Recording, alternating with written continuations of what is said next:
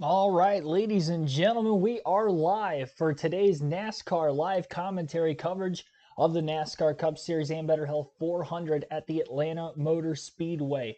We are getting set for our second straight Super Speedway race to kickstart the 2024 NASCAR season. Couple races, couple streams already under our belts this weekend with the NASCAR Truck and Xfinity Series taking shape yesterday afternoon. We also did live commentary coverage of qualifying for the NASCAR Cup Series yesterday morning as well. So after that triple header, we are set for the main event now here on this Sunday afternoon. Be sure to hit that like button if you guys have not done so in the stream already. 10 likes here as we're just getting started. And as well, be sure to subscribe for more great NASCAR live commentary coverage throughout the rest of the NASCAR season for the NASCAR Truck, Xfinity, Cup Series races as mentioned, and as well as practice and qualifying for the Cup Series every weekend going forward. There was no practice session for the Cup Series this weekend, so as far as trying to pick a favorite to potentially win the race today, drivers who I think will run well, you literally just have to go off of recent super speedway success, primarily with the next gen car at both Talladega, Daytona, and of course here at this newly revamped Atlanta Motor Speedway. By new, I mean that we have ran here the last couple of seasons, 2 races in each 2022 and 2023. So there's 4 sample races to go off of for today's predictions. Before we get into the predictions, though, be sure to join the NASCAR Fantasy League if you guys have not done so yet. You can do that on the NASCAR mobile app or NASCAR.com website. We'll go to the website real quick here. I'll show you where you can sign up. There's a quick link section at the top of the screen, as you see right here in red. And you can scroll over to Fantasy Live. You would click that.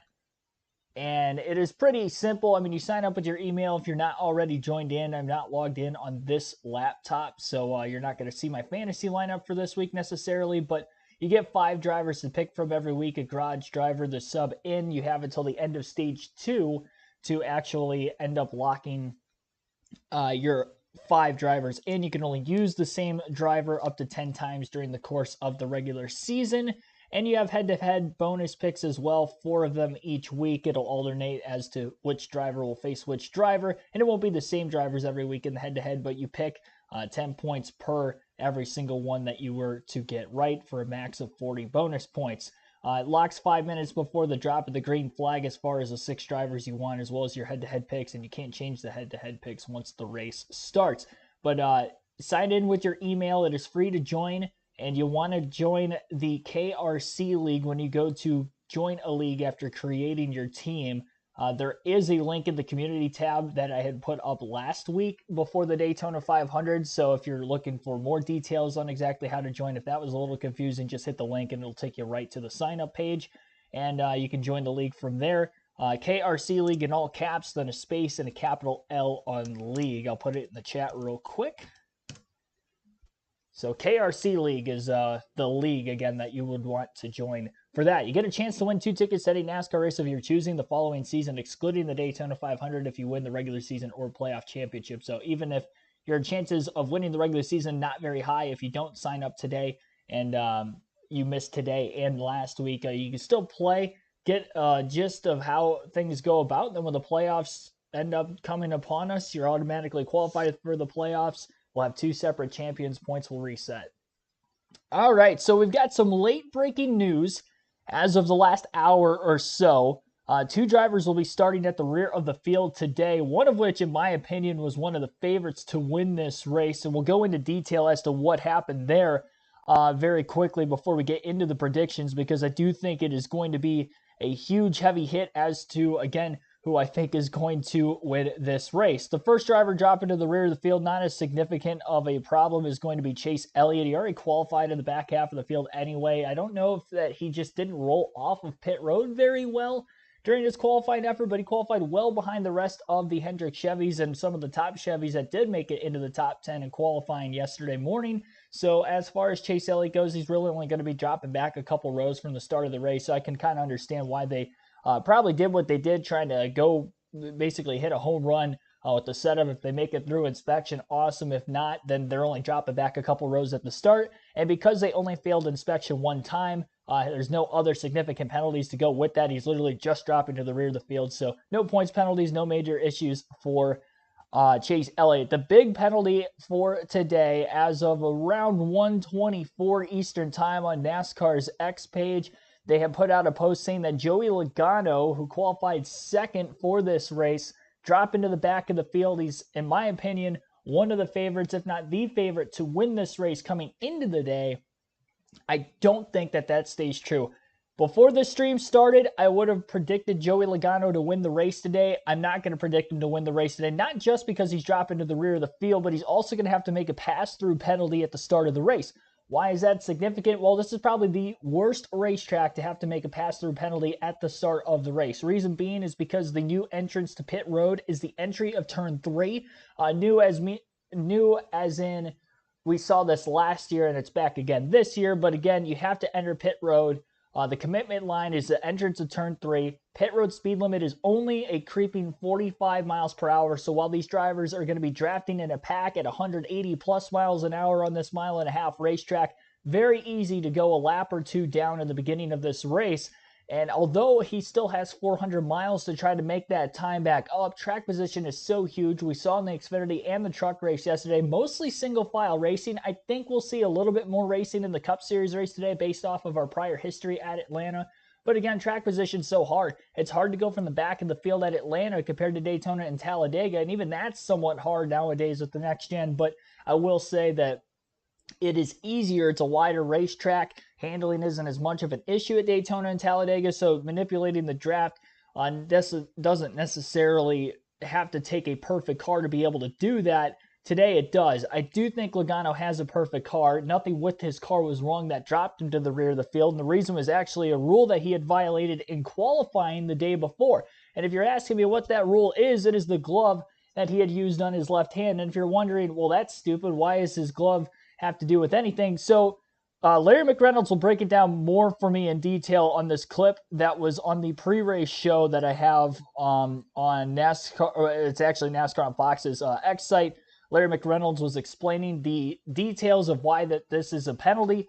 Essentially, the glove that he had on his left hand was not SFI rated, therefore it is not NASCAR approved. Why is that significant? Well, he was basically using an illegal glove on his left hand during his qualifying lap when he was trying to block the air out of the window net next to him, as you would usually see drivers do during super speedway qualifying. They'll take their hand, they'll kind of plug the holes or whatever they can, push the window net out, whatever they end up doing with that left hand to try to create less drag on the race car. That's going to create more speed essentially down the straightaways on super speedways and again, create more speed essentially. Well, the glove he ended up using wasn't SFI rated apparently. How they caught this, there was an in-car cam during the telecast yesterday in which it had shown Joey Logano's left glove was not the same that he had on his right glove. NASCAR kind of investigated it. That was not going to be the same glove that Joey Logano used in today's race, because you wouldn't see that happen during the course of a race. He'd have two hands on the wheel the entire time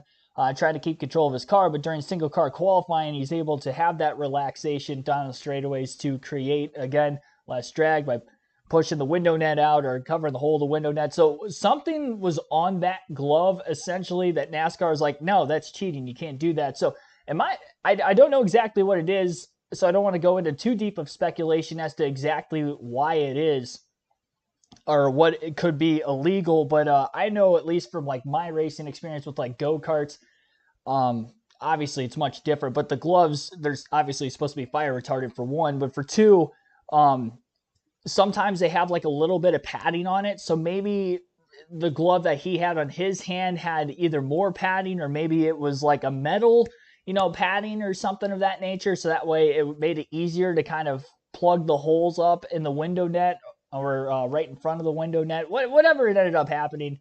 I don't know that that's the case for sure. That'd be very creative, but apparently he ended up getting caught. And as a result, again, not only he's dropping to the rear of the field for the start of the race, but he's having to take a pass-through penalty. And I think the pass-through penalty is much worse than starting at the rear of the field, because, again, if he goes a lap down, I think he's definitely going to go a lap down at stage 1. The question is going to be, will he go 2 laps down at stage 1? It's going to depend on how many cautions we end up getting. Because if we don't get any cautions in this first stage, and we saw in the Xfinity race yesterday, there was only 2 cautions per incident the entire race, None in stage one, nonetheless. If we go stage one, which is the shortest stage today, 60 laps, there's no green flag pit stop, so he's not going to be able to make time back up there. He's going to have to hope that they make it through the first stage without anybody else going a lap down to get the free pass in front of him. If we see anybody else lose the draft, like some drivers at the very back of the field, some of the back marker teams in the Cup Series, if they lose the draft, they fall lap down. Logano is a lap down or 2 laps down at worst. He's not going to be able to get that lap back right away because he's going to have to pit during the end of stage one, as will everybody else for fuel, so he can't take the wave around there. And it's going to ruin the whole strategy that 22 team might have had going forward with already having the track position, qualifying up towards the front of the field. So obviously, it's a rule that has been in the NASCAR rule book. Let's see exactly. It was I couldn't. Give me 1 second. I had it on here, and then I ended up losing it of exactly what rule it was. So if you wanted to go and read the actual rule online, violated Rule 14.3.1.1 in the NASCAR rule book, and it basically has to do with safety of what the drivers are required to wear by NASCAR is essentially the rule that he ended up violating with that glove. But here's the clip that you can listen to audio-wise of Larry McReynolds going into further detail on the glove. I think I did a pretty good job for the most part, but in case it was a little confusing from my words, here is Larry Mack instead. That glove he had on. Hang on, I gotta restart it. No, he's going to have to start at the rear of the field and do a pass-through penalty, which Jamie's going to break that down here just in a little bit. And what the violation was a safety violation.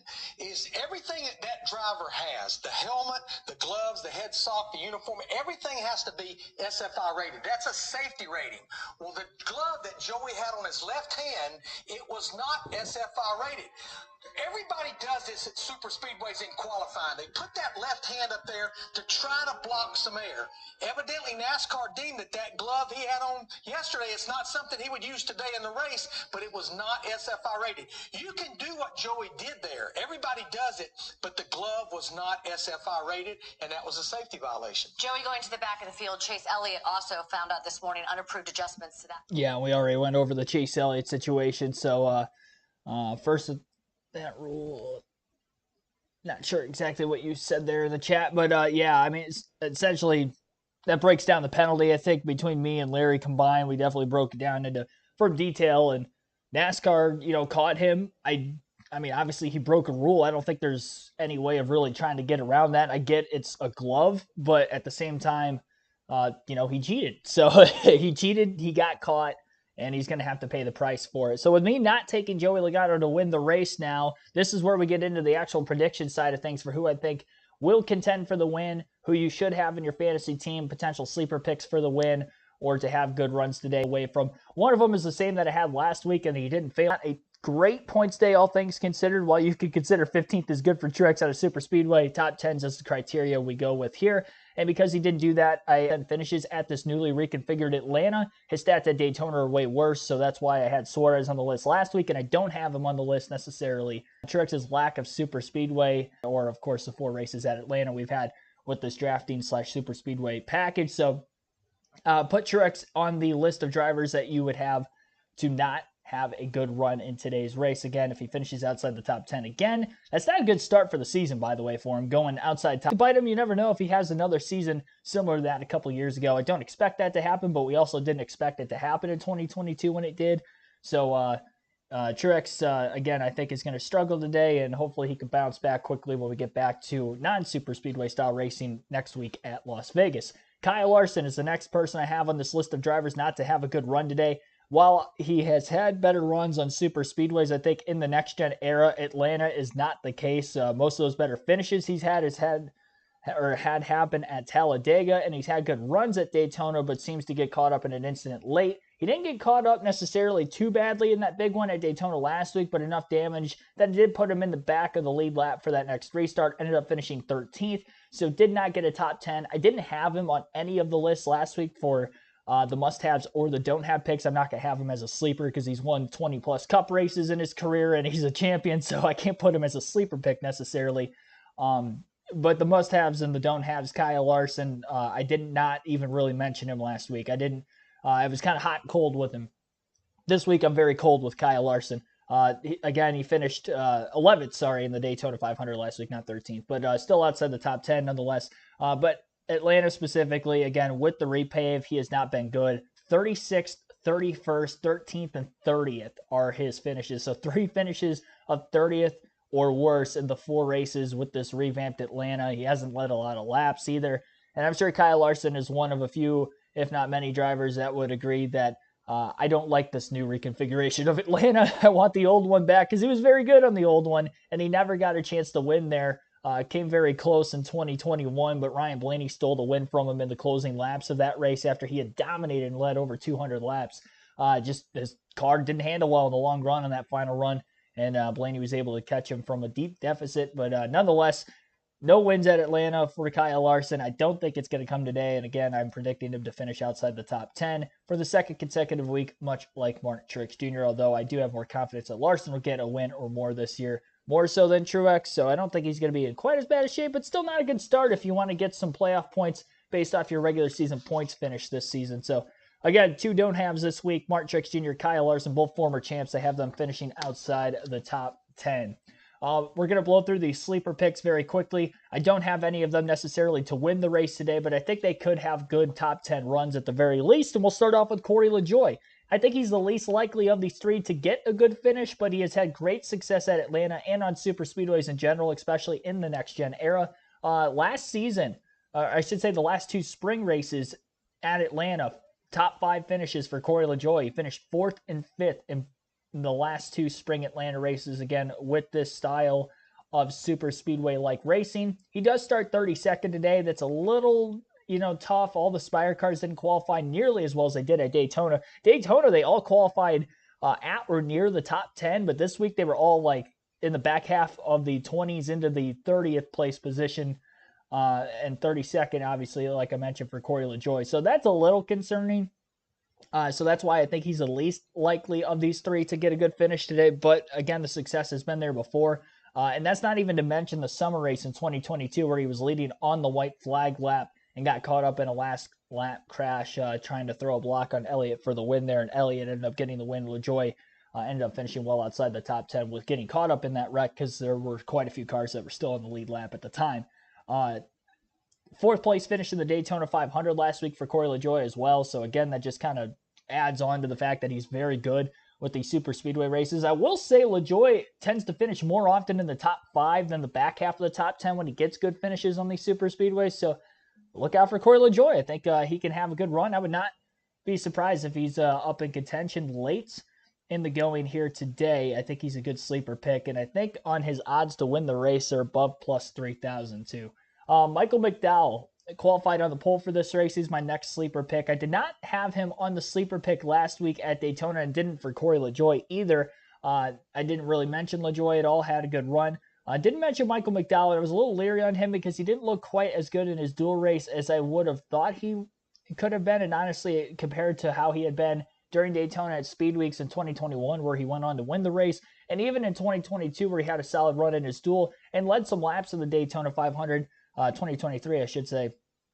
I don't think that he was going to have necessarily a great run last weekend. I didn't want to put him on the don't have list necessarily, but he ended up not having a good run. Now, granted, he did have a faster car than what I thought he was going to have in the race, but over the course of the first stage, obviously dropped a cylinder, had major engine issues, and finished a handful of laps down, was off the pace, couldn't keep up with the lead pack. I don't think that that's going to happen 2 weeks in a row. I'd imagine that team has probably got whatever happened last week fixed. When you consider the fact that Ty Gillen, his teammate, had absolutely no problems with engine issues last week, I think it was just a freak thing for McDowell. Finished 4th in the most recent Atlanta race, which was the summer last season. So top 5 finish here. And he was up in contention, much like many Fords. I think the Fords, again, are going to be dominant today, just as they were last season in the summer race at Atlanta. And really the spring race, too, when you consider it was all Brad and Joey leading most of the laps. Blaney was up in the mix there late as well. So I do think the Fords are going to be tough to beat here in today's race. And I think McDowell could, again, he's on pole. He starts up front. I think as long as he doesn't speed on pit road, no issues there. I think he can be in contention to just kind of control that pack with most of the Fords for the day. Austin Cindric, another Ford that qualified pretty well and has had great super speedway success much like Michael McDowell, even more so than Michael McDowell. They each have a Daytona 500 win, but Cindric's 500 win came with the next-gen car. I mentioned last week, he was a sleeper pick last week, and he ran well. If it wasn't for him and Chastain getting tangled on the last lap, Cindric would have had a good finish in the Daytona 500 for the third consecutive year.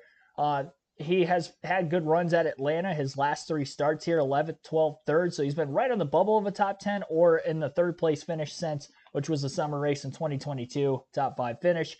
I think he's going to get a top 10 finish again here today after being robbed of that last week. Overall, raw speed by the eye test, I think he was the second fastest Ford in the 500 last week behind Joey Logano. He didn't lead nearly as many laps, but he was right there with him and basically being the push car for Joey for most of the day. When Logano would be the one leading the line. So I trust Cindric. I think he'll have the speed in the car. Again, another Ford.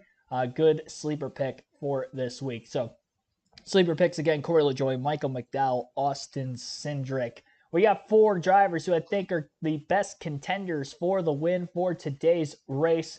We're going to start off with the one who I don't have picked to win this race anymore. And it's because he's starting at the back, and that's Joey Logano. I still think somewhere deep down that he can get a good finish out of this, but he's probably not going to score nearly as many stage points as originally predicted, and I'm not taking him to win the race. Again, that penalty that he has at the start of this one, as he will be dropping to the rear of the field, as well as the pass-through penalty. The pass-through penalty is the big one. He could go more than a lap down. I think it will go at least 1 lap down, if not 2 laps down here right out of the gate of this race. Has to hope that nobody loses the lead draft and goes a lap down before the first caution.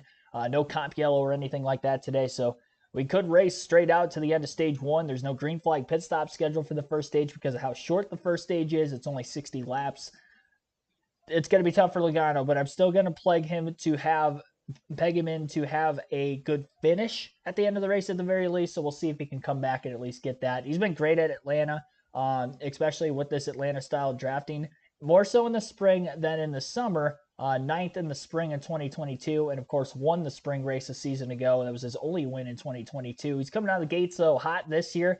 He was up in contention to the top 5 for most of the Busch Light Clash. He had the fastest car in the Daytona 500. I picked him to win the 500 last year. Didn't pick him to win this year necessarily, but qualified on the pole and led the most laps, and obviously was up in contention until the big one with 8 laps to go, battling for the lead late. I would not be shocked if that would have been him again this week. And again, I had him to win the race up until the penalty about an hour to an hour and a half ago. So I don't have him winning the race anymore. Good finish. Also, he did very well at Atlanta on top of winning the race last year. He also ended up finishing 1st and 2nd in both stages from the pole. So qualified front row this year as well. So that's kind of factored into why I initially had him to win the race. But I don't have him to win the race anymore, so it's going to narrow it down a little bit better for me personally between these final 3 drivers who I think are the 3 other favorites to win the race. We're going to go with last week's Daytona 500 winner, William Byron. We'll talk about him first. He has 4 wins in drafting races now in his NASCAR career, 3 of them with the next-gen car, of course, winning the Daytona 500 a week ago. And he has 2 wins at Atlanta in the 4 races here with the next-gen car. And with this configuration again, where he won the summer race last season, and he also won the inaugural race at this new Atlanta in 2022. I was there for that one. He led 111 laps in that race. He dominated and he won. And then in the summer race, in which he did not have a great finish because he got caught up in a wreck in 2022, he still led 41 laps, which is the second most laps led in that race. Qualified 11th place for today, and I think he can definitely be a contender, have a solid win. Out of the Chevy camp, I think he and Kyle Busch are the favorites to win. And out of the Hendrick Motorsports camp, I think he is definitely the heavy favorite out of Hendrick to win today's race. Chase Elliott starting at the back and didn't qualify particularly well anyway. For whatever reason, a little hesitant there, even though he has won at this Atlanta before. And then Byron Bowman, even though he finished 2nd in the 500 last week, his super speedway success isn't really great. He's turned it around a little bit, obviously, last week and then the year before at Daytona, but the other super speedways still struggling to get good finishes for the most part. So I don't like Bowman necessarily as much as obviously the other Hendrick cars, and then Kyle Larson, as I mentioned, the don't have list for this weekend because of 3 finishes 30th or worse in the 4 races at Atlanta with this package. Kyle Busch, as I briefly mentioned there, name dropped him. I think he's one of the favorites for the win today. His only win on a drafting track last season came at Talladega, but he did obviously have a win. And last season, he finished top 10 in both Atlanta races, 5th and 10th, 5th in the summer, 10th in the spring. Qualified third. He was the highest qualifying Chevy and almost had the pole. Looked like he was actually going to break up the Ford brigade. And there's a ton of Fords, if you'll see on the starting lineup when we get into that here in about 5 to 10 minutes or so, that are just kind of gridlocked at the front. Kyle Busch snuck his way up there in both round 1 and round 2, and I really do like Kyle Busch's chances of winning this race today. RCR's had some great cars on the super speedways. His teammate Austin Dillon actually qualified pretty well also in the top 10, so maybe they can get linked up early. RCR's got some fast cars in super speedways. Obviously, we've seen it in the Xfinity Series with Austin Hill going 2 for 2 already this season on super speedways. Jesse Love dominating the race yesterday, clearing the pole. I know the Cup Series is a different animal, but they're looking good here this weekend. Not quite as dominant as necessarily what they would be in the Xfinity Series, but you got to consider them contenders. You got to also consider the fact that the Cup Series is just a more competitive field. There's more competitive drivers that can win on a week-to-week basis than the Xfinity Series too, but RCR's restrictor plate racing / super speedway racing program and the Cup and Xfinity Series, it is really good. And I do expect Kyle Busch to be in contention through most of this race today. I did not have him on the must-have. Actually, I might have. Let me look at this real quick. No, I did not. Yeah, so I did not have him on the must-have list last week. I think going into the week before qualifying for Daytona, I did. And then I took him off just because he was in a backup car. Obviously, he's got a much better starting position this week. And him not being in a backup car, I think, is going to help. Two-time winner at Atlanta, 2008 spring and 2013, but obviously that was a much different racetrack, so I don't even want to necessarily consider that stat, but I figured I'd throw it in here anyway. Ryan Blaney would be the last of the 4 drivers on the must-have list this weekend. 4th or better in 6, I worded that weird on here, 4th or better in every stage at Atlanta except for 2 of them. So stage 1, stage 2, he has finished 4th or better, 3 stage wins as well in those 4 races at this new Atlanta Motor Speedway. So Blaney's a guy that runs up towards the front pretty much the entire race. He qualified well again this weekend, 6th place. Didn't quite look as fast again as Logano necessarily, his teammate, but better than Cindric in qualifying this week, which was not the case at Daytona. Fords, again, they've got this track figured out. Blaney won in 2021 in the spring race. Mentioned he came back from a deep deficit, at least from 2nd, 3rd place in that final stage to beat Kyle Larson. So he's a former winner at this track. But again, that was the old racetrack, the old Atlanta, not the old Atlanta, but the old newest Atlanta, I guess. The old, slightly less modern Atlanta. He did win that one. Finishes as well. I mentioned that he was up towards the front for most of the race in the Atlanta Super Speedway Racing era. Well, he gets good finishes too. His last 3 races at Atlanta, 9th, 7th, and 5th, and he got caught up in the big one in the spring race. So makes it out of the big one. He's definitely going to be up in contention and be leading laps. I guarantee he's going to lead laps today and maybe get another stage win. So he's a good fantasy pick because I think he is going to be one of the drivers that's going to score the most points today on top of having a pretty solid finish. So we got the 4 must-haves. I took Joey out of potentially winning the race today, again, because of that penalty at the beginning. We got 3 drivers to pick from for who I think is going to win this race, and it's between William Byron, Kyle Busch, Ryan Blaney. The odds, obviously, the statistics would say William Byron because he just won Daytona last week, and he has won 2 of 4 races at Atlanta with this package. But is he really going to go back-to-back to start the season? We haven't seen anybody do that since I think Matt Kenseth in 2009 was the last driver to win the first 2 races of the season. And those weren't on both super speedways. It was Daytona, and it got rain shortened, and then Auto Club where he won the next week, beating Jeff Gordon. I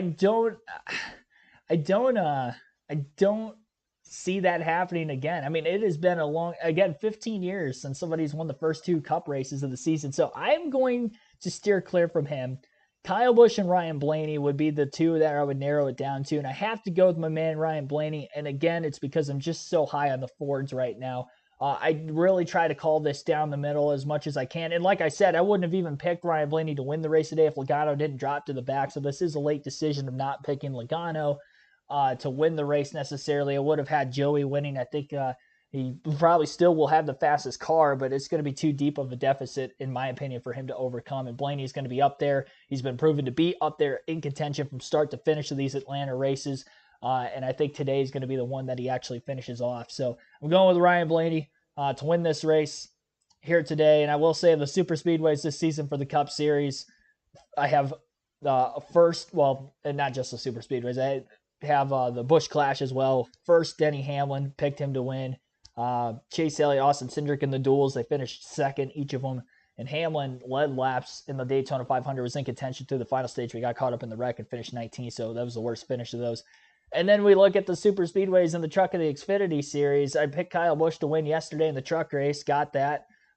Took Parker Kligerman in the Xfinity Series race yesterday, and he was actually on the front row in that final restart, ran out of gas. So he was definitely up there for most of the day. Austin Hill got the win. I did pick Hill to win at Daytona in the Xfinity race the week before that. So I've been hot.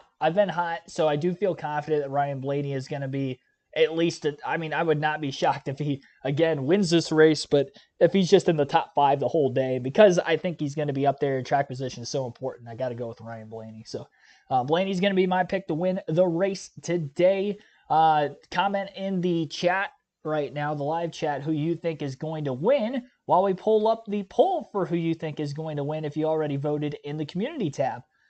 Every week in the community tab, I'll be putting up a poll pretty much after qualifying for the NASCAR Cup Series of who you think is going to win the upcoming race for the weekend. 138 of you did vote, and you think somebody other than the 4, and my personal favorites, are going to win. So you got William Byron in there, Kyle Busch, Joey Logano, Ryan Blaney.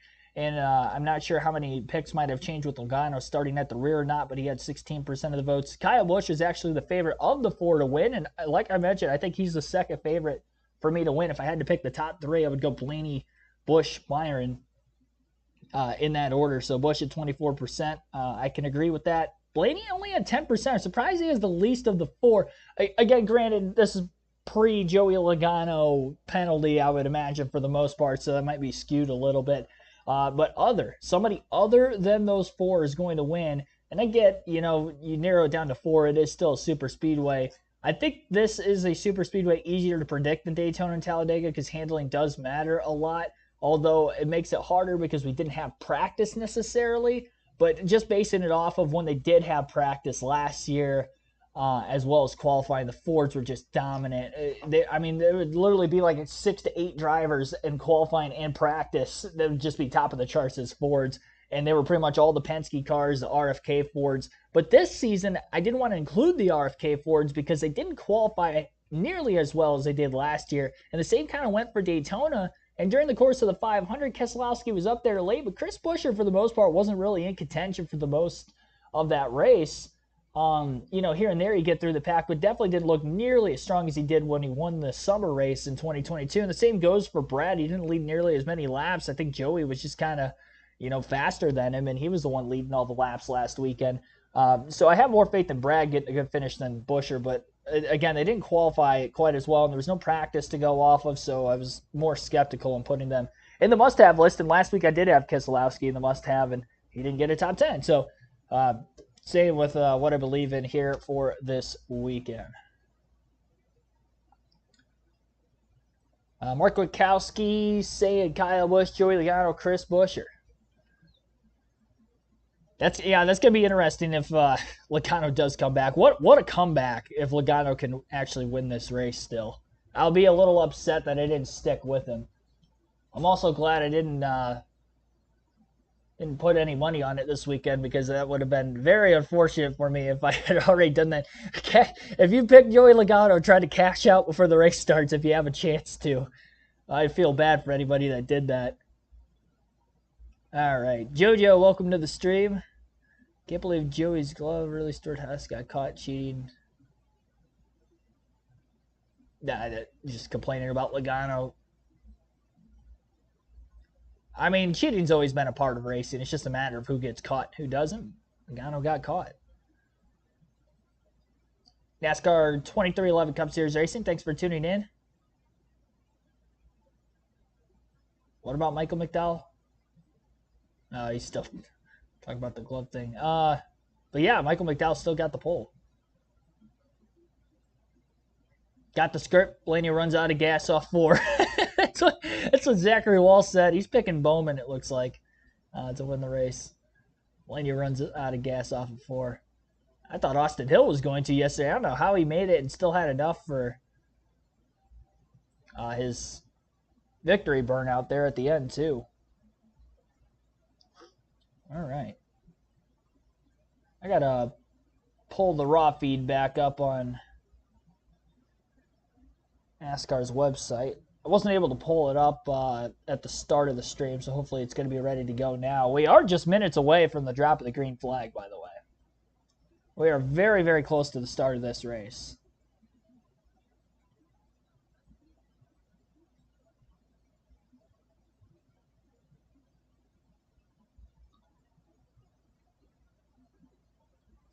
Appreciate everybody listening to me ramble on about my pre-race predictions.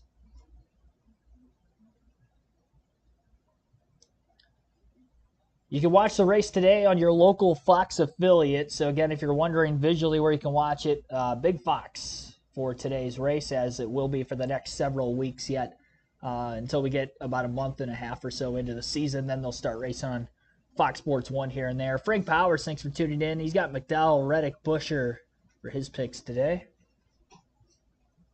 I've been tuned in. Yeah, I know.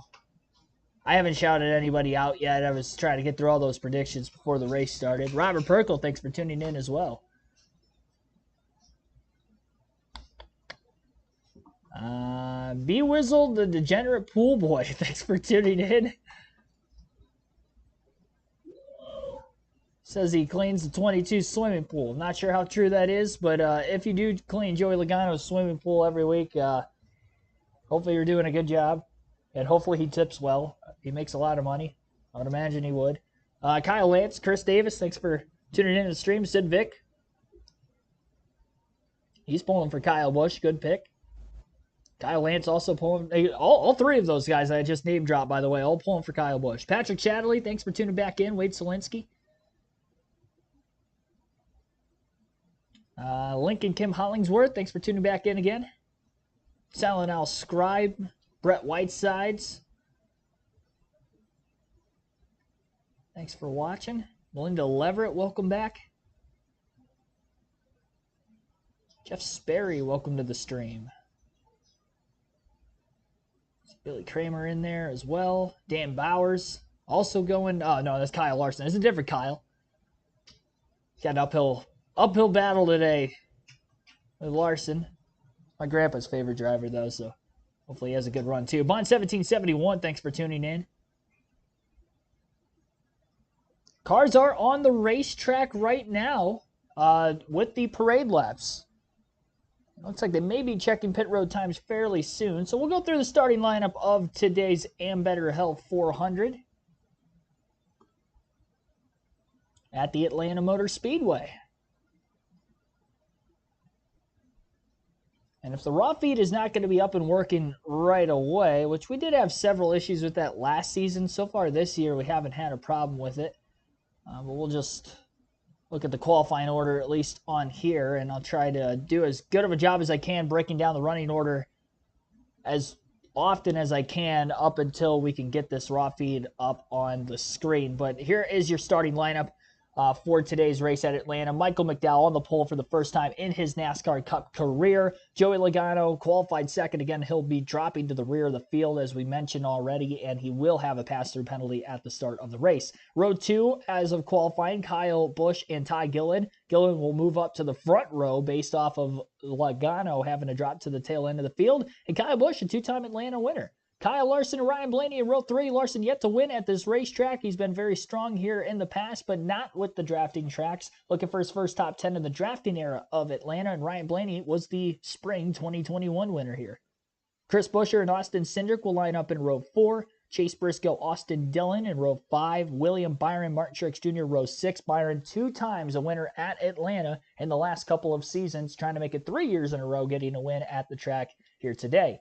Denny Hamlin, Josh Berry in row number 7. Hamlin has had some strong runs here at this new Atlanta, but still trying to break through to victory lane. Noah Gregson and Harrison Burton in row 8. Alex Bowman, Bubba Wallace, row 9. Tyler Reddick, Ryan Preece in row 10.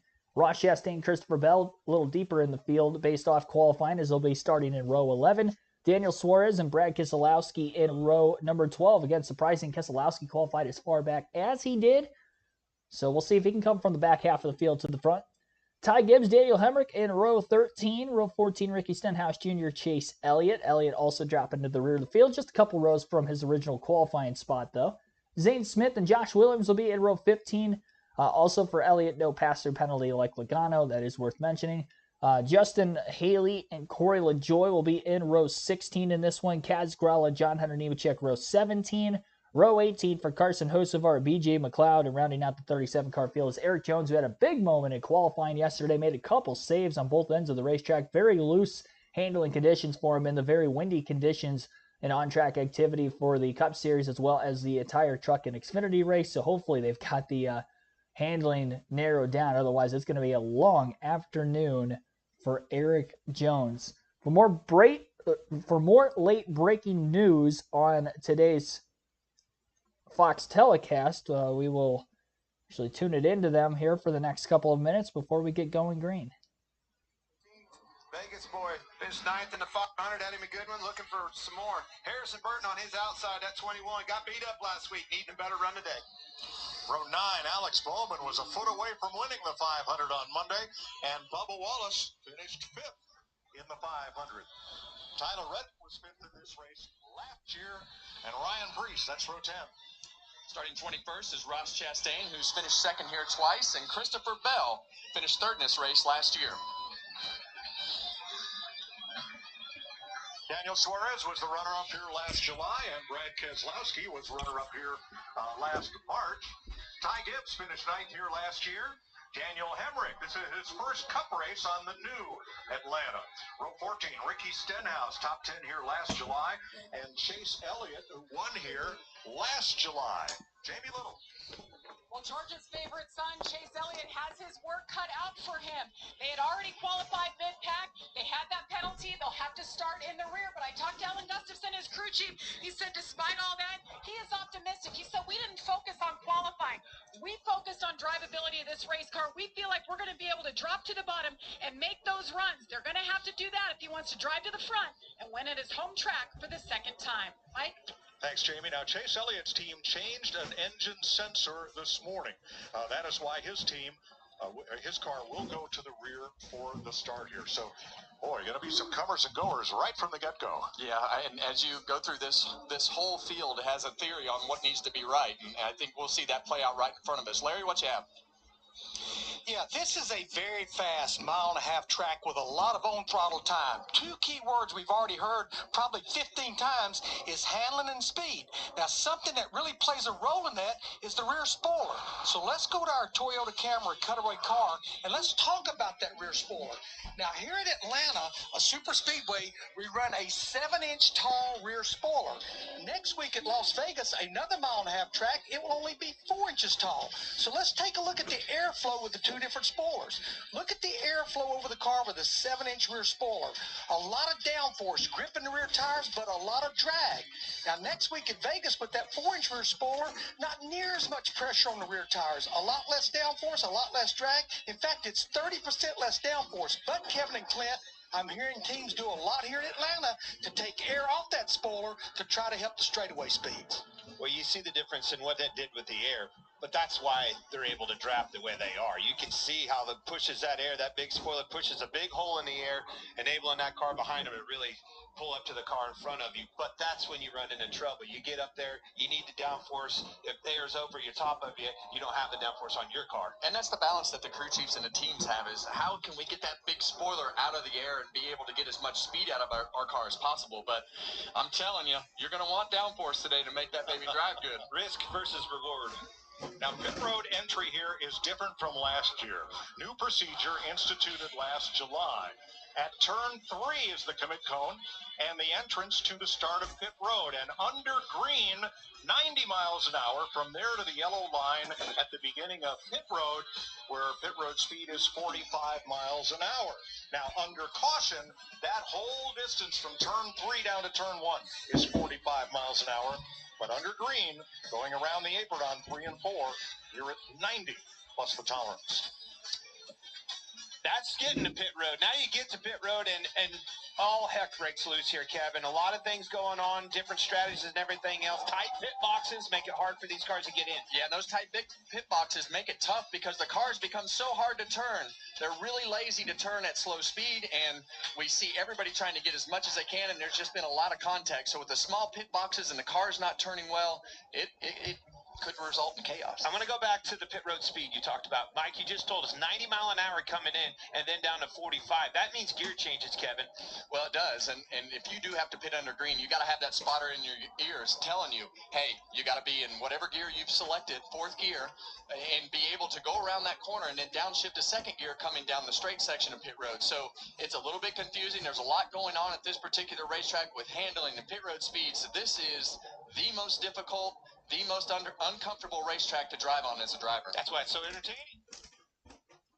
Air temp is 63 degrees, by the way, for this race. A little bit warmer than what it was yesterday and a lot less windy, so better on the fans in the grandstands and at the track for this weekend. Scheduled distance, 400 miles, 260 laps. Stage 1, 60 laps, shortest, and stages 2 and 3 will each be 100 laps. Fuel window is 68 to 72 laps, approximately.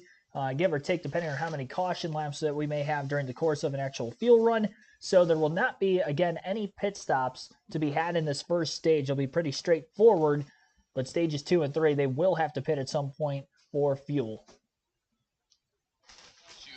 How small the details of things that they're looking for. Kudos to his team. I love when guys are trying to push the limits and do everything that they can.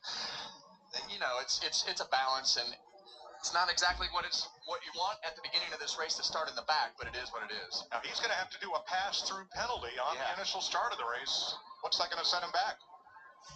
I would say with this long pit road, at least a lap. I would agree.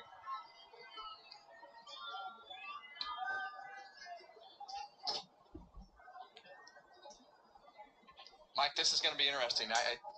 We were on pit road, and you heard so many different theories about what they needed today. And with the track being a little gray, it makes me think there's a little less grip, and that sun has been out all day. So Larry's estimating Joey Logano, when he does his pass-through, will go 1.5 to 1 3/4 laps down. The good thing for Logano is he'll be the only car laps down should there be an early caution when he's not eligible for that free pass because of it. Green flag. Well, there we go. We're under green and we're underway at Atlanta for the Ambetter Health 400. Michael McDowell leading the field to the green for the first time in his NASCAR Cup career. Down on the bottom lane, a couple of Chevys working together of Kyle Larson and Kyle Busch. Busch pulling clear of McDowell and pulls up to the lead. McDowell will slingshot now back to the bottom in turns 3 and 4. His teammate did not go with him. Surprised. He had a chance to. He would have been clear of Kyle Larson, who's still in the inside lane for right now, but he did not go with it. And Kyle Busch, from the second starting spot, will lead the first lap of the race. We got a crash already, headed into turn 1, the big one. In the second half of the field, as somebody got clipped, and they are scrambling around trying to get through it. Oh my goodness. On the second lap of the race in turn 1, as they were just up to speed, a huge wreck unfolds. Christopher Bell, Tyler Reddick, Ross Chastain is in it. Austin Dillon is caught up in it. Dillon was in 9th, so it looks like it might have taken place in the back half of the top 10. And a lot of the field from further behind obviously caught up in it as well. Eric Jones, Carson Hocevar. Alex Bowman's got severe damage. His right front tire is down. A curveball has been thrown, and Logano didn't even get to make his pass-through penalty really yet, so that's going to bail him out huge. So again, caution is going to be out here, and Joey Logano, I don't even think went a lap down yet. That's a huge caution for him, and I picked him not to win the race anymore, and now I'm kind of regretting it. Because he's going to be back on the lead lap. Noah Gregson's got a ton of damage. They're going to break down how this started here very shortly. Daniel Suarez was in the wreck. Up on its outside, folks. If you watch here, these cars right in through here all start stacking up as they catch them. Accordion effect. We saw it at Daytona time and time again. Look at the accordion back here. What happened was Todd Gilliland tried to make a hole for Michael McDowell to get up in that preferred lane in the middle, stack that whole lineup really hard. Those guys had nowhere to go, didn't see it, landed right in their lap. What a mess. Watch Todd Gilliland, the 38 car right here. He's going to check up to try to make a hole for Michael McDowell, and it checks up this whole line. And all of a sudden, that accordion just gets deep. Denny Hamlin just missed the 3. You see Harrison Burton around.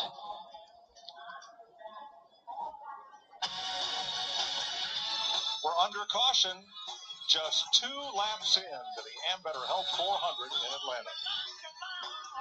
Crazy. Caution on lap 2, and it's the big one. And I got to say, in a cup race, I don't think I've seen anything like this before. At Daytona 500 2021, they had the big one at lap 14, but on the second lap of the race, that is insane. I mean, it takes out at least a third of the field.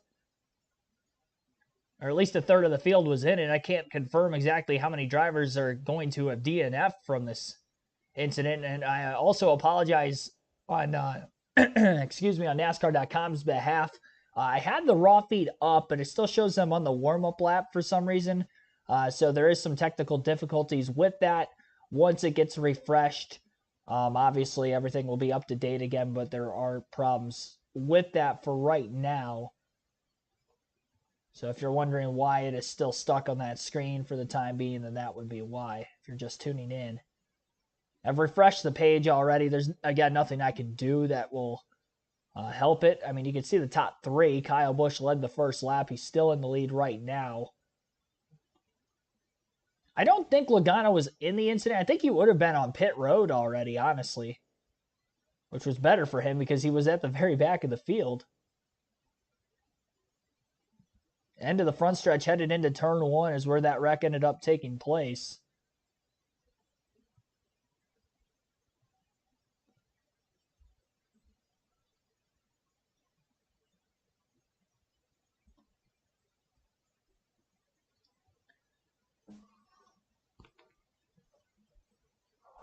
So again, Kyle Busch, Michael McDowell. Kyle Busch, Kyle Larson, and Michael McDowell are in the top 3 as of this caution for a very early wreck.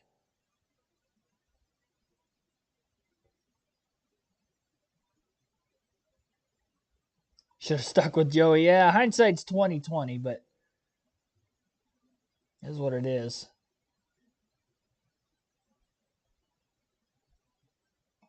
My other pick was not in it, though. He would have been ahead of it, so shouldn't have to worry there. Fox is sponsored by Progressive Insurance. Bundle home and auto and save. And by Miller Lite. Great taste, 96 calories.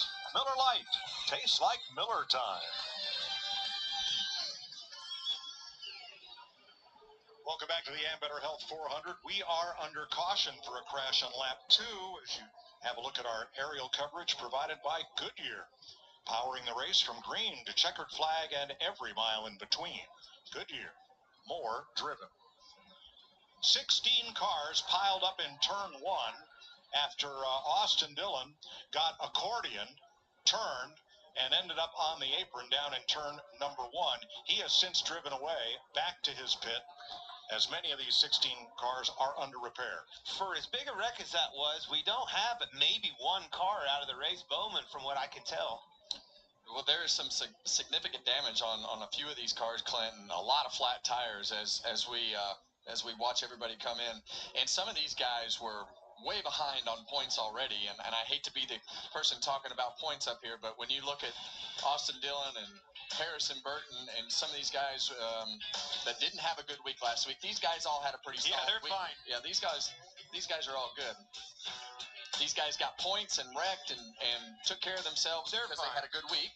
Now, this one is the one you're talking about. And several of these guys were in that wreck again for the second week in a row. And that's where you're talking getting buried.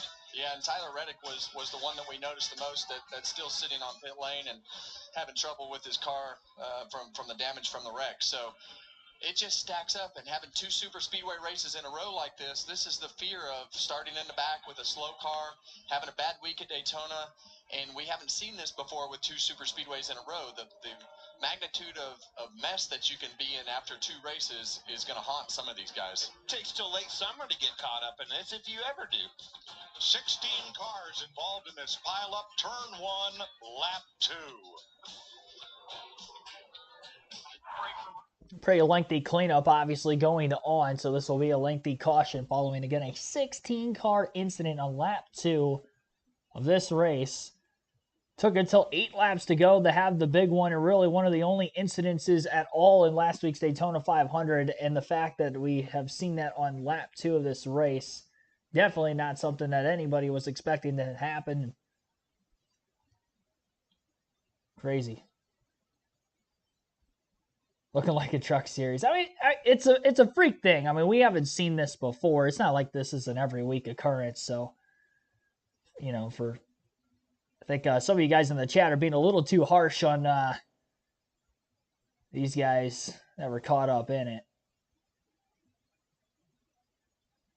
We don't even really see the big one every super speedway race, I feel like, anymore with this next-gen car. And it's kind of interesting to see how this race is going to be from a teamability standpoint, if we're going to see a lot of side-by-side racing following this incident, with everybody maybe being a little bit more skeptical. Now we have seen before with big ones that would take place in the first half of a super speedway race.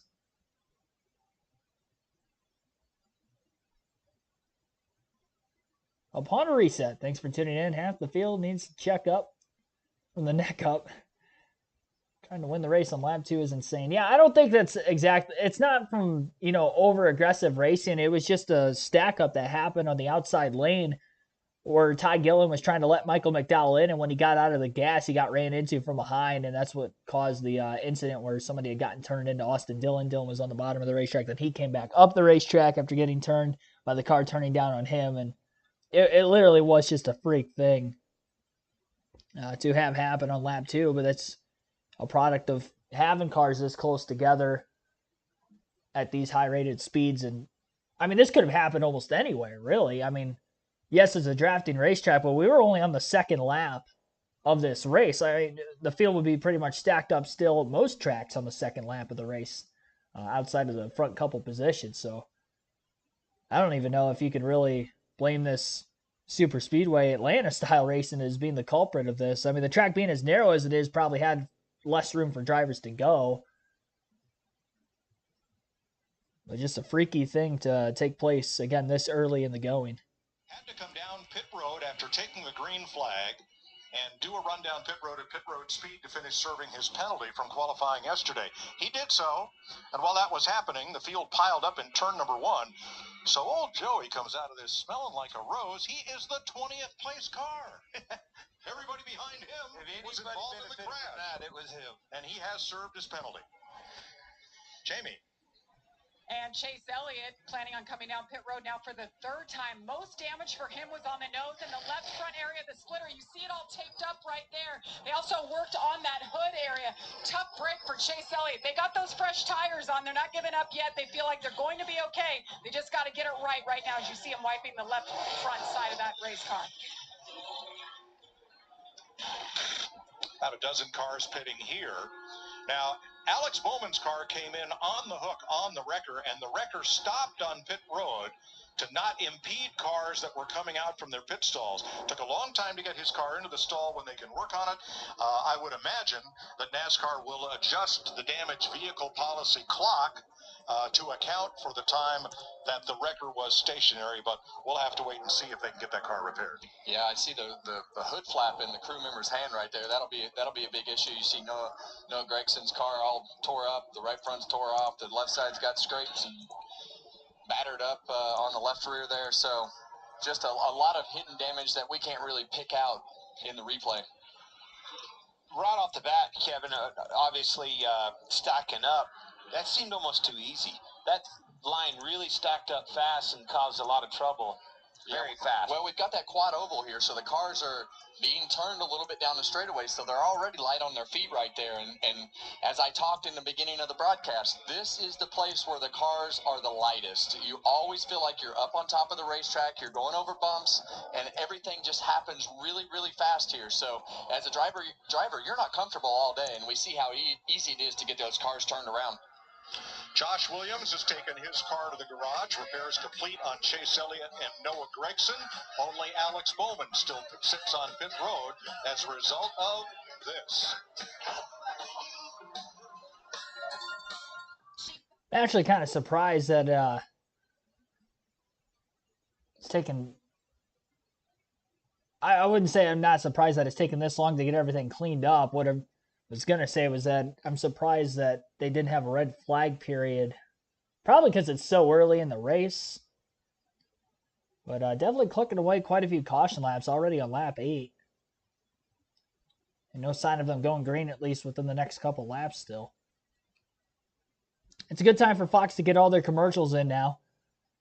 Get them in now so we have less during green flag racing. But the thing of that is I don't think that that's going to translate into less commercials during green flag racing. I still have a feeling we're going to have quite a few. Could be wrong. I hope not. I hope I'm wrong. I should say I hope I'm wrong, but I don't know that that's going to be the case. Good time for you guys to hit the like button, though, on the stream. We're up to 54 likes already. Our goal is 150. Goal of 150 likes for today's NASCAR Cup Series live commentary stream.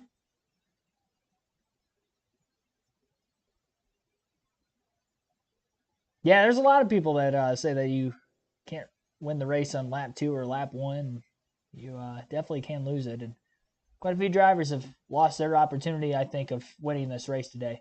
It's tough to tell exactly how many cars are on the lead lap. Again, 16 were involved in the incident, 37-car field from the start.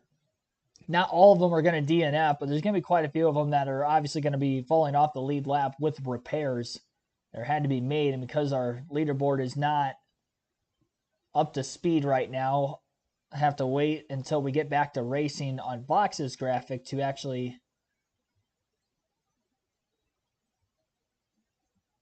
get everything updated. I think they were leading the field onto pit road to clean everything up, so pit road was closed, because I saw Kyle Busch on pit road, but he is the leader, so I don't know why he would have been in the pits. So that would probably be why, if I had to guess. Which is another reason as to why we are not under red flag, but pit road is not necessarily open. Teams are still making repairs to their cars that were involved in the incident, but you can't pit for service necessarily, so they'll all still have to line up at the tail end of the field, which is what they were going to end up doing anyway if they can get the repairs done to their car in a timely manner to get them back on the track anyway, considering the fact that, again, they were involved in the incident. That's no different from any other race, any other racetrack.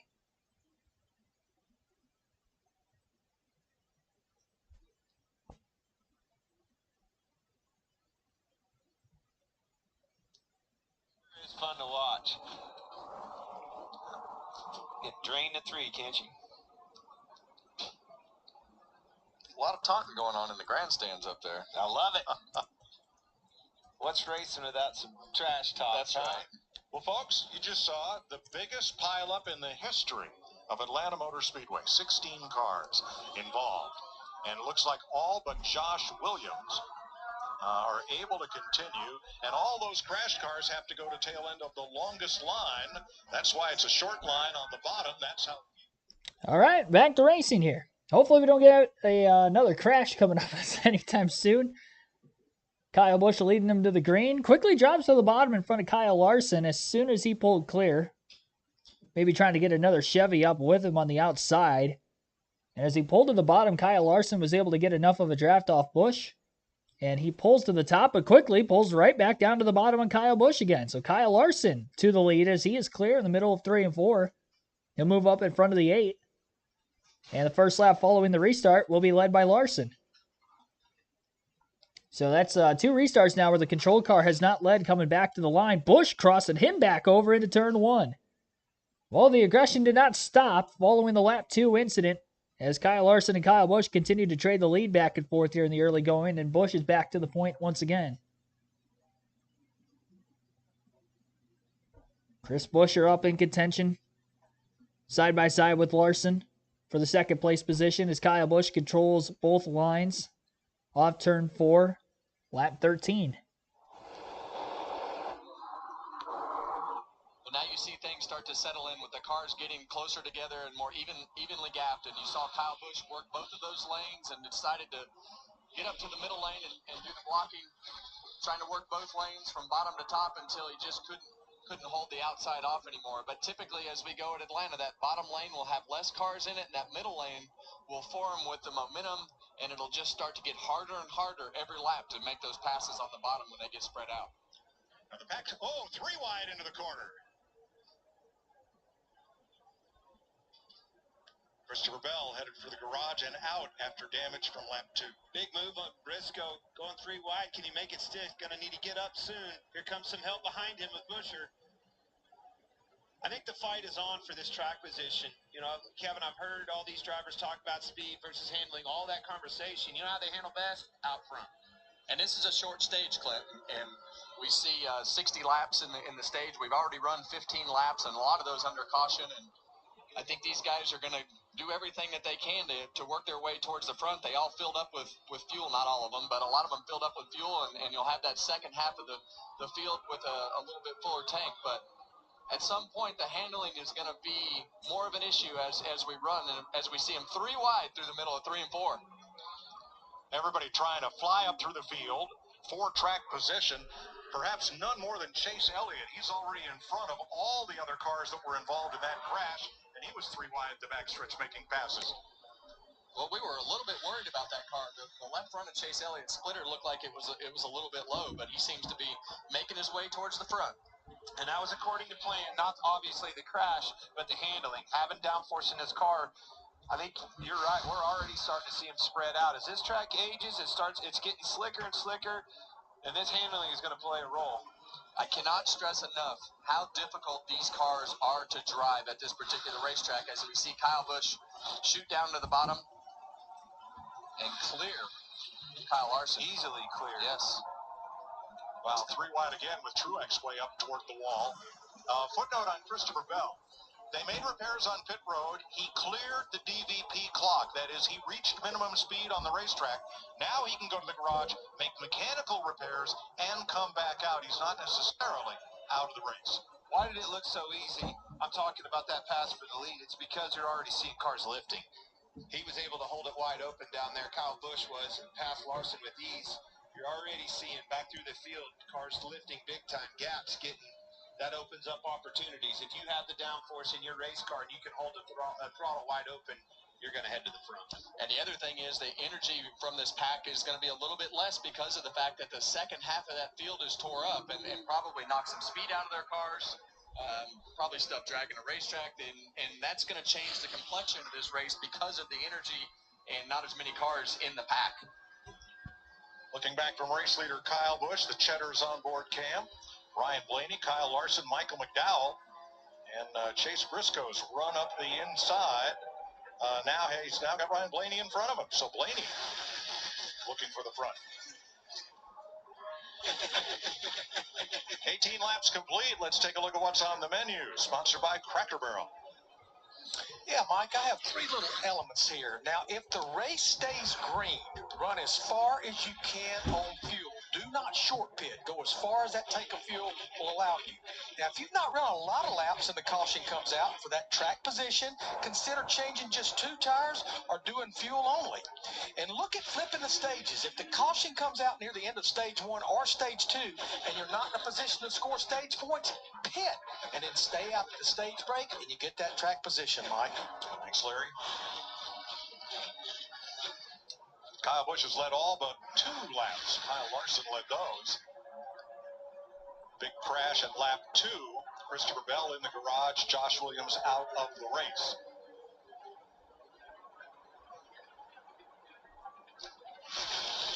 Larson to the front.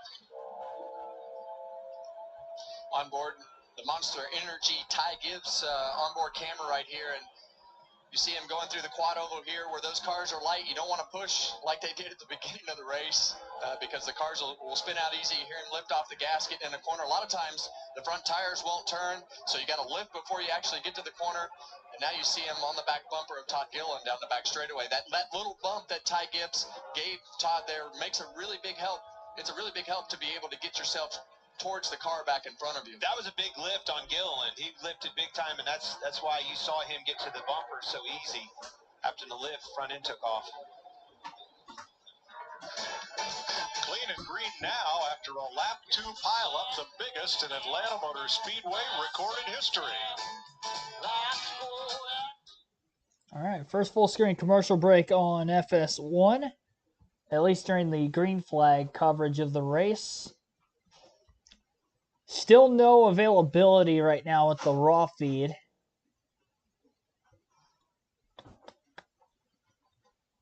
To get the leaderboard up and running, so I can't go through the actual live running order under this current TV break. Still working on it though.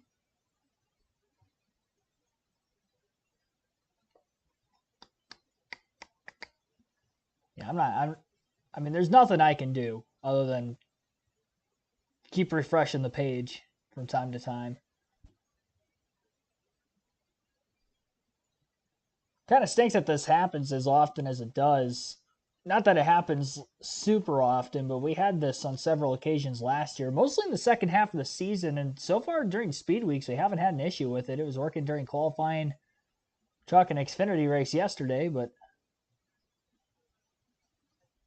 nothing for the moment right now during this Ambetter Health 400 Cup race.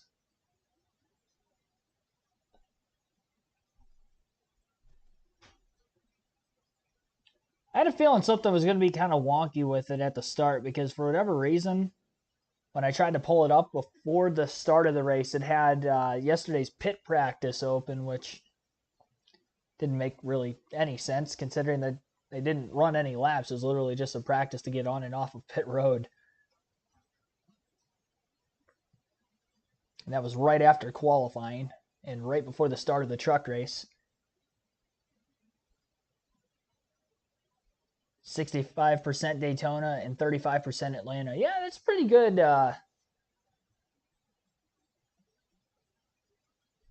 Interpretation of exactly what this Atlanta Motor Speedway is.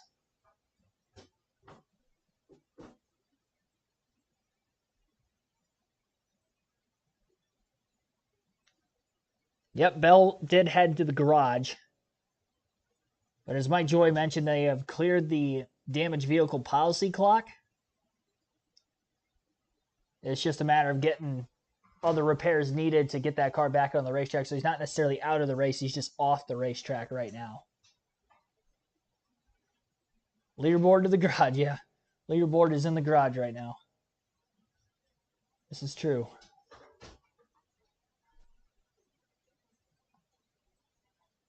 And it looks like we're under caution again. 400. Did I say clean and green? I spoke too soon. Lap 25, Chris Buescher, turn number 4. Well, this is just a lack of grip, and when you look at everything that happens right here, there's nothing that happens. He just flat out loses it, and you'll have that right front fender offset to the car in front of him, and he's already loose, and this corner is notorious for just losing grip like that, and with that right front fender staggered from the car in front of him, it just stepped out on him.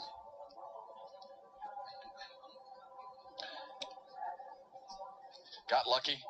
William Byron. So did William Byron, yeah. And hey, they're going to put 4 new Goodyears on that car right there and be just fine.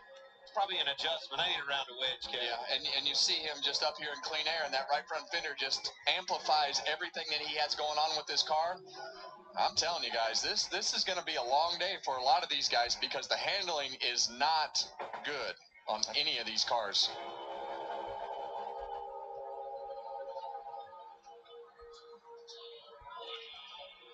Wow.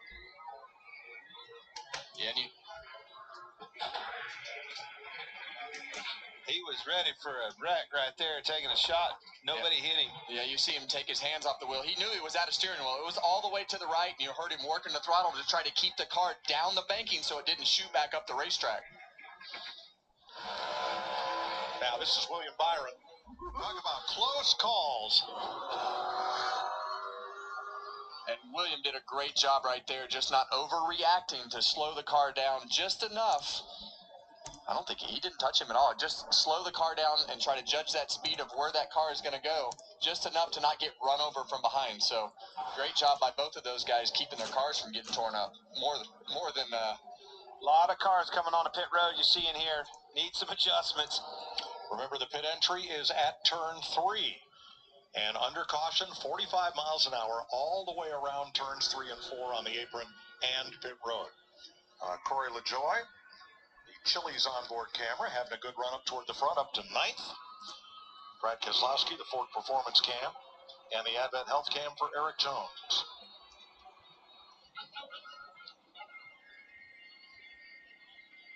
Joey Logano up to 16th before the caution flag. Regan. Mike, I'm not sure the start of this race could go more perfect for Joey Logano. Of course, after that penalty early on, the team said that we will be aggressive if we have to in terms of fuel and what we're going to do to try and leapfrog the field some. But think about that early caution. That allowed him to catch up in what they thought was a situation that would put them 2 laps down when it was all said and done. Free pass goes to Carson Hocevar. He was one of the cars caught up in that lap 2 accident, but he's as the first car 1 lap down. He'll be the 31st and final car on the lead lap when we restart. Ryan Blaney's done a great job of getting that bad luck at Daytona behind him. Not a fast race car leading this field. More work on the Chase Elliott ride. Yeah, when you crash like that, you got to start adjusting things, whether it's hitting the ground or whatever the scenario is that they're in. You got to start making adjustments to the car to cater to whatever situation that you're in. But I just can't stress enough. You see a lot of these cars sitting on pit road making adjustments to their cars, more repairs to their cars. The drivers are absolutely miserable right now. It'll be fun to watch. I'm here for it. I'm glad I'm up here because I'm liking that seat better now. Those 4 races that I drove here were the most uncomfortable that I've been in a race car in a long time. All right, let's go from miserable to happy. Spring football. That'll put a smile on your face. And it's about to hit a whole new level as the USFL and XFL come together to unleash the United Football League. March 30th on Fox, USFL champion Birmingham takes on XFL champ Arlington. The UFL this spring on ABC, ESPN, FS1, and Fox. 29 laps complete under caution. Let's check with Regan. Well, Mike, you guys are talking about Clinton Kevin are talking about in the booth up there how the handling on these cars looks. The drivers are a little bit confused inside the cars, too, at times right now. Listen to Kyle Larson. Ride quality is just normal. Like, you feel the bump. I'm sure if somebody's tucking behind me, it'll bother me, but where we're at right now in the race, it's not a big deal. Well, I don't think anything's a big deal to Kyle Larson. He's a different breed. He really is. He can drive a loose car better than anybody in that field, but it's not going to be as comfortable when they start pushing and shoving on you. So it's not the most comfortable you're going to be in the car. Regan? Well, Kevin, there was a little more to that radio also. He was strictly talking about how weird the car was aero-wise. He couldn't really describe the aero and what it was causing.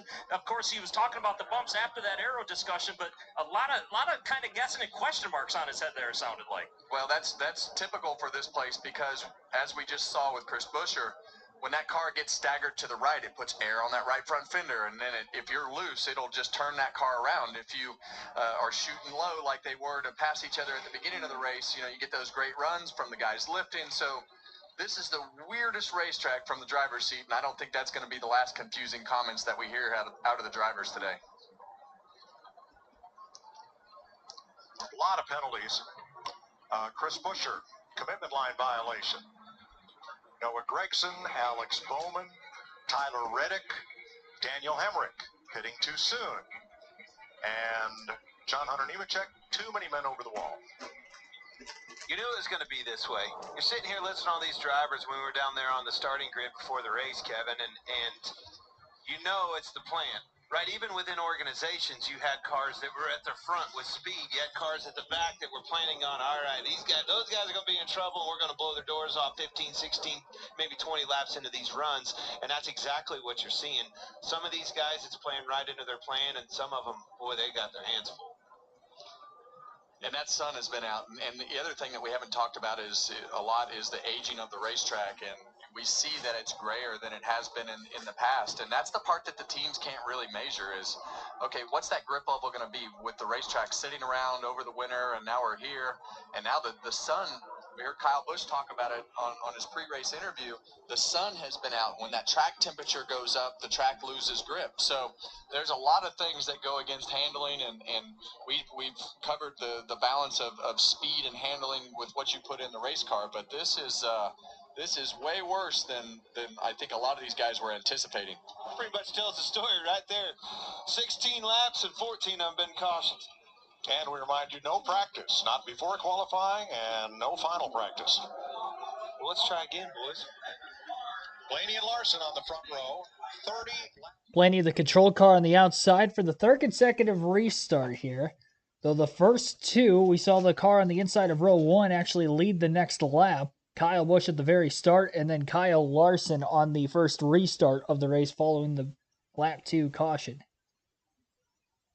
Blaney got a good enough push on the outside that for right now, he seems to be clear down the backstretch off turn 2. He had Kyle Busch in the 8 car right behind him. Michael McDowell's the one pushing the 5. And the 5 of Larson has a run to the inside of Blaney, getting into turn 3.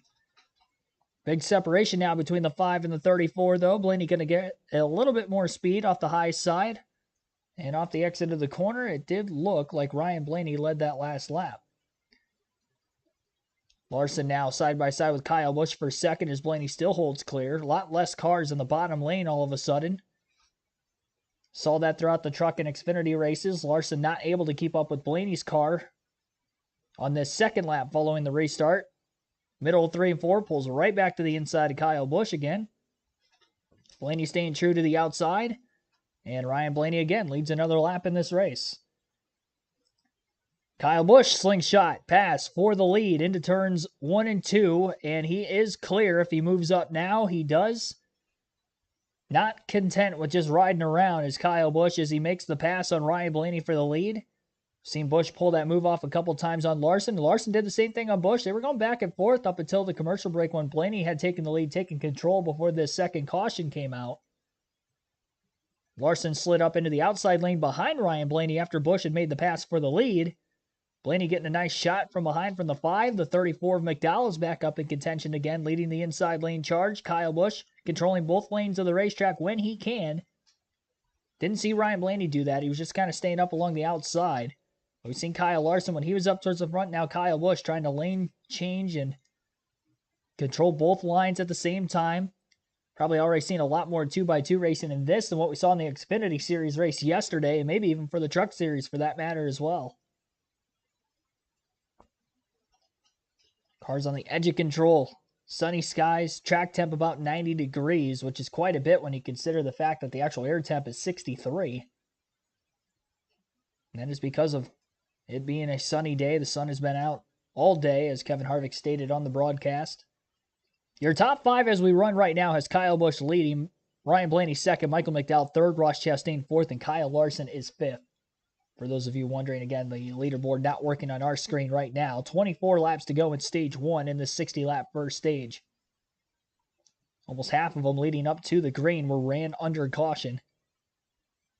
Hopefully we can get a longer green flag pace going right now, which seems to be the case. With Kyle Busch again out at the point. Looks like Josh Williams was the only car that actually DNF'd from this race following the incident that took place on lap 2. Tough break for Josh Williams. So he'll be credited with the last place finish. And again, Christopher Bell is off the racetrack but not out of the race. He does have to stay in his car while they make the repairs. Once he leaves his car, then he cannot re-enter the car per NASCAR rule. Biggest mover since the restart. Todd Gilliland up 7 positions already. Still not quite breaking his way into the top 10. He has scored 17th. And again, Kyle Busch still leads at the line. 22 to go in stage 1. Busch in the lead. Blaney still second. McDowell third. Kyle Larson fourth. Ross Chastain fifth. Martin Truex Jr. sixth. Chase Briscoe seventh. Denny Hamlin eighth. Ricky Stenhouse Jr. ninth. And Bubba Wallace top 10 at the end of this most recent lap.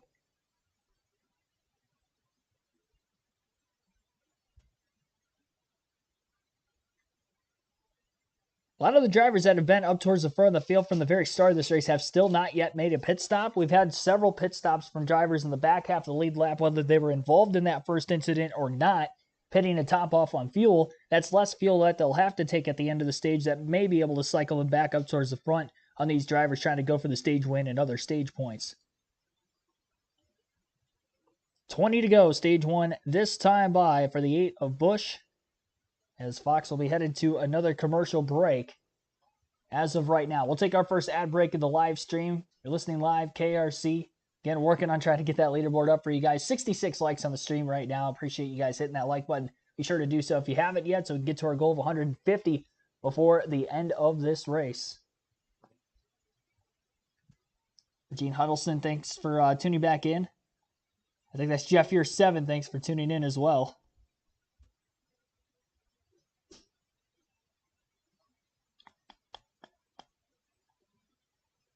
Seth Thomas, thanks for tuning in also. Yeah, NASCAR.com isn't the most credible website. But it's the only place to go for that live race information as it happens. True Assassin, thanks for tuning in.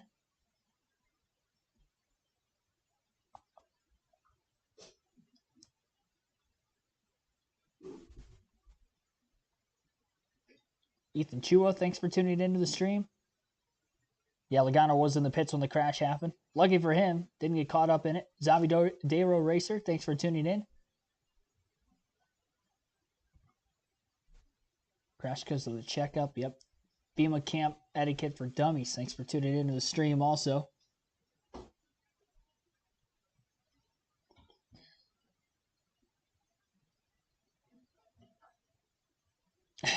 Silent Owl Scribe in the chat mentioned something about plate racing on a 1.5 mile track, vintage NASCAR. Yeah. Troy the Great, thanks for tuning into the stream as well.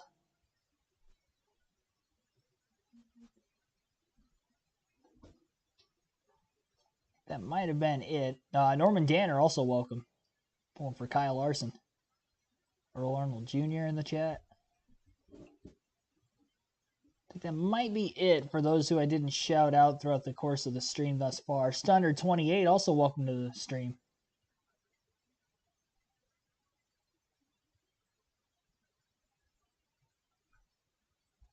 $71 likes. Appreciate that, everybody. Almost halfway to our goal, and we're not even... we still got over 200 laps left. Appreciate it. 2 early cautions, lap 2. And not sure exactly when the second yellow took place. It was during the commercial break, just prior to the halfway point of stage 1. That was the Chris Buescher spin, the big one, which involved 16 cars on lap 2. But again, only 1 is actually DNF'd and 2 off track from the incident. Still hard telling exactly how many cars are on the lead lap. But I would imagine that many of those that were still involved in that first incident were on the lead lap, and that just is a testament to the durability of this next-gen car.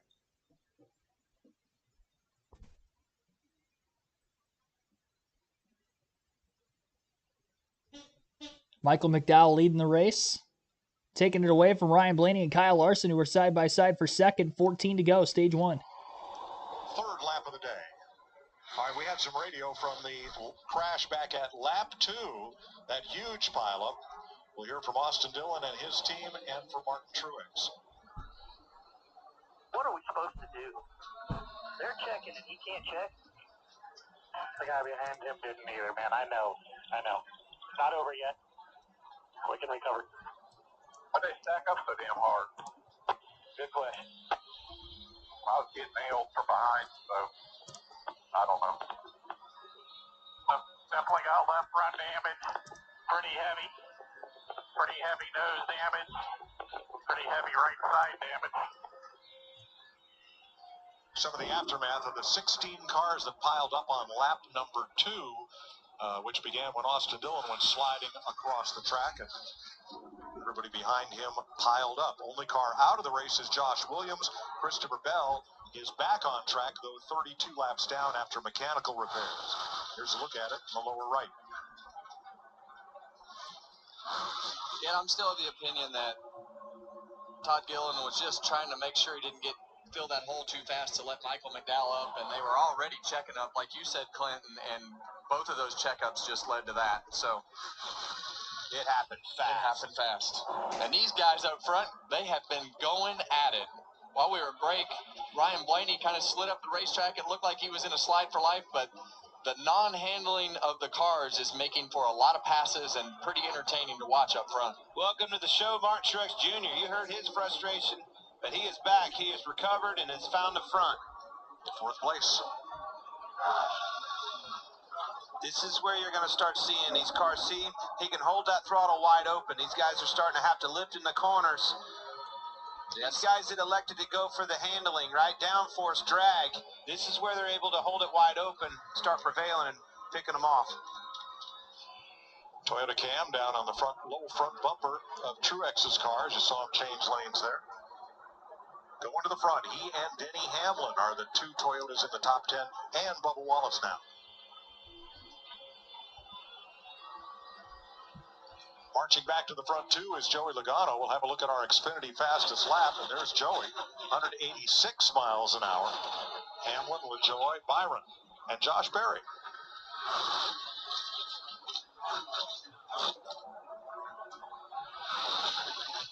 Here we go, that third lane through 1 and 2.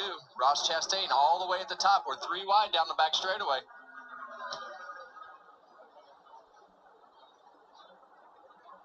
Have you ever seen a bigger smile than the one on Michael McDowell's face this morning? It was awesome. 467 races. Finally got his first career pole, and he's got the nose of that car in the wind. Around goes Hamlin. Sliding down toward the apron in turn number 1, and caution is out. Hamlin was in 6th place.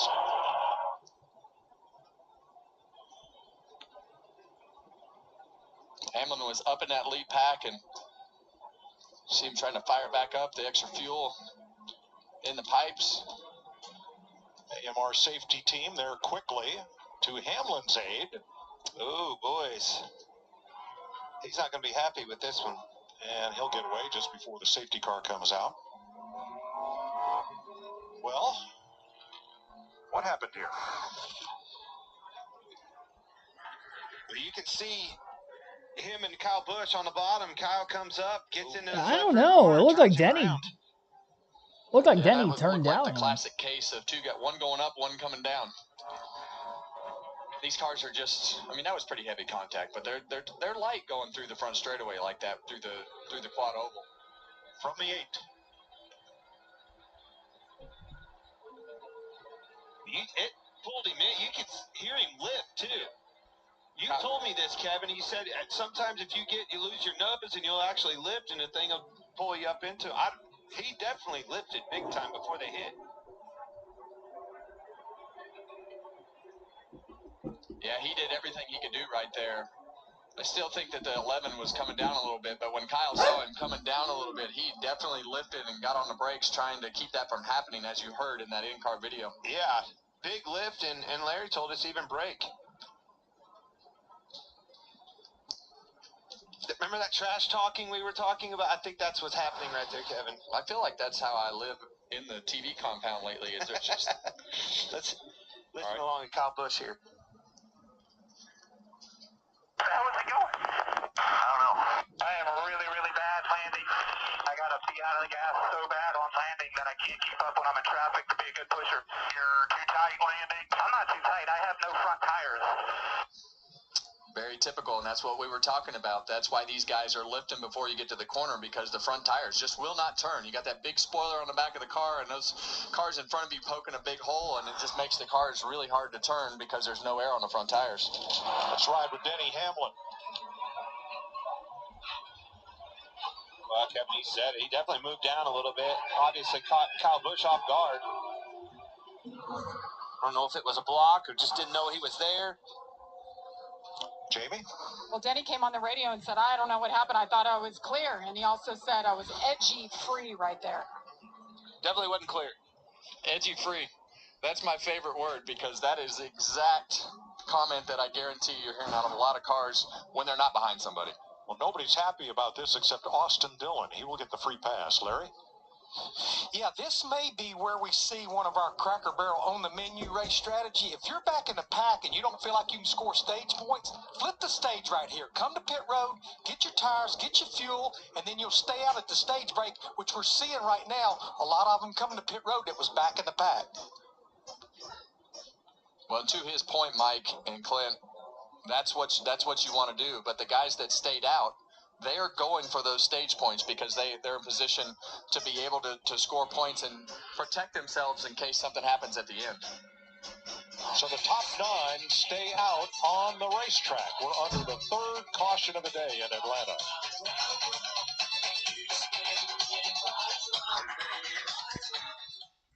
All right, under caution for the 3rd time in stage 1. Should get a restart going again once we get back to racing. We're only going to have a couple laps left in this first stage, but we will end up having it eventually here. Michael McDowell currently scored your race leader. Ryan Blaney 2nd, then Kyle Larson is 3rd. That we know of. You can see at least the top 3 at the very top of the, well, not really the very top of the screen, but towards the top. I'll put it, yeah, I can't put it towards the top necessarily, but you can see the top 3 lap by lap at least on this screen, and then the elapsed time from the very start of the race. So this first stage taking a while, obviously, with the 3 cautions we have had in the 60 laps.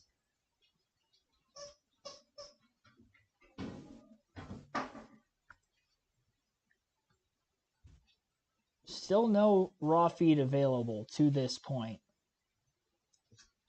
on NASCAR.com.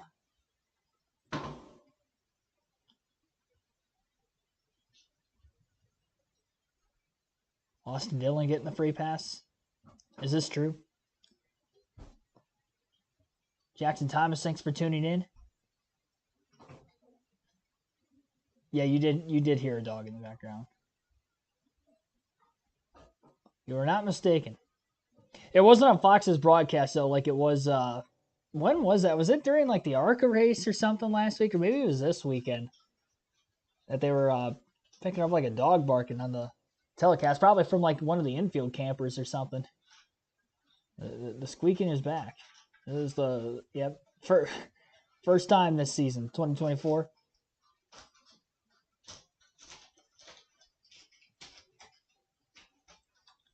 Yeah, I can't get any sort of semblance of a full leaderboard under the actual commercial breaks, so can't confirm whether Austin Dillon got the free pass or not, but have a better idea of it at least when we get back to the full coverage.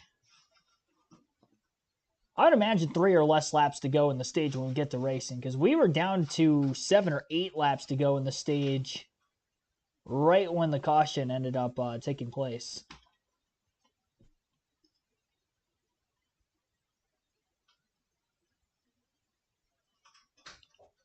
$74 likes.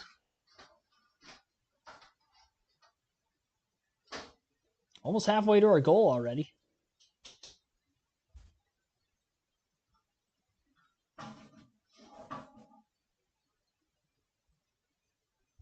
Dogs love NASCAR. Not a big fan of Formula One, though. Guess not.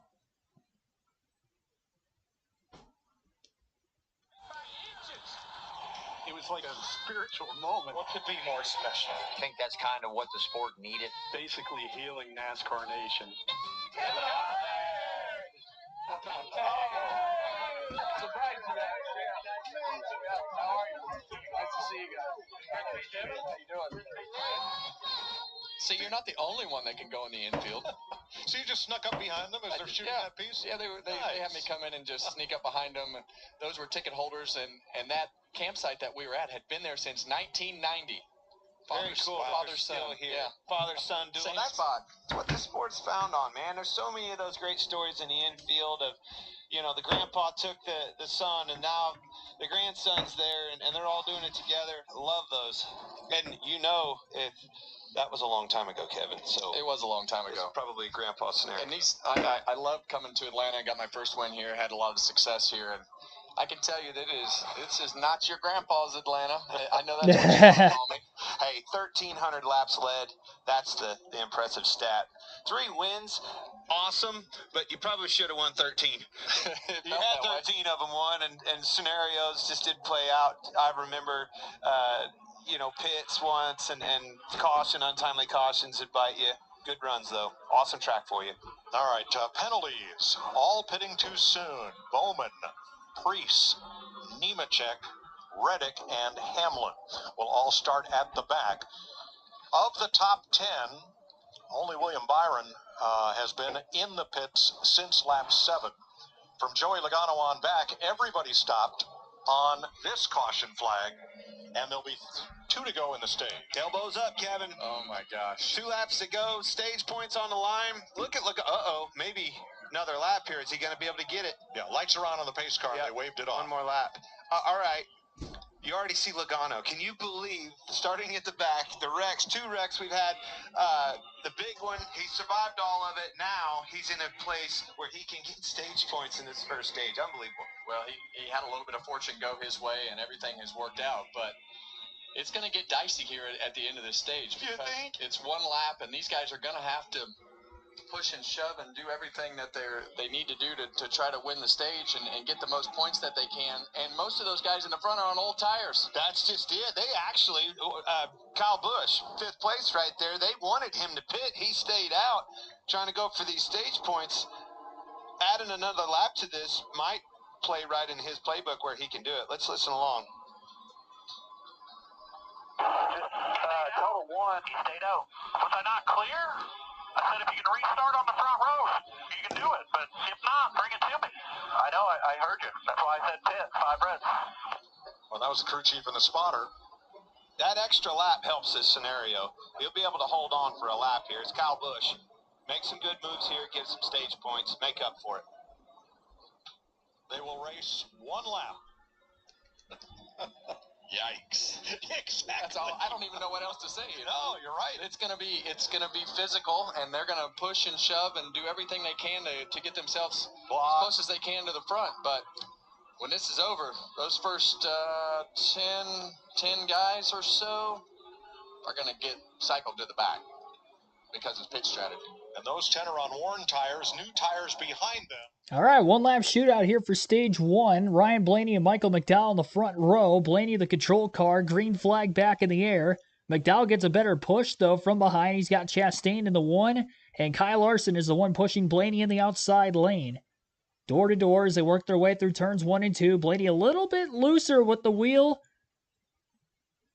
Less steady, and that allows for McDowell to clear on the back straightaway. He's staying on the inside right now. Blaney's getting another push as they work their way to turns 3 and 4. Chastain finally lets go of McDowell, and Blaney's not going to have any sort of shot at the 34 as he is sailing away, nearly 4 wide on the front stretch behind them in the back half of the top 10 as Michael McDowell from the pole will win stage 1. Second for Ryan Blaney. And we'll have to go through the rest of the finishing order here for stage 1 when they get back from the commercial break. Looks like Ross Chastain ended up 3rd, right behind Ryan Blaney. So Michael McDowell, again, wins stage 1 from the pole. That's a playoff point that will carry over for him through every round of the playoffs if he does end up qualifying. He did last season. Won late in the regular season at Indianapolis. And, of course, qualified after winning the Daytona 500 in 2021 as well. And McDowell had speed to potentially get into the playoffs on points last year, too. He was right on the bubble going into that race, and he ended up getting the win. And obviously would have locked him in with a few races left to go in the regular season. So we'll see if he has another season like that again by way of points. But if he can get this early win, that'll take a lot of pressure off of him once we get later into the summer months. He was one of the sleeper picks for today. And I'll try to update the predictions and how they have gone through stage 1 to this point whenever we can get a leaderboard. We have not gone through the full field running order yet. Again, because there is none of that available for us at this point in time. And if anybody is on NASCAR.com by any chance in the chat, let me know as soon as it works for you if I'm in the middle of commentating so I can get that up as soon as possible. We've had quite a few cautions, obviously. This is the fourth one already with this stage break.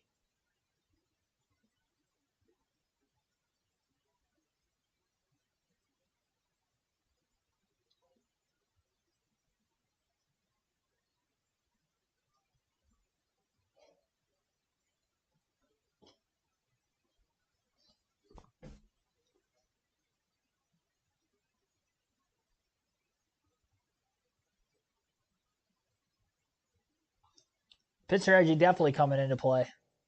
Everybody that stayed out trying to get those stage points and battle for that stage win are going to have to pit for sure because they have not made a single stop yet in this race.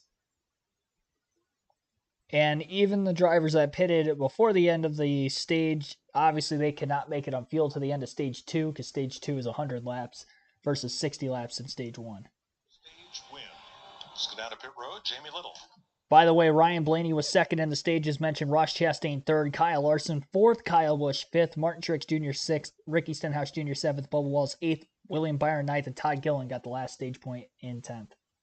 The Daytona 500 championship team and the fastest overall pit crew in 2023. This is William Byron's pit crew. Jeff Cordero, front tire changer, the New London Waterford Speedball 2019 Cup Series champion with Kyle Busch. Orrin Osowski, rear tire changer, Saint-Hyacinthe, Quebec, Canada. One of the true left-handed tire changers on pit road.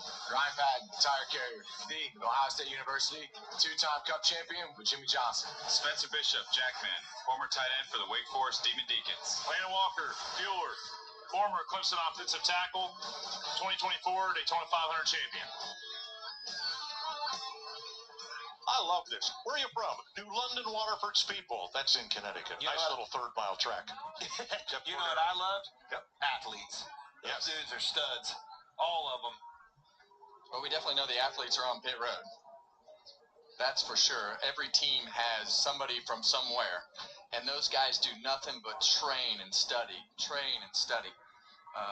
It's a true art, changing the tires and putting fuel in these cars on pit road. Unbelievable how fast they are. Hands. Man, they have fast hands. Tight end out there. How about that? That was cool. So, Larry, we expect the top 10 on pit road because most of them have not yet made a pit stop today. But what of the rest, those that stopped at lap 55? Yeah, I mean, if you're all the way at the back, come on in, top it off with fuel. But yeah, we only ran one lap, and no matter what, you're going to have to stop in this next stage because it is 100 laps. And remember, the fuel window is about 68 to 72 laps. This is really going to flip the script for these guys. You've seen all these guys have the affordability of the clean air. McDowell winning that stage. Larson's been up there. Kyle Busch has been up there. Be mired back in traffic now, Kevin. Joey Logano is going to be second when this baby fires off to go green. Right behind, or right next to Todd Gilliland. So here they come, 45 miles an hour under caution around turns 3 and 4. That area 90 mile an hour speed limit on the apron under green. It's a long ways around there. Around the corner. One speed line right in the middle of the corner, and then you come down pit road to go straight here to enter these really small boxes. And that's where we'll crank it up.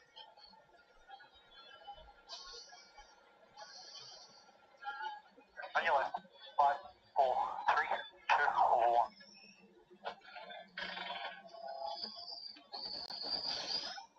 That's good. We spin it there. We're coming around to the right. Are you ready? The 21 is not coming in. You'll have install. Waiting on fuel. Go, go, go, go, go, go, go, go, go. We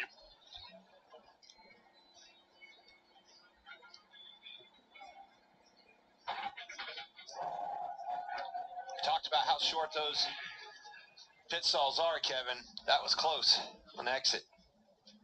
Almost had a 6-car dust up there leaving pit road. Today, Fox Sports and our entire industry mourn the loss of friend and colleague Andrew Lorenz, who passed away Tuesday after a lengthy illness. An integral part of our team, Andrew worked with SMT, the company behind our driver graphic pointers. Our thoughts with his family, Patricia, Ethan, Henry, and Carissa. Andrew Lorenz was 44.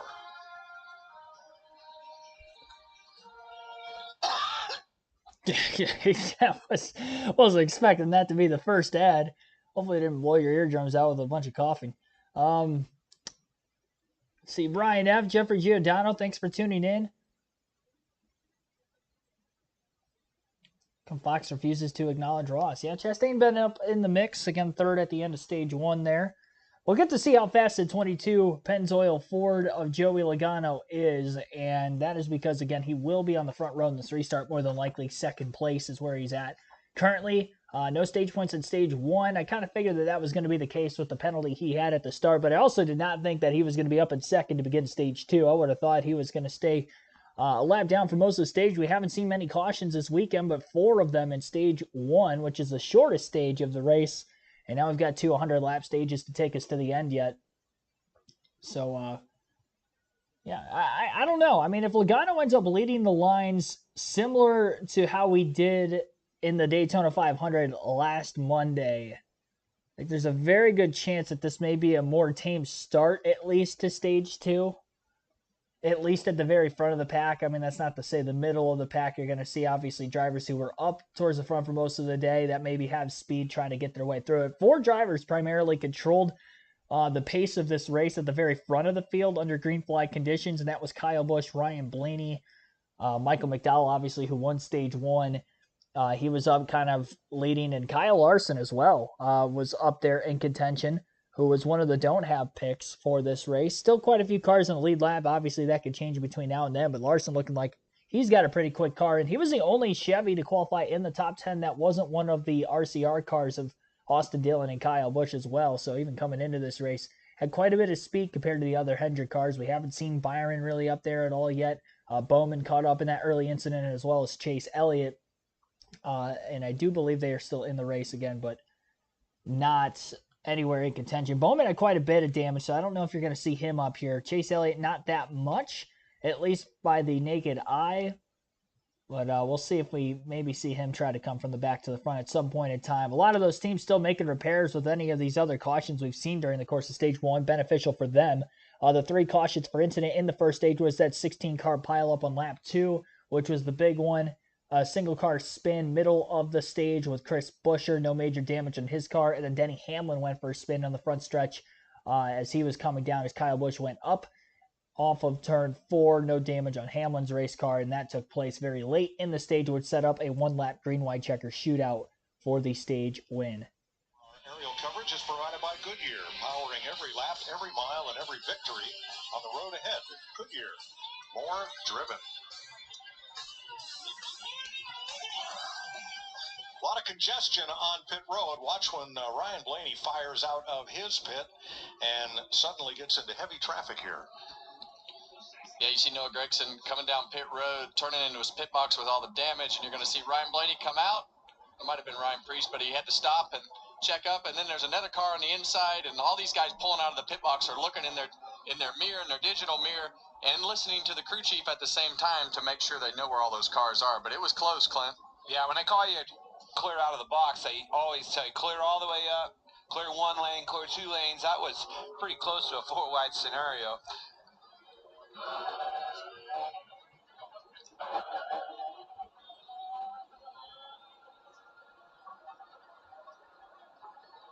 Jamie? A lot of adjustments this week at this racetrack at Atlanta. So let's recap a couple of them for you. Ross Chastain in the 1. He just told the team, I'm wide open in 3 and 4. I don't know what else to do. I don't know how I can move the air. So they gave him an adjustment just to try to help the handling, a wedge adjustment and 4 tires for him. Meanwhile, Martin Truex Jr., you talked about it, Mike, one of the many cars involved in that lap 2 incident, had a lot of right side damage, but he was able to fight his way up to 6th at the end of that stage. They worked on the car. He said, overall, it's pretty good. Just needs a little more grip. Regan? Larson fighting a race car that's a little bit too aero tight for him right now. Said he feels like he needs front downforce. Of course, they can't fix that right now. Cliff Daniels said, I'll do whatever I can with other adjustments to help you out there. The 34 of Michael McDowell, very good with his car. A little loose up top, no adjustments. He likes it. And a long pit stop for the 8 of Kyle Busch. They went under the left front of the race car. They wanted to work on the left front shock. It felt like the nose was floating too much. He couldn't get consistency. Take the time now to go ahead and fix it for later in the race. So the first of the cars that just pitted is Ross Chastain in 16th place, then Michael McDowell 17th. Everybody in front of them, the first 15 cars all pitted at lap 55.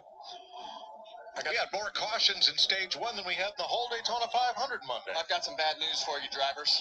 We're not fixing your push in the corner, so suck it up. It's not going to get better. All right.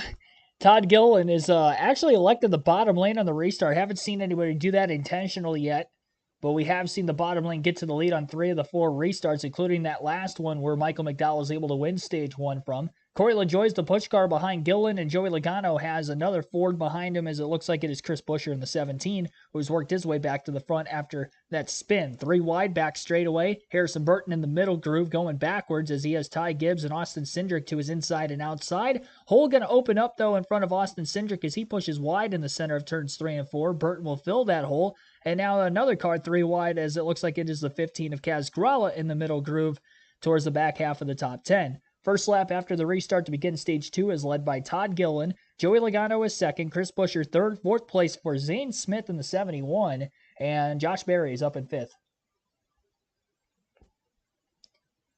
A lot of racing still to go. 190 laps left this time by at the line. The times where we have seen racing, though, here today, it has been very competitive. Very slick racetrack, a lot of drafting, but a lot of handling obviously coming into play. That has been a huge focus on the broadcast so far, and you've seen multiple handling issues. Chris Buescher's single car spin, it was literally off him just getting loose. Nobody close enough to really make contact with him or take the air off his spoiler, and he just lost control. Luckily, nobody else was collected in that. It just shows how on the edge a lot of these drivers are. Ford's leading the way, though. 1, 2, 3 at the front of the field, and they also have Fords in 5th, 6th, and 8th. Again, that was a huge focus coming into this race. They have had the dominant manufacturer on the super speedways with the next gen. Didn't look like that changed much last week in the 500, despite William Byron winning. I'll try to get through the full field running order as best as I can with only the broadcast screen to go off of a leaderboard right now that you guys, again, cannot see on the channel. We have not gone through the full field yet. It's tough to tell exactly who is all on the lead lap right now. Maybe they're all on the lead lap of those that are still in the race, but it's hard to tell Fox's graphic as they're only showing the average pace, average speed per lap on the screen, at least currently. Again, Ty Gilliland is your race leader. Joey Logano second, Chris Buescher third, Zane Smith fourth, Harrison Burton now up to fifth, Josh Berry sixth, Austin Cindric 7th, Denny Hamlin in 8th, Corey LaJoie 9th, as Zane Smith actually just brushed the wall in the middle of turns 3 and 4. He is very loose, makes a great save. Everybody works around him, and Smith obviously not going to be in the 4th place position anymore. Dusted up the right side of his race car. He is still slow, and I think he might have a tire going down because he is all sorts of out of control. He's up against the wall again. Maybe broke a toe link potentially as well. Swerving down the racetrack, and he will get to the commitment line. Not sure if he broke a toe link there or has a tire going down, but major troubles for Zane Smith. And this is going to take him out of contention more than likely to win the race. He's going to go a couple laps down as we continue to stay green. So again, after 5th place Harrison Burton, now it is Chase Elliott up to 6th, Austin Cindric 7th, Corey LaJoie 8th, Denny Hamlin 9th, Ty Gibbs is 10th, Michael McDowell in 11th, Daniel Suarez 12th, Justin Haley is 13th, 14th Brian Blaney, Kyle Larson 15th, 16th place is William Byron, and going to have to wait on 17th on back until I see that graphic again. So we'll lead off at 17th. 17th place is Bubba Wallace, Ross Chastain 18th, Brad Keselowski 19th, Kaz Grala 20th. 21st for Chase Briscoe, Ricky Stenhouse Jr. 22nd, Kyle Busch 23rd. 24th is Martin Truex Jr., Carson Hocevar 25th. 26th place for BJ McLeod. And we got to wait for the screen to flip again. Rotates so quickly.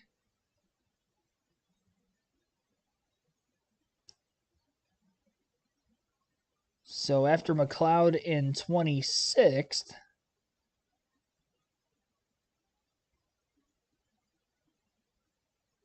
and they're not flipping the screen right now.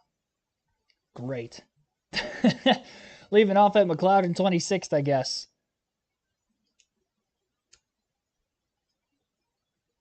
Noah Gregson's just entered the garage area. He was involved in that lap 2 incident. It's to be single file on that middle to outside group for the front 6 or 7 cars. Michael McDowell trying to lead the charge on the bottom with help from Austin Cindric and Ryan Blaney. Remember, it was McDowell and Blaney 1 and 2 at the front of the field at the end of stage number 1. And McDowell has an absolute rocket ship going to the front of the field. Not a huge help from behind right now in the push either. Most of this work is being done by himself. Waiting for Cindric to close that gap back up again. Give him another push needed, and we'll see if McDowell can pick off a few more cars here in a couple corners. Yeah, I don't think they're flipping through the running order again. Left off at 26. It looked like there were 31 cars on the lead lap still when I did see the interval times. Few drivers are a handful of laps down. Gregson has just pulled to the garage. Christopher Bell still in the garage. And then completely out of the race that we know of is Josh Williams. Looks like 27th is Austin Dillon. Ryan Preece 28th. Eric Jones 29th. John Hunter Nemechek is 30th. 31st for Daniel Hemrick. Last car on the lead lap. Zane Smith just hit the wall. He's 32nd off the lead lap. Alex Bowman, Tyler Reddick are 33rd and 34th. Both 5 laps down. And then the 3 cars that are in the garage area and or out of the race would be, again, Christopher Bell, Noah Gregson just a little bit ago. Gregson ahead of him in 35th. Then Bell 36th. Josh Williams 37th.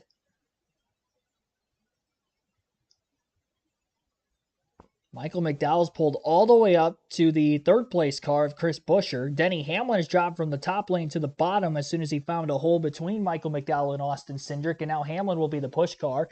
Gives McDowell a huge shot before getting into turn 3. And Michael McDowell pulling closer to his teammate Ty Gillen, who still leads this field. McDowell on the inside of the 22 of Logano. And the 38 controlling both lines now that the inside lane has started to fill the gap up of what was just outside lane cars for the front 5 or 6 positions a few laps ago. Not the case anymore. We're back to double wide racing. 3 wide just outside the top 10 right now between on in the middle of the pack.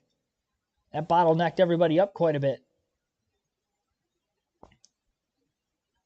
McDowell closes to the inside of his teammate Gillen through the middle of 1 and 2, down the backstretch, side by side for the lead. Hamlin's got to get closer to the back of the 34 as the 22 pushes clear for the 38. He moves back to the bottom. Logano wanted to follow him to break the front row cars up, but not quite the case as he had to stay on the outside to keep from making contact with McDowell underneath him. All right, another full screen commercial break as of right now on Fox. For those of you watching, thanks for everybody tuning in. Be sure to hit the like button again if you have not done so yet on the stream. Subscribe for more NASCAR content, live race commentary streams like this every NASCAR race weekend for the Truck, Xfinity, and Cup Series. 79 likes on the stream. Google might have one working. I mean, not Google itself, I don't think. I've never seen one on there before. We used to use NBC as like a backup, but them not covering this part of the NASCAR season, I don't think they have one up right now that we can use. Appreciate that in the chat though, Larry. I can check. 80 likes it looks like now. Thank you, everybody. Trying to get to 150 before the end of this race here today. And we will take our second ad break.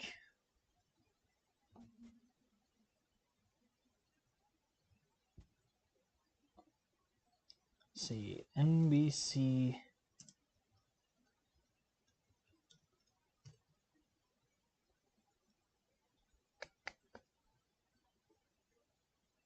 I thought they had strictly a motorsports page. Maybe they don't. NASCAR.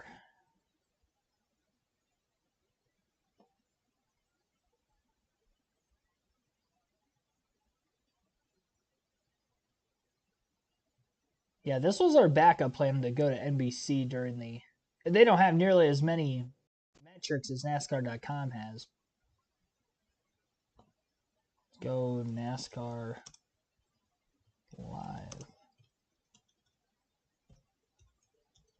I mean, maybe Fox has one then during this part of the year. I guess that would make sense.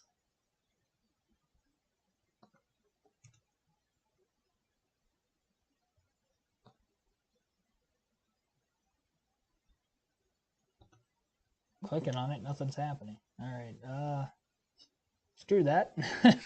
Try something else.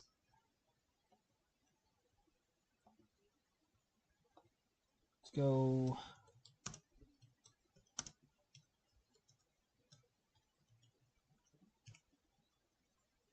Shame that it's stage 2 and it's still not working on NASCAR.com.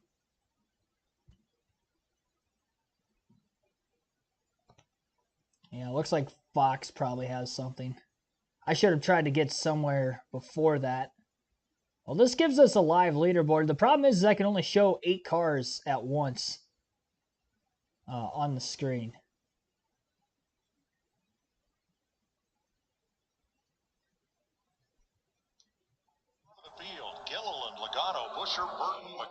This is the makings of the wildest ride you've ever witnessed. About 7th, William Byron, the first Chevrolet in 9th.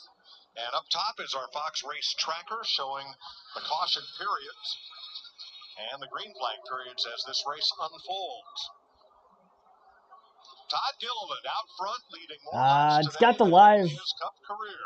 I can't use that. See some noses floating off the corners, Kevin. I was watching Chris Buescher there off of 4.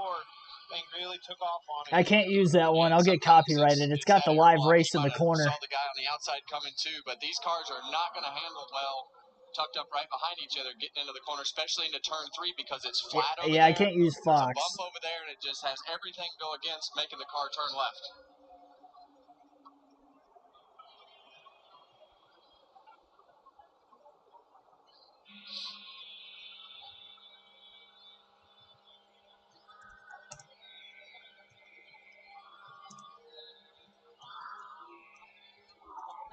Boy, the mid-pack runs some of these drivers are getting. Ross Chastain was wound up on the high side, coming out at turn number 2, past a couple. He's going for more up here in turn 4.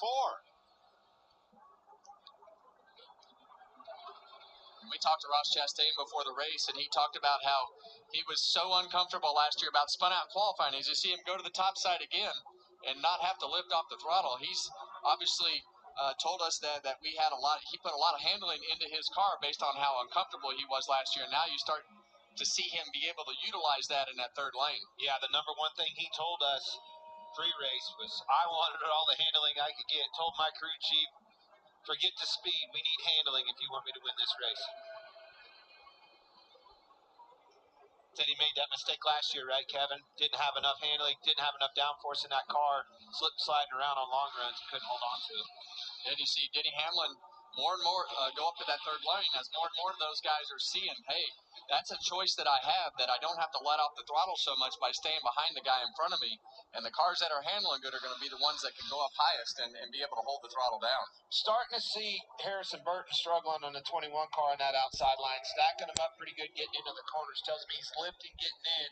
Watch them come right to his bumper. Oh! He almost stacked him up and got in trouble. That's a product of Harrison having to lift, getting into the corner. That was close. Big shot by Chase Elliott to the back of Kyle Larson there.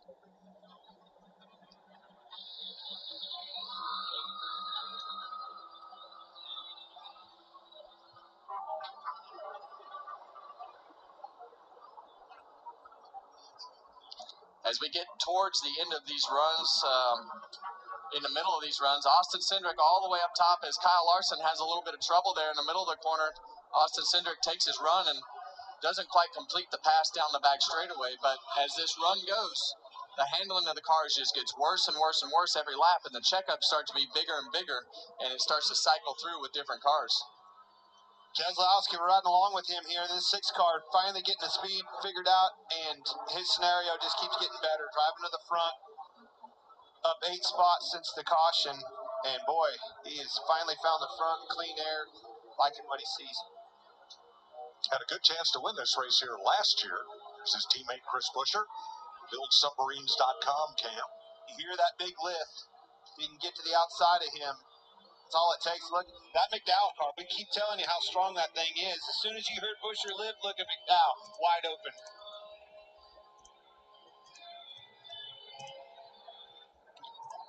Larry, the first stage was 60 laps. The last 2 stages are each 100 laps. What kind of different strategies does that give you as a crew chief? Yeah, again, pretty much everybody's equal right now, even those 15 that stayed out, because we only ran 1 green flag lap. You'll have to pit at least once in stage 2 in that final stage. Mike, we went back racing at lap 68. Somewhere around lap 130, 135 is when you'll make your pit stop. As I said earlier, you want to run as far as possible. You do not want to make a short pit, green flag pit stop with how long this pit road is. Jamie? And an update on the teammates Chris Buescher and Brad Keselowski running together up there in the top 4. Chris Buescher, he had that spin earlier. Much better handling now after that pit stop. Meanwhile, Brad Keselowski, it has been 100 races since he last went to victory lane. They felt like this was a good one to get it done. Finally, I talked to his crew chief, Matt McCall, and he's like, man, we just want to run consistently, but I'll tell you, it's really hard to work this hard in this sport when you don't have a victory and a trophy to show for it. Nobody's worked harder in the garage than Brad Keselowski in the last few years. Came in, turned that company around, put his name on it. Is making the difference, not only behind the wheel, but behind the desk on Monday morning. At 100 races, that's 2.5 seasons. He's going to put this car in victory lane this year. Says he's not counting the races. I am. It's going to happen. He's counting running well every week.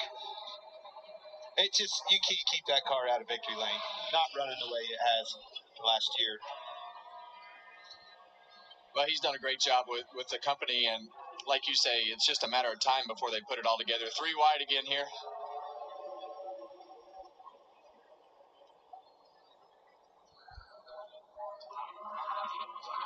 See Harrison having to lift again on that outside, stack Denny up behind him. Harrison Burton in the 21. Joey Logano trying to hold them all at bay. Logano's been out front for 3.5 laps now. Qualified on pole, had to start in the back due to a qualifying infraction. Has made his way to the front and talks about this season so far. Definitely bothers me. I look at it and I go, yes, we led the most laps. We led all the wrong laps. We got 9 points on the whole weekend. That stings. Honestly, one of the best cars I've ever had there. One that I could drive to the front at any moment. It was so good. Handled great. Did everything I wanted to do. That's what made it hurt a little bit more. Boy, I agree. Monday in Daytona, Joey Logano appeared to have the best car. Just not all the way to the finish. Yeah, we see him at the front here again, and I feel like he got around Todd Gilliland because of the fact that, he felt like Todd was lifting too much, and now Todd's on the bottom, and he's got clean air on the front of that car again and can control that line a little bit better when he doesn't have to lift with being behind the car. But, man, these guys are all over the racetrack, and I think what's happening is those runs are getting bigger because guys are lifting more, and they're able to just carry that throttle, but we see more passes happening throughout the pack. They're definitely stacked up 2 wide, way more than they've been the last 10, 12 laps. 104 laps complete. 5 make it 6 Fords out in front of the field.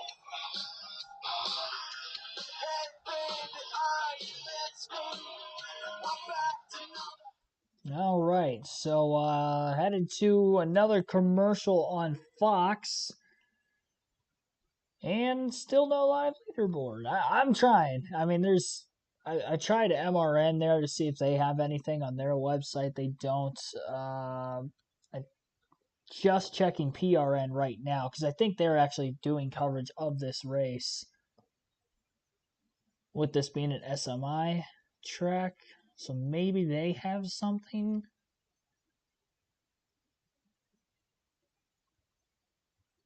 No, nothing there.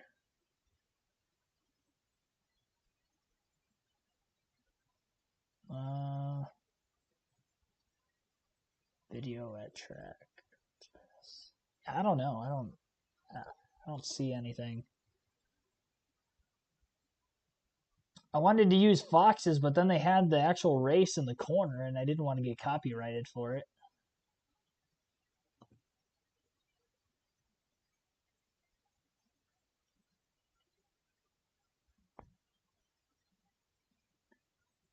Schedule fans, live video. Don't want that.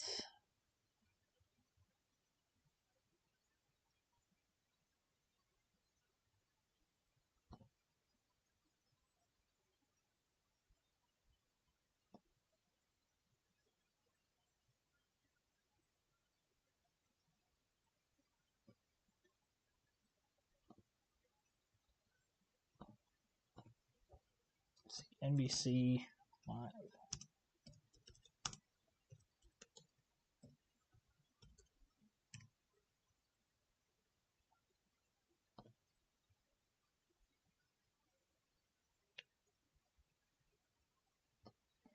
This takes us right back to this again.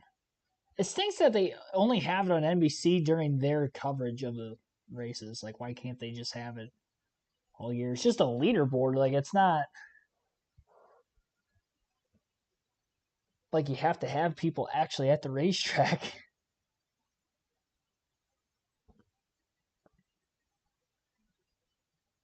That's the same thing.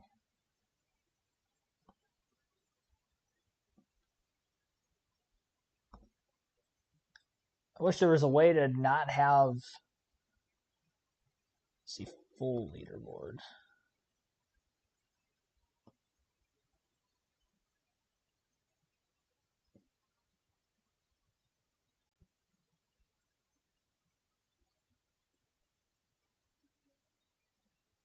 If that screen stays like that, then we'll be all right. Then we have something here. Something's better than nothing. A lot of three-wide racing mid-back as handling deteriorates and other drivers try to fight their way to the front. That's your progressive race summary. Joey Logano in front of Todd Gilliland. Ryan Blaney, Chris Buescher, now Ross Chastain. Chevy is in fifth with Kyle Larson and Denny Hamlin's Toyota.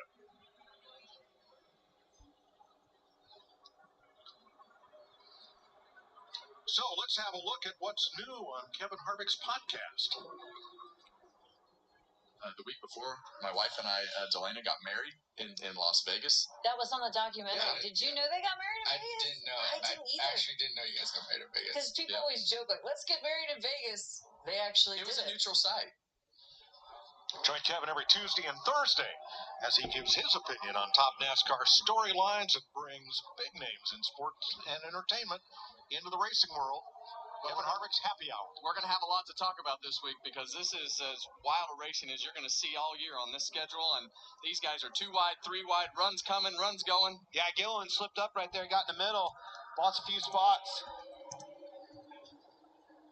Chris Buescher on the outside for the lead. A lot going on here, Kevin, behind the wheel. A lot of moves. Whoa, Cindric way up on the outside. He likes that. Old Harry Gantgroove right up on the wall. Things really get big runs off the bumper of a car. Some help behind you, having to get under the brakes, lifting for the handling. These guys, they are busy. You see Ross Chastain shoot by in the middle lane there. We keep talking about the handling of his car, but as this good block right there. We saw how good he could block last week. He shut the door on Ryan Blaney there going into turn 1 and right back up to almost the third lane. Now, Michael McDowell dropping back a bit. Regan. Well, like a few laps ago, Michael McDowell, of course, running up front. All of a sudden, like a light switch, started falling back. The report from the driver after about 2 laps of losing positions was it just got tight. All of a sudden, that car had been a little bit loose most of the day, so that's something new for them right now. He was last on pit road at lap 64, along with the 10 other 9 cars that stopped at the stage break. This is exactly opposite of what I would think we would be seeing on a long run. Here we are deep into this run, and these guys are on top of one another, 2, 3 wide. I thought it would be all spread out. That's why. Look at Brad Keselowski's feet right there. You're going to see him working. You saw him working the throttle. He got his foot on the brake. They're going to go down the straightaway here, and now he's on the bottom. So we'll see how good his car's handling as to how much he lifts into turn 1 by himself in clean air. I don't think that foot moved. It didn't. The point of that comment was he's pushing the air, and he's got the air on the front of his car. Now that one car moves down, it's going to be, he has to lift, and that's the difference between having the clean air on the front of the car, and as soon as Ross Chastain dropped down in front of him, the front of the car didn't turn as much, and the only way to make it turn is to let out of the throttle. Yeah, that was spot on right there. Didn't have a car in front of him wide open through 1 and 2. As soon as that car moved in and got that wake in front of him, he had to lift big time. Right back to wide open there. Now that he's got the clean air again on the front of the car, and he'll probably just have a little lift into turn 3. Nope. No lift because of the fact that he's got clean air. Contact. Yeah, this is a hornet's nest right here. Cindric, they've been on both sides of him for about a lap and a half. Well, Austin's been pretty aggressive with that third groove, and now he's in the middle and probably not where he wants to be and having to do exactly what we showed with Brad. Once you're in that hornet's nest, it's just a matter of the timing of the lifts and where you have to lift as to where you wind up as far as on the racetrack and as far as what lane you're in. And you lose the momentum. Right. Now you get stuck in the middle right there. You don't have the help behind you. You're trying to get up or down. Just get back in that wake so you can get that momentum rolling again. Well, you lose that momentum and you wind up in places that you don't want to be. Martin Truex making some gains on the bottom of the racetrack while many of the drivers fight for the top lane. This is fantastic racing we're seeing today in Atlanta. So much fun to watch these guys battle. There's a lot going on inside these race cars. The runs they're getting, the blocks, the handling issue of this is so fun to watch. So later this summer, the second stop in Atlanta will be the first race in the NASCAR playoffs. So building the notebook here for playoff racing later on this summer. Joey Logano, Ryan Blaney, Ross Chastain, 1, 2, 3. Should have some green flag pit stops coming up somewhat shortly here as we're down to just 40 laps to go in stage 2. We have not had a caution in the second stage to this point. Joey Logano is currently your race leader. Ryan Blaney has scored second, Ross Chastain third, Kyle Larson fourth, Todd Gilliland in fifth, Brad Keselowski sixth, Denny Hamlin seventh, Chris Buescher eighth, Austin Cindric ninth, and Martin Truex Jr. is 10th. As you see, our live leaderboard is now up to date and working just shy of the halfway mark in this race. Rest of the leaderboard behind Truex, who was in 10th, now Byron's in 10th. Truex is 11th. Chase Briscoe 12th, Michael McDowell 13th, Chase Elliott 14th, Ty Gibbs 15th, Harrison Burton 16th, Kyle Busch 17th, Corey LaJoie 18th, Ricky Stenhouse Jr. 19th, Daniel Suarez in 20th, Bubba Walls 21st, Carson Hocevar 22nd, 23rd for Josh Berry, Kaz Grala 24th, Justin Haley 25th, BJ McLeod is 26th, 27th place for Austin Dillon, Ryan Preece 28th, John Hunter Nemechek 29th, and Daniel Hemrick last car in the lead lap in 30th.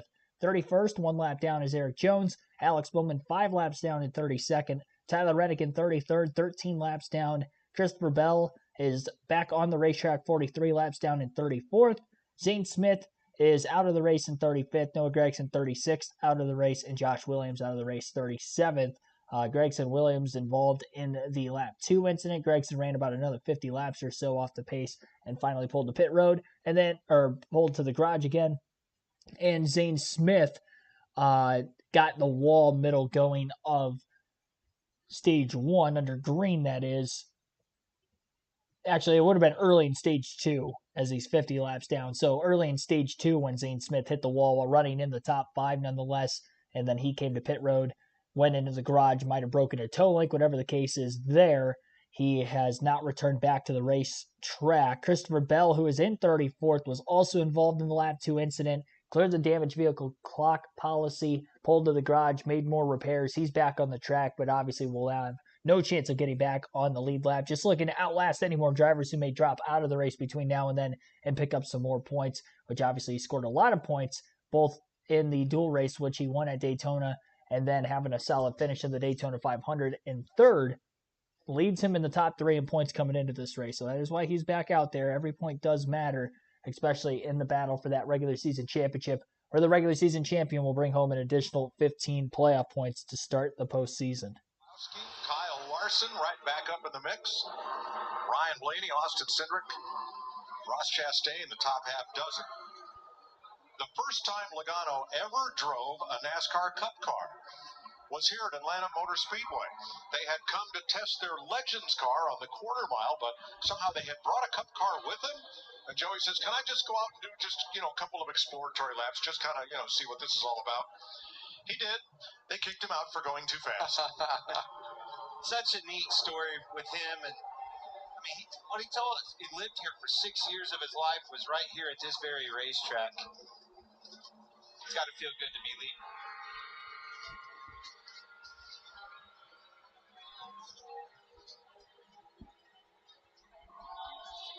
I think Logano, he had a hand out the window. Green flag pit stop. All right, guys, so a lot going on for the drivers here. Now the pit road speed is 90 miles an hour around that corner. So you got to downshift twice, come into the straight part.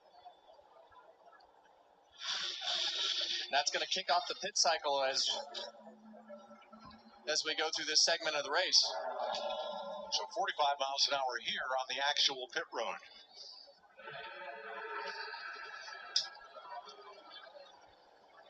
Fuel only for Ryan Blaney, so that's just a time thing. They don't want to stay on pit road any longer than they have to because you're already going to give up a lap and a half just coming to pit road. So you want to do everything you can to just get right back off of pit road. Same for Logano, and they'll come out together. Not quite as critical as it is at Daytona, but still. Now their teammate Austin Cindric, he is hunting the lead off turn number 2. Shoots by Brad Keselowski into second. Now Cindric against Larson. And Larson drops to the bottom to hold the lead. Todd Gilliland making his stop.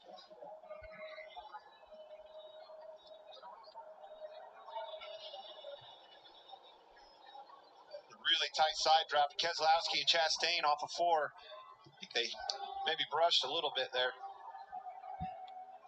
Chastain's been watching him for the last few laps, starting to lose the nose bad. Looks like Cindric to pit road here. Very hard to come onto pit road that fast and then down. There's markers to aid you, visuals, Kevin, but that straight on shot like that, that's very tricky to gauge your depth perception. 30 to go in stage 2, which has been all green flags so far.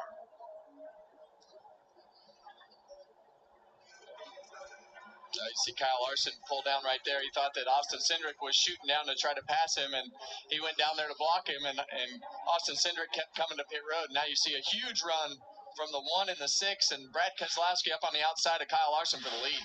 Gosh, I love this. It takes me back to the way they used to be, the good old days of racing. Like, these guys and their options, right? Brad Keselowski pre-race told us, this is the plan. We have drag, we have downforce in this car. I don't have the speed to take off with these boys, but it should come to me. As this race progresses, it should come to me on a long run, and that is exactly what we're seeing. He's coming to you in the pits. A lot of them. Chastain, somebody had I that think wrong. he got down to the wrong pit road speed right there, agree. 90 mile an hour, and he went to 45. That was almost a big wreck. Well, and that's what we talk about, Clint. The driver and the spotter have a responsibility to change that up, and we go from 45 under caution to 90 under green, and I think Brad got that wrong, like you said.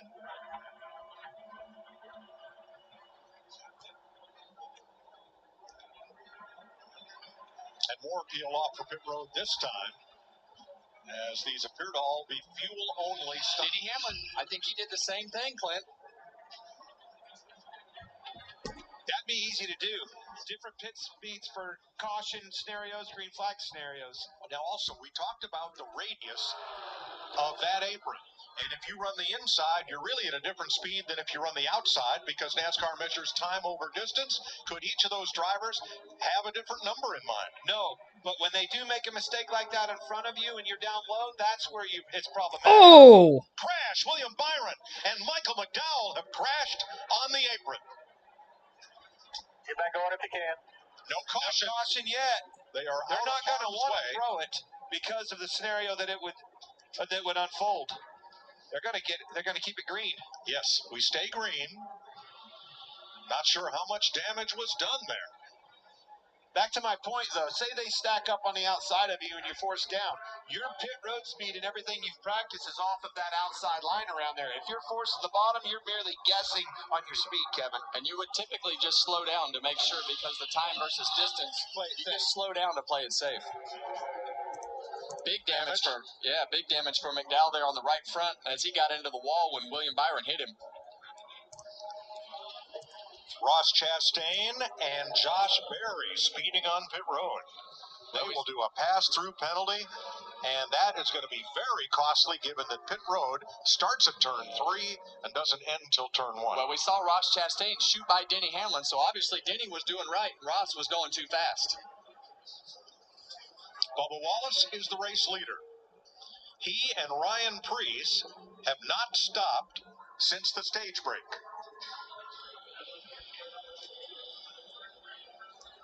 So let's see what happens here. Michael McDowell and William Byron slowing for pit road behind Kyle Larson.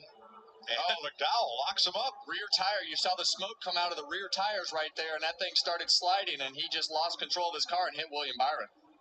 Once again, no caution flag. BJ McLeod too fast on pit road, and now the leader, Bubba Wallace, is coming to pit lane. No mistake. 2 green on pit road. Just that right rear tire locked up and shot the thing around on Michael McDowell. Wallace in for fuel only. Man, that car's tore up, Clint. I didn't notice the damage on the front of Bubba Wallace's car, but that splitter on the front of Bubba Wallace's car is pretty tore up. That happened back at lap 2. Yeah. And Ryan Preece in as well. He was the only other car that had not stopped under this cycle. Well, here are your leaders after everybody pits. It's going to be Austin Cindric, Joey Logano, Ryan Blaney, Todd Gilliland. 4 Fords there at the front of this pack, and now we're going to see things really strung out as these guys come to pit road and come off of pit road, and all the things that we saw happen have really spread this field out. See McDowell lap down there because of that mishap on pit road. Ricky Stenhouse speeding, Eric Jones uncontrolled tire. And that's the last thing that you want to have is a speeding penalty right here, because now you're going to lose a lap and a half. So I'd rather be too slow than get a speeding penalty.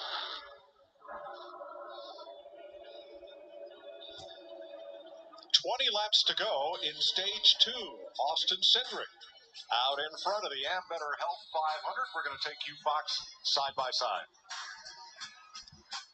All right, 20 laps to go. Stage 2. Austin Cindric following green flag pit stops out in front of the field with his Penske teammates right behind him, and Joey Logano in second, Ryan Blaney third. Todd Gilliland is scored in fourth, Kyle Larson fifth, Chris Buescher sixth, Chase Briscoe seventh, Daniel Suarez eighth. Ninth place for Martin Truex Jr., Brad Keselowski in 10th, Denny Hamlin in 11th, Harrison Burton in 12th. 13th place for Chase Elliott, Corey LaJoie 14th, Justin Haley 15th, Ty Gibbs in 16th, Kaz Gralla 17th, Bubba Wallace 18th, 19th for Ricky Stenhouse Jr., Ryan Preece in 20th.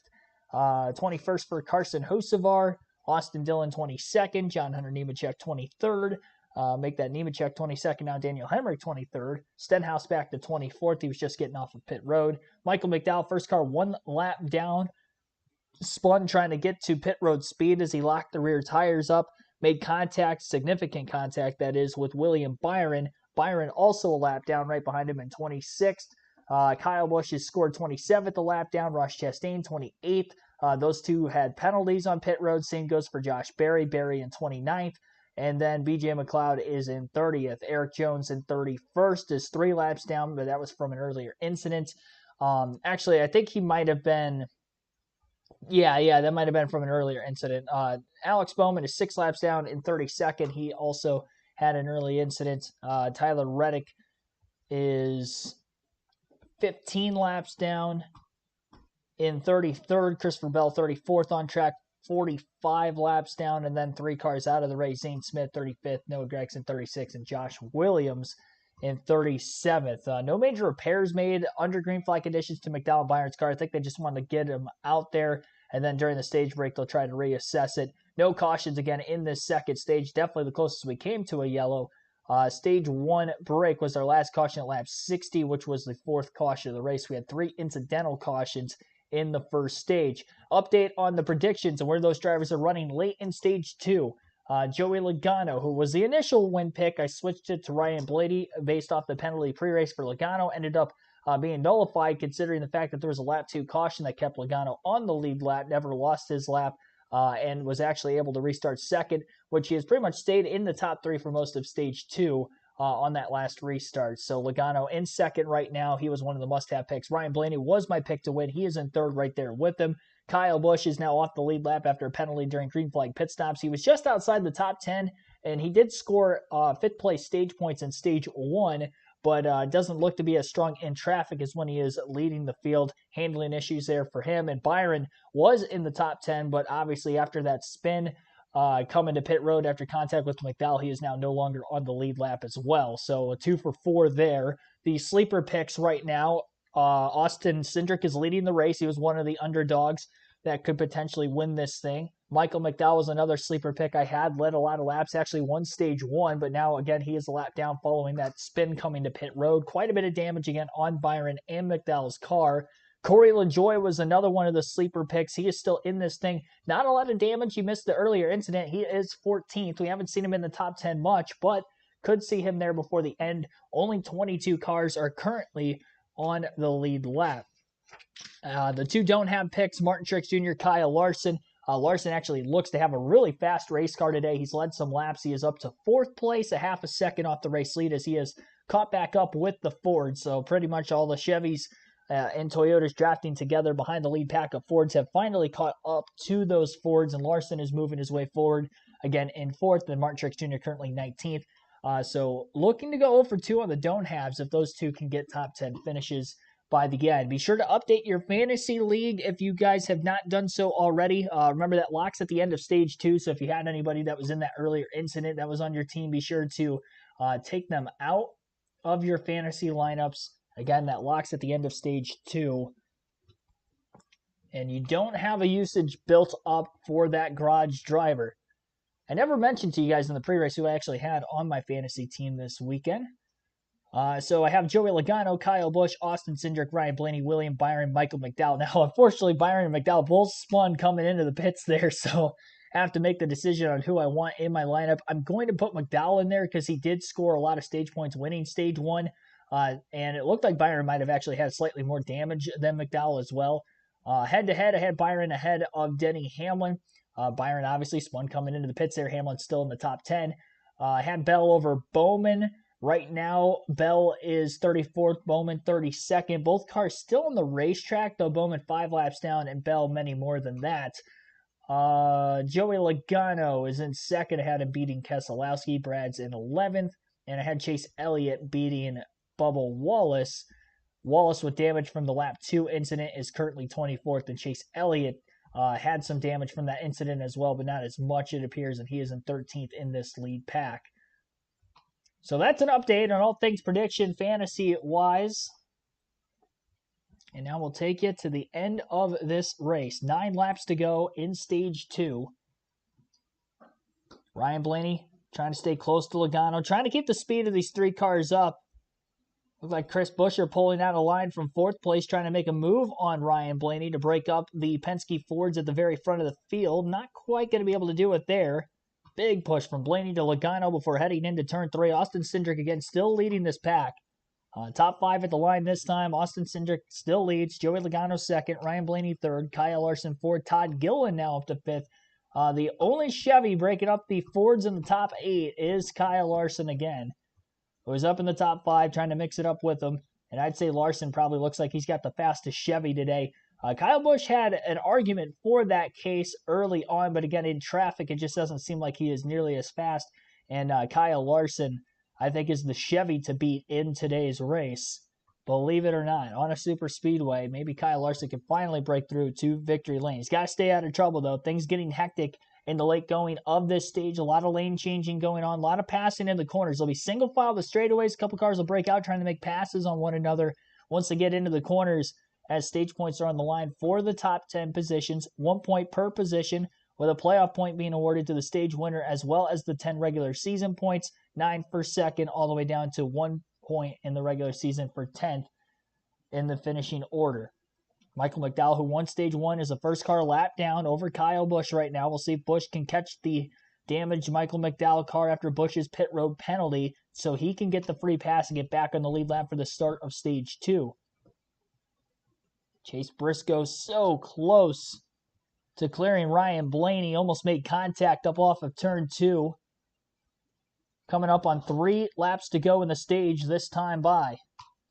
Briscoe still down on the bottom. Blaney clear off of the exit of the corner. Kyle Larson carries the momentum on the outside behind Ryan Blaney. He's able to get ahead of Briscoe. Briscoe with an aggressive side draft, trying to stay alongside Larson as the top 3 cars building a little bit of a gap now as they head through turns 1 and 2. Todd Gillen slipping back just a little bit. He was in that group of Fords that came out right behind the Penske trio now at the front of the field.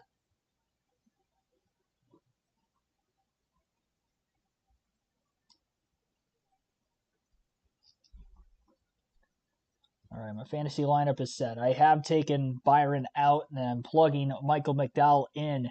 Pass for the lead at the front of the field. Joey Logano back to the point again, which is where he was when he initially made his pit stop. He was in the lead, controlling the lines. He's going back and forth with Cindric.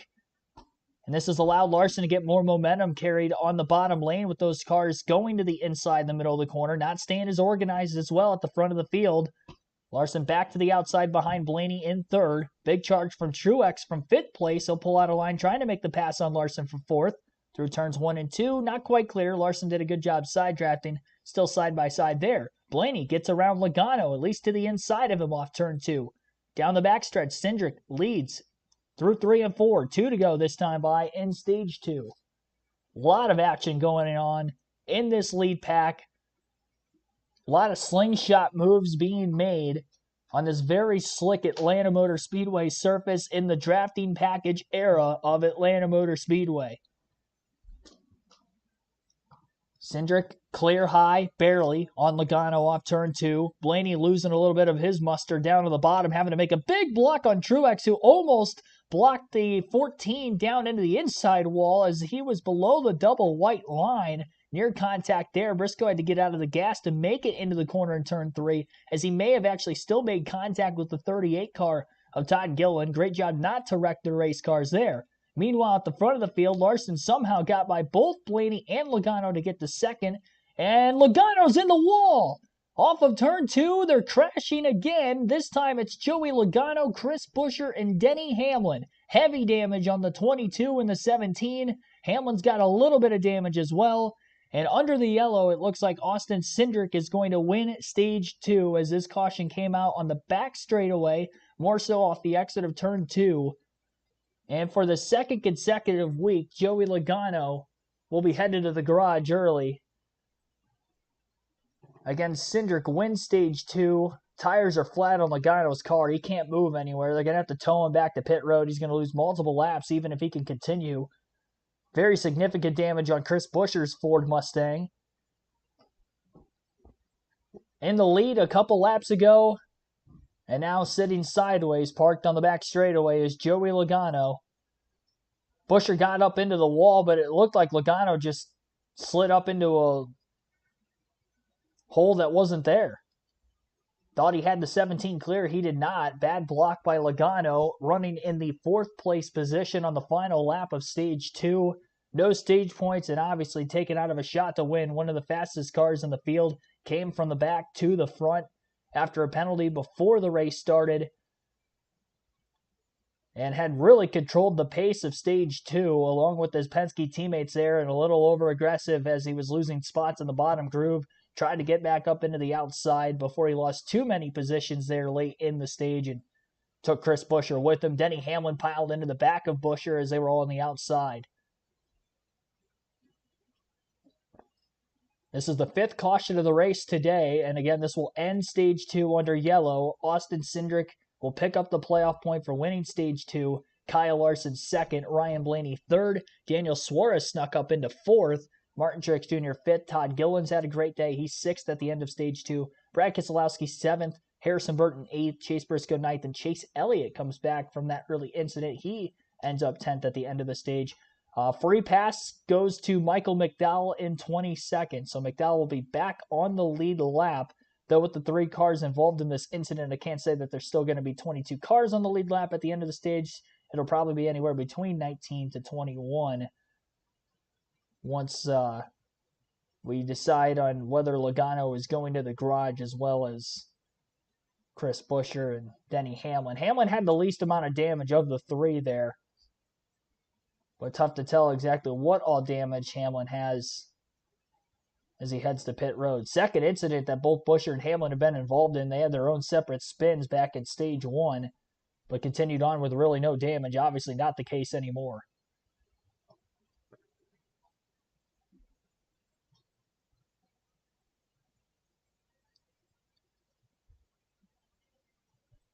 Wild racing all Stage 2 long, I will say.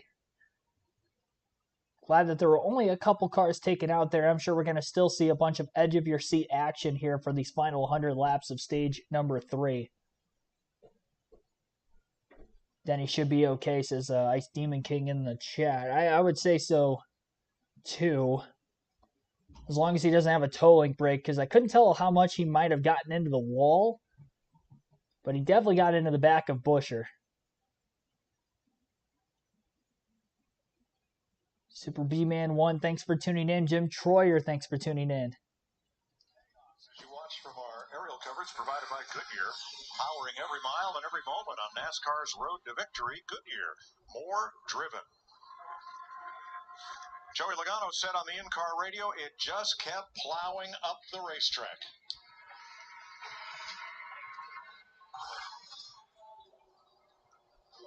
Yeah, and as we see Joey Logano on the bottom here, you're going to see him come up the racetrack, and as these cars get close, both of them are going to get tight. You see the flames come out of the pipe of Joey Logano's car, and those cars are almost stuck together. They aren't stuck together, but from an aero standpoint, they are stuck together and just want to go straight. Well, the air off the 22 changing direction there is why the 17 got tight, right? He goes up. It was pretty obvious to me that he was trying to fill that gap, slow the block, slow the run by Buescher. And as soon as he moved, not only did he get tight, Buescher did as well. Yeah, and you see him sliding down the back straightaway here. The 11 car of Denny Hamlin had a lot of contact, but you're going to see Joey Logano come up. When he gets behind this 12 car right here, that's when the thing takes off. You can hear him lift before the contact. And that's what we've been talking about all day, is when these cars get behind one another, they just lose all that front downforce, and the front tires take off. And as soon as he got up the racetrack like he wanted to, he got behind that 12 car, and watch this thing. He's going to have the wheel cranked to the left and just straight. The hands never even checked up. It was just turn left, and the arrow just got so bad right there on the front of his car that it just wouldn't turn.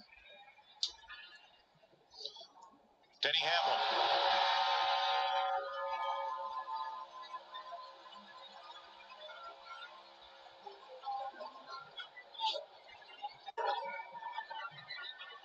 That air is so important, and you could see it firsthand right there with Buescher. As soon as that 22 car moved in front of him, he went to move, and that thing was along for the ride. This is Chris Buescher. That was a hard hit for Hamlin. And from on board, the BuildSubmarines.com cam.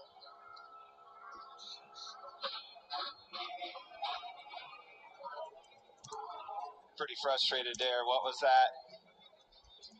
You could see him looking down, too. He knew he was in trouble with that 22 coming up the track. I hear you, buddy. Bummer. One of those days. Hate that for Chris Buescher, for both of them, really. Joey Logano, he was going to be a factor if he could get this thing to the end. Has been. Daytona was the same way. Crashed out going forward on a backstretch. So Logano has been towed to his pit. Brad Keselowski missed the 11 by about the thinnest slice of bread you could imagine. You're saying The 22 almost destroyed both of his cars. No, I'm saying the 6 just barely got through there. It was a near miss. Well, next Sunday on Fox, the NASCAR Cup Series heads for Las Vegas. Catch America's best drivers in an all-out battle for the checkered flag, beginning with the pre-race at 3 Eastern, and the engines fire at 3:30, only on Fox. Going to be another good one out there. Fast racetrack. Downforce is king. Well, I can tell you what, Clint, this race today has turned into a survival race, and even if you don't have a good car, you can get a good finish out of this, and that's just by keeping yourself running and doing the things that it takes to not make mistakes and keep yourself on the lead lap. I look down at Chase Elliott, he's wrecked. Harrison Burton, his car's been okay, not great all day, but when you start looking at 13, 14, 15th place, Gibbs, Gralla, Haley, Carson Hocevar, I mean, all those guys are going to get a decent finish probably because of the fact that so many cars have wrecked today. Stage 2 went caution-free right to the backstretch of the final lap. Austin Cindric picks up his 3rd career stage win and his 2nd here at Atlanta. Man, they're crawling around there now under caution. Long pit road. At 90-mile-an-hour green flag stop. Sure paints a different picture. Michael McDowell got the free pass on the stage-ending caution, so here are the lead lap cars coming to pit road. Jamie. The 99 and Daniel Suarez finished second here in the fall, having a nice run here. He said he's a little bit tight, though, hard to make some of the runs he wants to make. They're going to wait a little longer on fuel. The 12 of Ryan Blaney just wants the turn to be a little bit better so he can get on the throttle in turn 3. Feels like he's losing a little time there. Regan? The 5 of Kyle Larson still struggling with the nose of the car turning, has to find clean air when he can, doesn't really need an adjustment for it right now. And the 2 of Austin Cindric, he's good, best that he's been all day right now. The car is stable, it's doing what he wants, maybe just a little bit loose with the back in traffic. Todd Gilliland down first, picks up 5 positions, as does Brad Keselowski. Great stop by Keselowski. I think that's that fuel scenario. Who had to wait on fuel and who didn't? Speaking of wait, long wait on the 5 car. 3-car pileup at the end of stage 2 takes out Joey Logano and involves Chris Buescher and Denny Hamlin.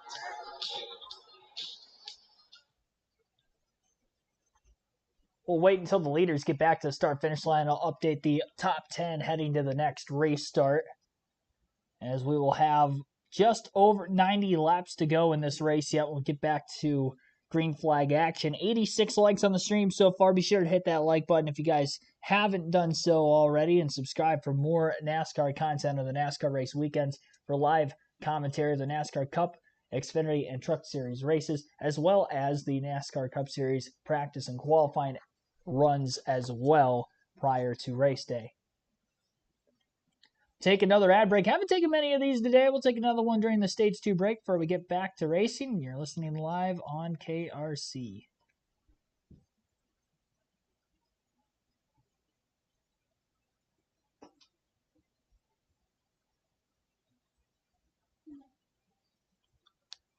That's a pretty good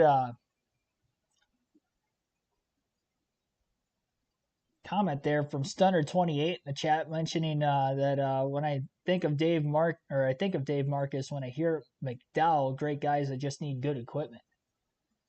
And McDowell has definitely been running very, very well, more consistently, really ever since winning the Daytona 500. I think that has been huge for Front Row Motorsports from a financial standpoint, and then the next gen car coming the year after that only helped them that much more and help them resource wise, and the more races they are able to win, the better and better they'll be able to be. And although McDowell probably doesn't have a shot at things anymore with having that incident coming into pit road, his teammate Todd Gilliland is leading the race right now, so do not count him out of it. A lot of the blue ovals have been very fast, a lot of them still in the top 12 or 13 positions. I still think a Ford's going to go on and win this race. But Gilliland leading the way for the time being. Brad Keselowski is in second, also in a Ford. Chase Elliott came off third out of the pits. Denny Hamlin fourth.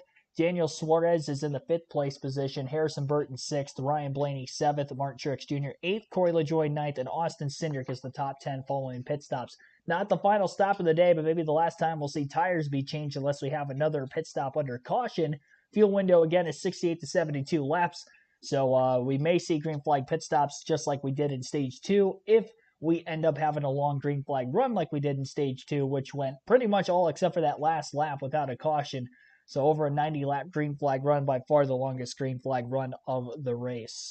Far in this wild race in Atlanta. Maybe a little crazier for Joey Logano, who started, or qualified, I should say, on the front row. Had to drop to the back of the field because of that glove in qualifying. And Jamie, coming down pit road for that pass-through might have been the best thing for him. Oh, it couldn't have worked out any better if you were a Joey Logano fan. As he's coming down pit road, you see we have this massive 16-car pileup, the biggest wreck ever at Atlanta. Shannon collected a lot of great cars, guys that are still damaged. Just outside the top 10, 12 for stage 1 end. Of course, Joey Logano, one of the fastest cars on the track. He was able to take the lead on lap 99. Remember, started in the back. Yeah, and Paul Wolf made a great decision. Stayed out at the end of that stage, was able to get the lead late on, but his day was over. You see he and Chris Buescher get together. It seems like Joey Logano, no chance of winning now, Shannon. We talked about happy and heartbroken at the beginning of the race. He was both today. He really was. Heartbroken right now for Joey Logano. Had one of the fastest cars. Is still on pit road working on that race car. Mike, we'll throw it back to you for stage 3. Thanks, Shannon. How about we take a look at today's Credit One Bank ones to watch? Clint, who you got your eye on? This number 6 car. It's been 99 races since Brad Keselowski has put that baby in victory lane. I like a King's Hawaiian roll. Who doesn't? I think you're going to see that baby in victory lane. I like Todd Gilliland. He's been up front the whole race. He ran up front at Daytona, and I think it might be a day that he contends for his first win. You going to put some peanuts on that roll? Maybe. You know where you're going to get them? You're going to go to Hooters because that's Chase Elliott. Let's just fill this up. Chase Elliott didn't qualify well. They changed an engine sensor, so he had to start in the back. He got involved in the wreck at lap 6. Been working on it, getting back to the front. Now he's in the top 3. Can George's favorite son pull this off? Don't you know Chris Myers does all the jokes around here? Hey, hats off to those guys. That car is beat up pretty bad, and they've been working hard on that thing. They've been under the hood, Kevin. They patched the left front up. A lot has happened for that car to be running as well as a lot is an understatement. Yeah. We have torn up a lot of race cars. We've had a lot of things go wrong. We've had speeding penalties. We've had chaos. So just keeping it clean today might be the recipe for a win. And I've got nearly 100 laps to go. Let's check with Regan. Well, Mike, a little bit more chaos down here on pit road. The 5-car of Kyle Larson had to come back in for a second pit stop. On the initial stop when they came in to try and change 4 tires, they could not get the left rear tire off. They finally decided to send him, went back around, came back in just a moment ago. They were able to get that left rear tire off finally, but you see there, the nut was almost welded onto it. They couldn't get it off and had to restop again. So the cars involved in the accident all pitted early, as you would do before pit road is open to get more work done. Penalties there.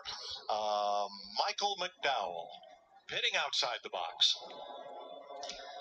I don't even know what's in the air today. We don't have the sun's still out. This is the biggest difference. We've seen this racing. They really started to get spread out on those longer runs, and all of a sudden, halfway through that last run, you look over your shoulder like, what's going on here? They're all grouped back up. They were lifting and things like that. But the cloud cover, this track cooling off, gaining grip is enabling these guys to put on an even bigger show. So Todd Gilliland is your leader. Well, we listened in on his radio. Track position's important for me here. You know what I mean? We're in the game of fuel right here. We got to pick our poison, but track position, clean air, we control the race. We'll see how this shakes out right here. Ryan Brighetti, the crew chief. Britt Anderson, the spotter.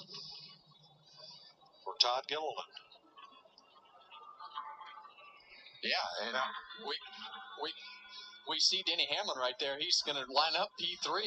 He was in the wreck, Kevin. We saw him in the wreck, and I think that shows you how durable these cars are. I mean, we saw the hood pop up and everything that's happening, but look at Chase Elliott's car. I mean, that thing has Bear Bond all over it.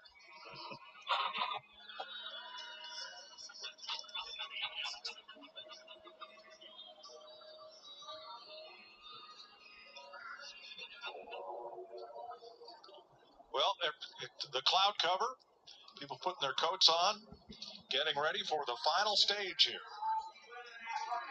Track temp has dropped 15 degrees since the start of the race here today. Still slight sun out on the race surface. 90 laps to go. Todd Gillen, Brad Keselowski on the front row. Brad with the hand out the window signaling for the push. Green flag is in the air. The final stage at Atlanta is underway.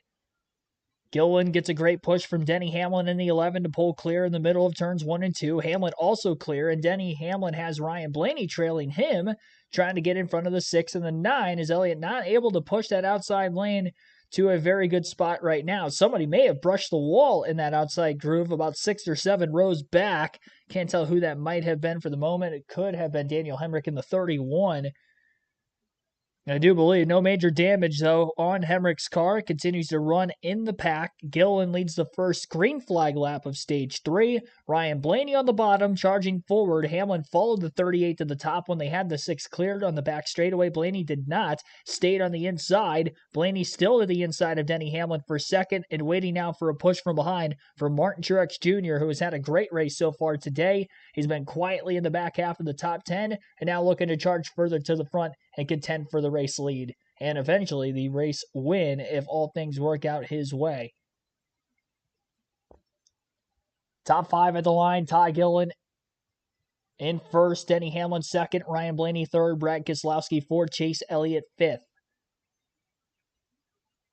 Kaz Grala has creeped into the top 10 in 7th. Great run in that Rick Ware Racing Ford. I saw Justin Haley up in the top 10 there for a little bit as well. He has fallen back just a bit more in the running order. He's now 19th. 22 cars still on the lead lap. The 3 that were involved in the incident of Joey Logano, Denny Hamlin, and Chris Buescher. Only Hamlin is on the lead lap of those 3. And again, he is in contention inside the top 5.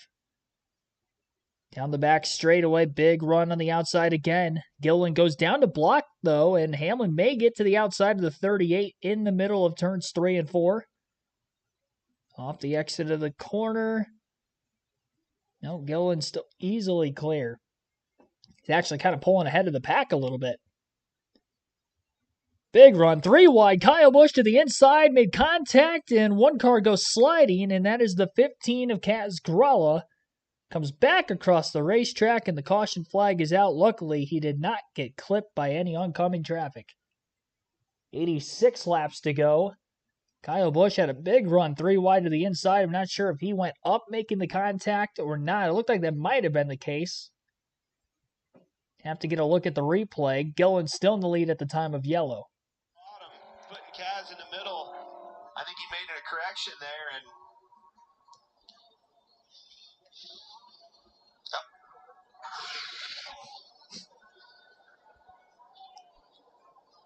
see him at the top of your screen. Kyle gets in on the bottom. Actually doors him a little bit. Up into the outside, I think that's Suarez, and around it went. Well, guess who's the beneficiary of all that? One Kyle Busch gets the free pass back on the lead lap. That explains why he was being so aggressive. He needed to put himself in a position to get the lucky dog. So you're saying he needed a caution? And well, I don't think he was trying to cause the caution. I think he was just trying to stay in front of the guys behind him. So,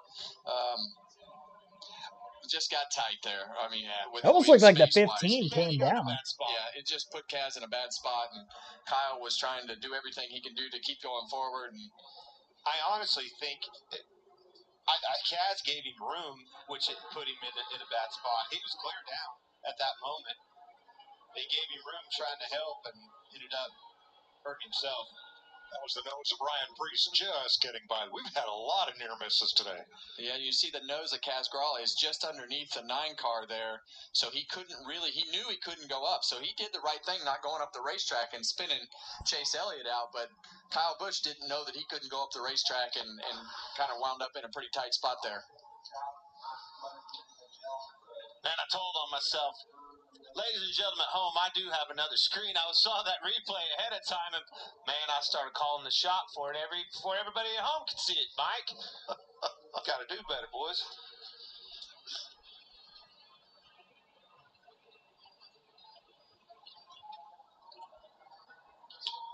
So, Larry, 84 laps to go. What would you like to do here? Yeah, this is interesting, Mike, because we're still a ways away from the window opening to be able to make it to the end. About anywhere from 12 to 14 laps. But you know what? With 23 drivers on the lead lap, if I'm near the back, I'm coming and getting fuel. That way I've got to take less fuel under the green flag pit stop that comes up a little later.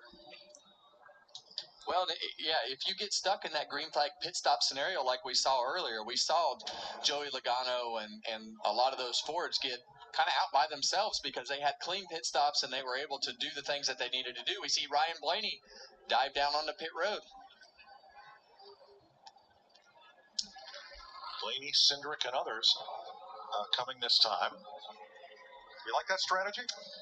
I think at this particular point I do, because of the fact that it keeps the car full of fuel and you're just trying to time it so that you have a quicker stop at the end of this race. So if it goes green, you want to have the quickest stop possible in order to lose as little time as possible to get back up on the racetrack.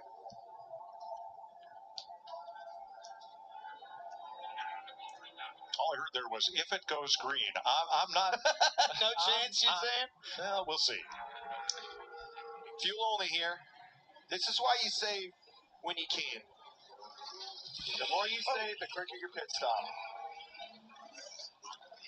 Gain a lot of ground right here in the pits, free of charge, if you did a good job saving.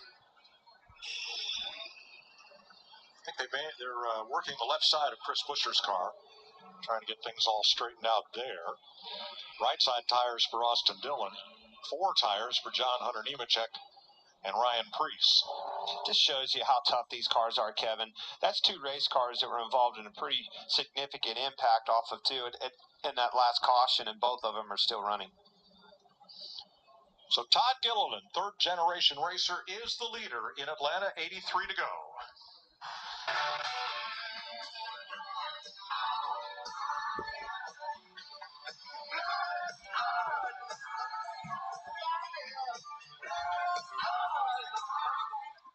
All right, Todd Gilliland out in front of the field, staying out of the pits there. Quite a few of the Fords ended up hitting pit road that were towards the front of the field.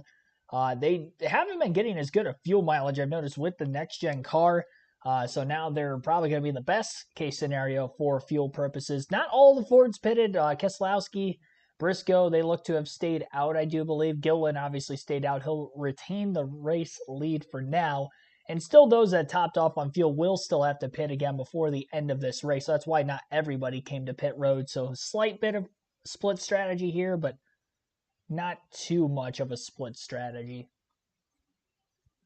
Go through the top 10 on the upcoming race start once we get back to the start-finish line and know exactly what the running order looks like post green flag pit stop. Once again, Kyle Busch got the free pass with the caution, so he's back on the lead lap. 23 cars are on the lead lap right now. And again, Michael McDowell got the free pass during the stage break, so spinning coming onto pit road, and he was able to get his lap back at that time. Still quite a few cars 1 lap down that are still in this race. Bubba Wallace, William Byron, Ricky Stenhouse Jr., Ross Chastain, all 1 lap down. We'll be vouching for the free pass position if we get another caution. Still quite a few laps left. I would imagine that we probably will get one or more before the end of this race. I hope not, but we'll see. Average race speed to this point, 114.43 miles per hour. It feels like this race has taken longer than it actually has, but this race has been going on for not quite 2.5 hours yet. Even with a slightly slower pace, and a lot of that is because the pace had quickened up quite a bit with the stage 2 going nearly caution-free, at least for 90-plus laps of it. The stage caution, or not the stage yellow necessarily, but this caution for the 15 of Gralla going for a spin was only the 6th caution of the race. We had 5 in the Daytona 500 last week, so of the 2 Cup races so far this season, this is the race with the most yellows.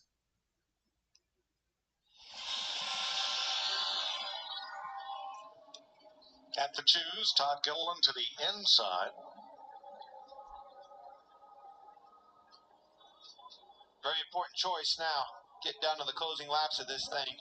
Where do I want to be? Who do I want to be there with? Ty Gibbs will start in the back. He drove through too many boxes on the way into his pit. He was 13th.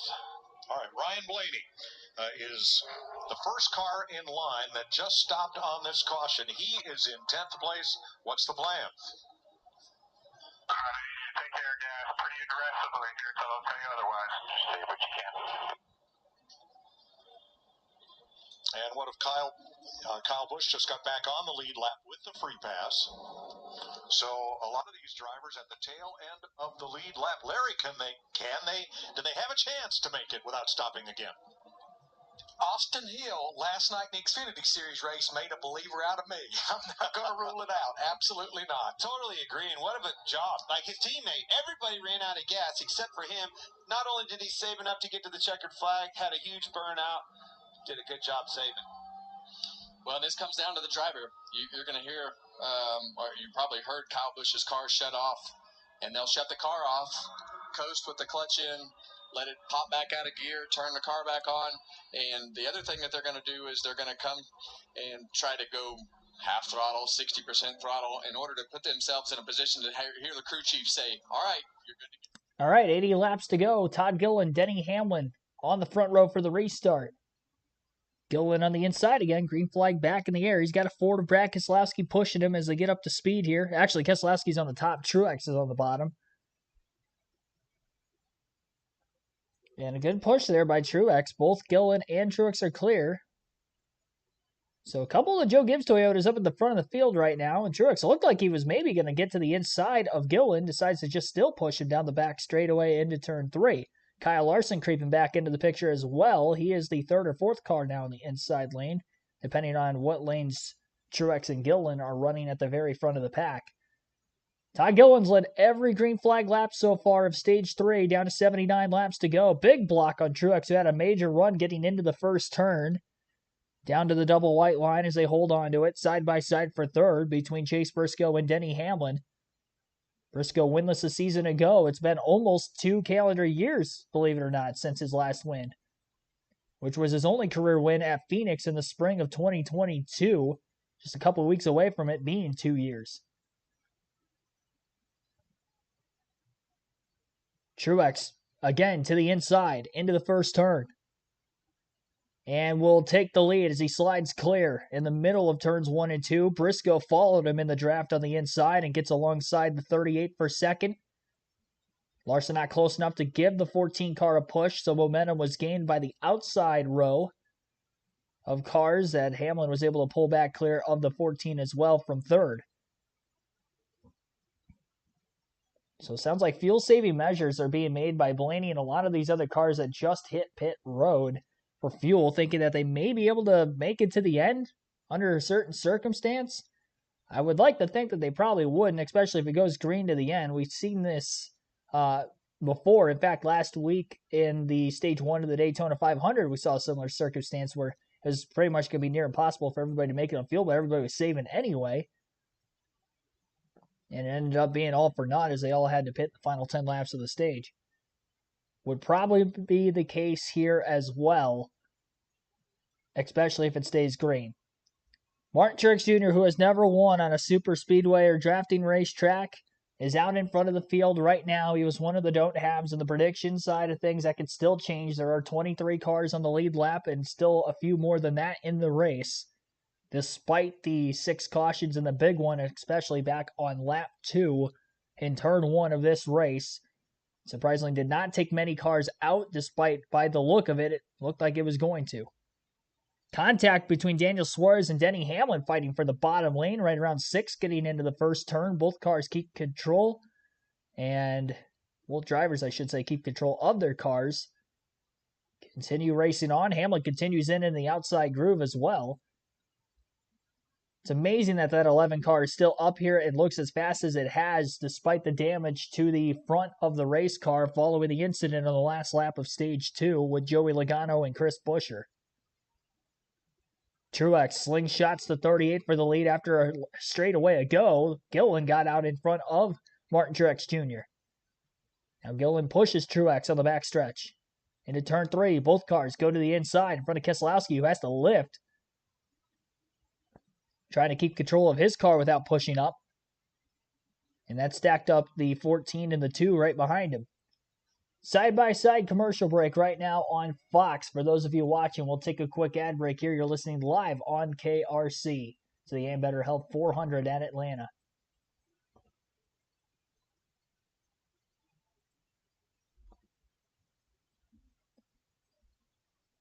Three-wide action going on the racetrack right around the battle for the free pass position between Ross Chastain, Bubba Wallace. 24th place is the battle for the free pass. Now, both the don't have drivers are up at the front of the field. Martin Truex Jr., Kyle Larson. Larson gets passed for second place again by Todd Gilliland, and Gilliland might have another charge at the lead. All of a sudden, there are no Fords in the top six except for Gilliland, who is contending for the race lead right now. Replay there a couple laps after the restart of somebody getting up into the outside wall. Tough to tell who that was. It was towards the back of the lead lap cars in this pack. Top 15 separated by 1 second from each other. And it looks to be 17 cars in the lead pack, and then those that have damage from earlier incidences are kind of in their own pack from 18th on back in the top half of the field, or early back half of the field, whatever it is, they're on the lead lap still. If any of those cars go a lap down, then the battle for the free pass position between Chastain and Wallace wouldn't be a battle for the free pass position anymore.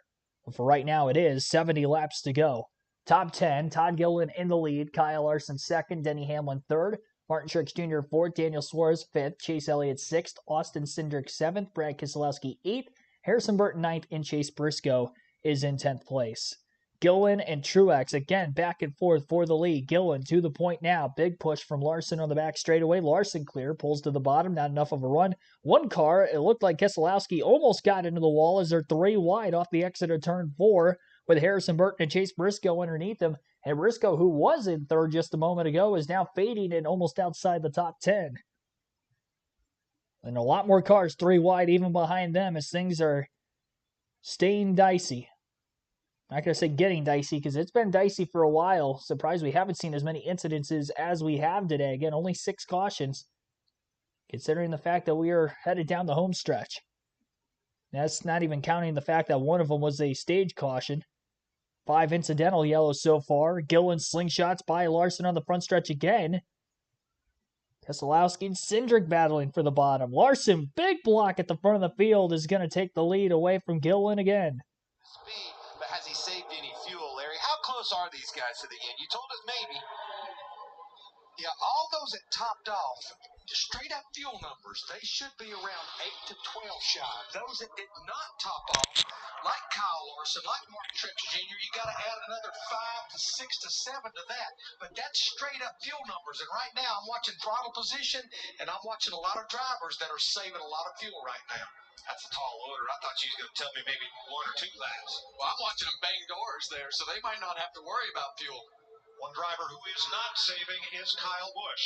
He got the free pass on that caution, and he is moving through the field. Busch is up to 12th place.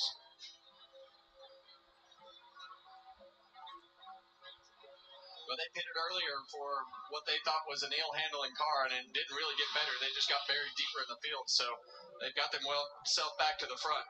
Jamie, what do you have on the 11? Yeah, what a day for Denny Hamlin. Remember, he spun all by himself on lap 53, came back from that at the end of stage 2. He was involved in that incident with Joey Logano. The car is so good, though, coming into this race. Chris Gabehart told me they learned some things balance-wise with this brand-new race car at Daytona. They brought it here and implemented it. Don't count out the 11 yet, Regan. The guys just mentioned Kyle Busch, and he's working his way back through the field. Keep an eye on him. When he gets a little bit further up, he will go into fuel-saving mode at some point there. Crew Chief Randall Burnett told him, get me as many spots as you can, get with the main pack, and then we will start trying to save from that point on.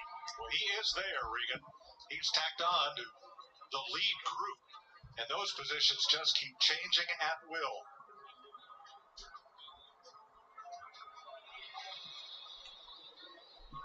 Traffic jam in front of him. 2, 3 wide here, getting in to 1. Riding along with Corey LaJoy. 3 wide in front of you, Kevin, off the 2, tight quarters. Not exactly what you want to see. Well, and I just can't overemphasize enough how hard these cars are to drive when they're behind each other, and you're looking for a lane to put the nose of that race car in that might just get a little puff of air if you're not the leader of the race. So it is all about timing. You want to get these pushes down the straightaway to try to get your lane going, but when you get to the entry of that corner, you see those cars spread out a little bit. They got to lift off the throttle to help get that nose to turn. And look at Chase Elliott and Austin Cindric on the pylon. That 21, that's how long it's been since they've been on pit road. They were the cars that topped off that are highest in the order. Elliott, Cindric, LaJoy, Blaney. This door-to-door action between Larson and Truex on this front is awesome. Truex has tried to clear him. Kyle knows that that's what he's wanting to do. He is not lifting, getting into the corner, keeping that car on his door, not letting him up. Gonna see it clear up here. There he goes. One lift is all it took. Starting to see Gillen falling off a little bit. Maybe some handling woes. Oh, big spinner down to the apron. Up toward traffic. It is Chase Elliott. Did a good job keeping that car down. Caution. Throttle caution is out. You're rolling if you can. Didn't overcorrect that car. That could have been bad for a lot of race teams. He was in 8th place, and he may have been tagged. There may have been contact from Ross Chastain. Well, now you see the left front really been up on Chase Elliott's car. And it just felt like that was going to happen, Clint. They were definitely not in fuel mileage mode. They were in, how do we get to the front and stay there? They were pushing and shoving and doing everything they could do for track position to get forward. 2 and 3 wide everywhere, heading straight into the sun. Have a look here. You see Chastain Chase Elliott 3 wide. Chastain gets to his bumper, getting into the corner, got into him. Turns him around. Yeah, and that's right in that vulnerable spot of the bumps and where you're trying to let off the throttle. So hard to tell exactly what happened there. Obviously, the one car is in the back of him, but did Chase lift? Well, for one thing, Chastain and Bubba Wallace are racing for the free pass position. Yeah, and you see the one car really hard into the back of the back of the in the bad spot. I think you nailed it. He was 3 wide getting in, needed to lift a little bit to save his car. Chastain ran him over.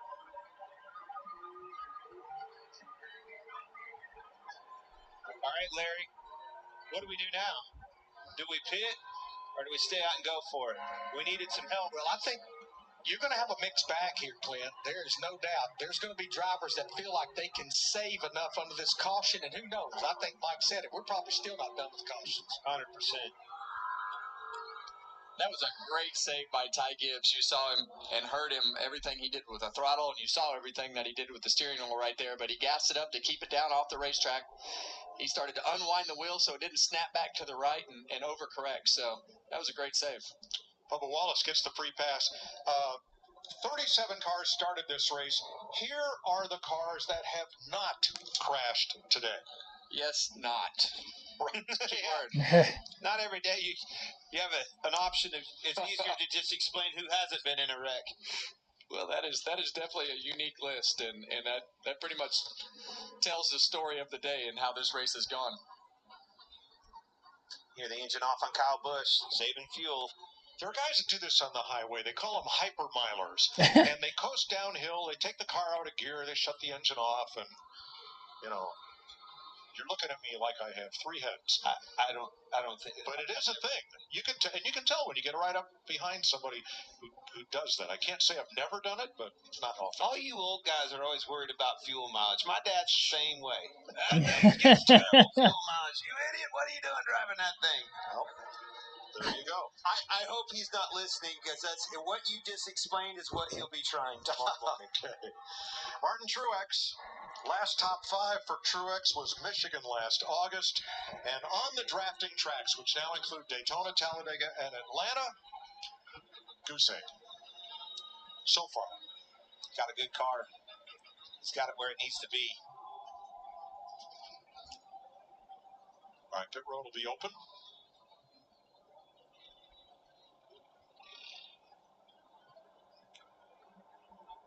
And it looks like everybody who did not stop at lap 177 is in now. Yep. Window is open.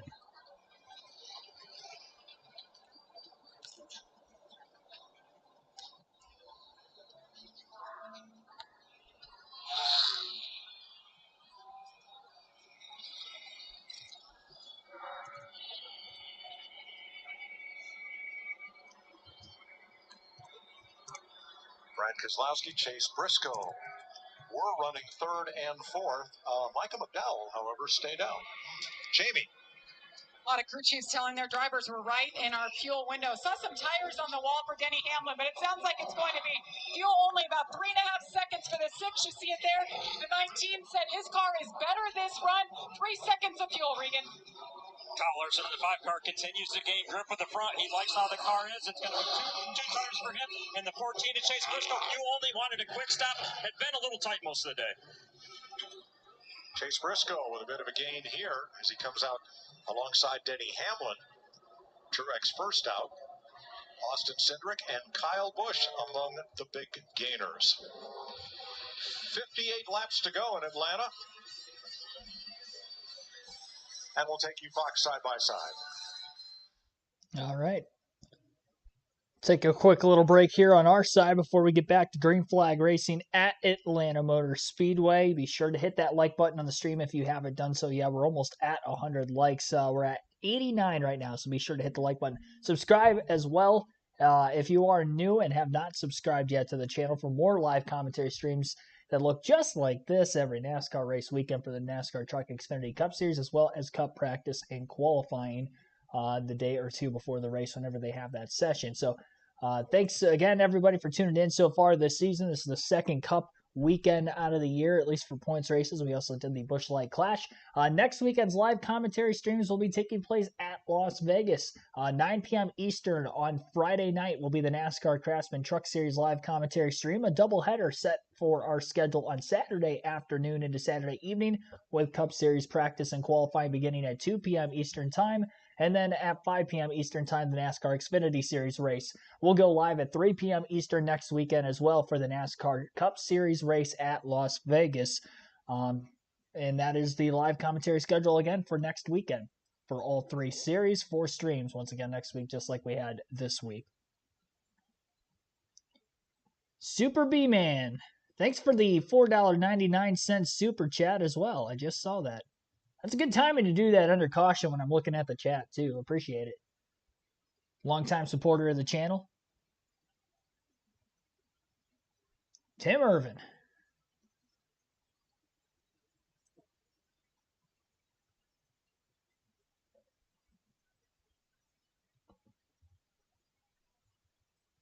Hope the predictions are right for Blaney. I hope so, too. Hindsight is 2020. But I was a little nervous there with Logano kind of set control there of things for a little bit in stage 2. I'm like, man, I picked him to win. Not the case anymore. He's out. Blaney obviously still in it, and so is his teammate Austin Cindric.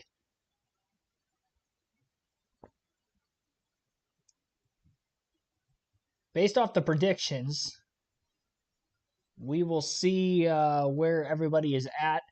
Must-have picks. William Byron just took the wave around to get back in the lead lap, has scored 27th. He was one of the must-haves. Joey Logano, obviously one of the must-haves as well, out of the race. 32nd place is where he is at. And I think there's a chance Christopher Bell can make up enough laps to pass him in the running order. Same for Tyler Reddick. So Logano could still lose a couple more spots, but he's 32nd right now. Again, William Byron 27th. He is on the lead lap after taking the wave around. Even with the damage to his car, though, I don't see him really contending for much, because he's got significant damage. Kyle Busch got the free pass not that long ago. He's actually at 8th place as of right now, so one of the must-haves. Don't count him out of it, and he was a lap down because of a speeding penalty, so no real damage on that race car. Ryan Blaney, another one of the must-haves, also having a solid day. He's in 14th right now after the pit stops, but I expect him to get back into the top 10. He's led some laps and has had a fast car. Sleeper picks, Corey LaJoie, as of right now, is in 12th. Borderline top 10. We'll see if he gets there. Austin Cindric is in the top 10. In fact, top 5. He is in 5th. Michael McDowell is now back on the lead lap. After that incident, I thought he would have gotten taken out of it. Guess what? He's leading. We'll see how he does with how much damage he has trying to lead a line, but McDowell is in the lead. Would not have expected him to come back, at least at that point, at any point in time, but obviously is the case right now. Then Kyle Larson and Martin Truex Jr., both on the don't have list, both having solid days, with Truex currently in 2nd. Larson's had a very fast car as well and is in 7th. Both have led laps throughout the course of the green flag racing that we saw mostly in stage 2, but obviously still contending in stage 3 again as well. So here we go. 55 laps to go at the Atlanta Motor Speedway in the Ambetter Health 400. Green flag is back in the air. And again, it's Michael McDowell choosing the inside lane, getting pushed from Hamlin. 2 cars with significant damage on the bottom groove, trying to lead that line. We'll see if it works out for him. Truex and Briscoe, who don't have really any scratches on their car other than from the bump drafting today, are leading the charge on the outside. And right now, Truex has the nose out ahead, heading into turn 3. McDowell carrying a lot of speed on the shortest way around the racetrack, but Truex is going to get the run off the high side. No aggressive side draft, at least off the exit of the corner. Both lanes still pretty tight. Hamlin pushing the heck out of Michael McDowell's car as they head for turn 1, trying to get him out to the lead. McDowell close to clearing up, but not quite. Truex side drafts the right rear corner panel of the 34. One car bouncing off the wall on the back straightaway as others work their way around him. It's Austin Dillon. Dillon gets into the wall. Very slow, trying to get his momentum back up. He was in 16th. Now no longer the case, obviously, and he could be in danger of going a lap down and more than likely will if he ends up having to come to pit road. McDowell finally clear more than 2 laps after the restart. And Michael McDowell spinning, coming to pit road. Not just a spin, but nosing the inside wall with William Byron, is now back in front and leading this race after starting on the pole, winning stage 1 and leading laps obviously early. Thought a Ford to go to victory lane, but considering what has happened to both him and other Fords during the race, I didn't think that he would be one of them still contending for the win to this point. Pre-race, I thought there was a chance, considering I had him as a sleeper, but after those green flag pit stops went awry, I did not see him back in this position again, and having as strong of a car as he is right now, still leading the pack. I would imagine it's probably not going to be as strong as some other cars that could lead this pack, but McDowell's still showing speed. Impressive. Hamlin nearly made contact with Briscoe, and that was because the 2 car pushed him in an awkward spot on the front stretch. Hamlin did a great job hanging on to it. Cindric makes the 3 wide pass to get by both of them for third, and meanwhile in front of him it's side by side for the lead again. Truex to the outside of the 34. Briscoe with a run, 3 wide for the lead as they work their way off turn 4. This is going to be a heck of a move if Briscoe can pull this off. Everybody's nearly 3 wide. Cindric to the inside, 4 wide on the front stretch, headed to turn 1. Austin Cindric to the lead. What a move! Oh my goodness, 4 wide for the lead. Still 4 wide from about 3rd place on back. Cindric, move of the race right there. Contact into the 3rd turn between Truex and Larson as they still are 4 wide trying to get situated. Truex was leading a lap ago and now has fallen outside the top 10. Or sorry, that is not Truex. Oh, yeah, it is Truex. They panned on him there for a second. I thought he was towards the front still. Truex does go backwards. He's outside the top 10. Standing ovation to Austin Cindric there. That was a gutsy move, and it paid off because he came out with the lead. That move of the race, that's a move of the century right there. I don't think I've ever seen that before where somebody dives to the inside and makes a 4 wide pass for the lead. That's a video game move that he just made. Oh my goodness. Larson fell back a little bit, not as far. He was in the middle there, 3 wide. Keselowski closed the door, had to lift, slides back into the outside groove near the wall. Larson is currently 8th. Justin Haley back in the top 10 underneath him. Kyle Busch going for the lead to the outside of the 2. One of the favorites to win the race in my book, Kyle Busch, has found his way back to the front. Car more than likely handling better now than it did earlier, because he has worked his way out of traffic where he had been for most of the day post stage 1. Was a lap down, came from a lap down, now towards the lead. And the pit road penalty, which bid him out of a chance to get stage points in stage 2, has not taken him out of a shot to win, as he is in contention right now. Cindric is going to clear Busch off turn 4. Kyle, not enough momentum to try the slingshot move there. He'll maybe try again into turn 1 as Cindric blocks.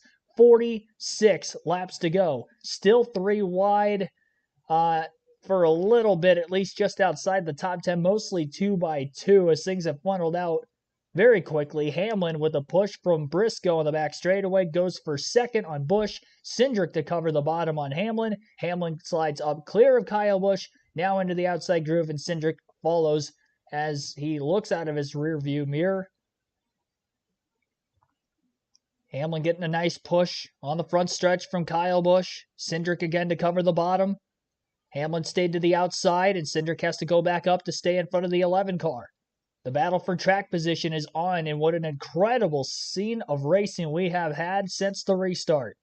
Hamlin to the outside of the 2. Cindric went to cover the bottom. Denny stayed high for the second consecutive corner.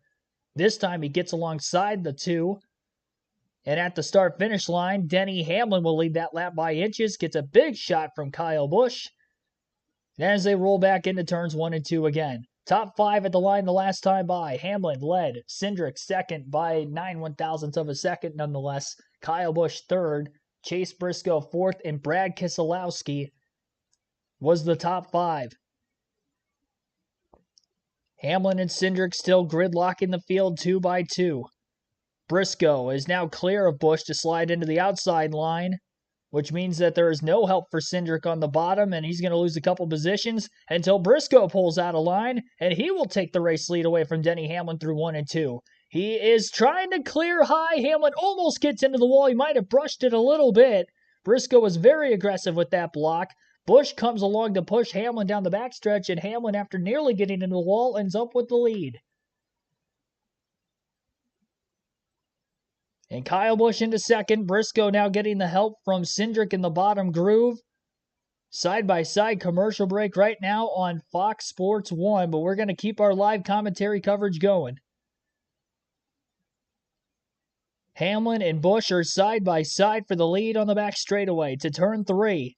3 wide behind them around Cindric and Briscoe. Briscoe gets cleared by the 2. He's still 3 wide middle. Now he's got Gillen underneath him. Car in the wall. Keselowski. Larson runs into him. And it looks like Daniel Hemrick is in it as well. If he didn't check up early enough, the caution flag is out for the 7th time today with 41 laps to go. Major damage to the right front of Larson's race car. Keselowski noses hard into the wall as well. And it doesn't look like Larson's damage is going to be fixable as he's got a lot of smoke. 42 car, John Hunter Nemechek went for a spin on the front stretch after the fact as well.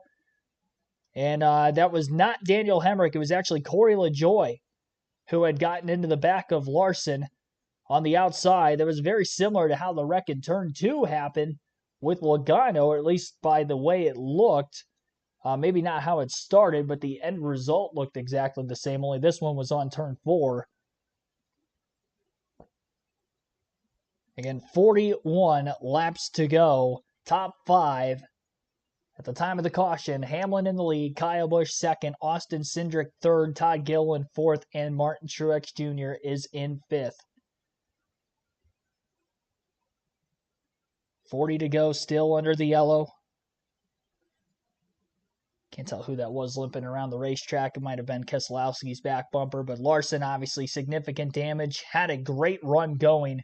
And his bad luck continues on super speedways of having good runs with the next-gen car, but just unable to get to the finish. Larson only has 1 finish in the 4 races at Atlanta since becoming a drafting-style racetrack of better than 30th. And that is in jeopardy today, considering how many cars are still in this race. If Larson is unable to continue, Eric Jones in 30th is 4 laps down, still in the race. So if Larson has to pull to the garage, he will have 4 finishes of 30th or worse in 5 starts at Atlanta since the repave.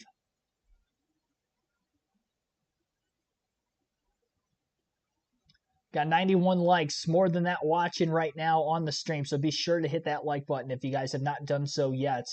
Our goal initially was to get to 150. It's going to be tough to get there now, but still try to get as many as we can here before the end.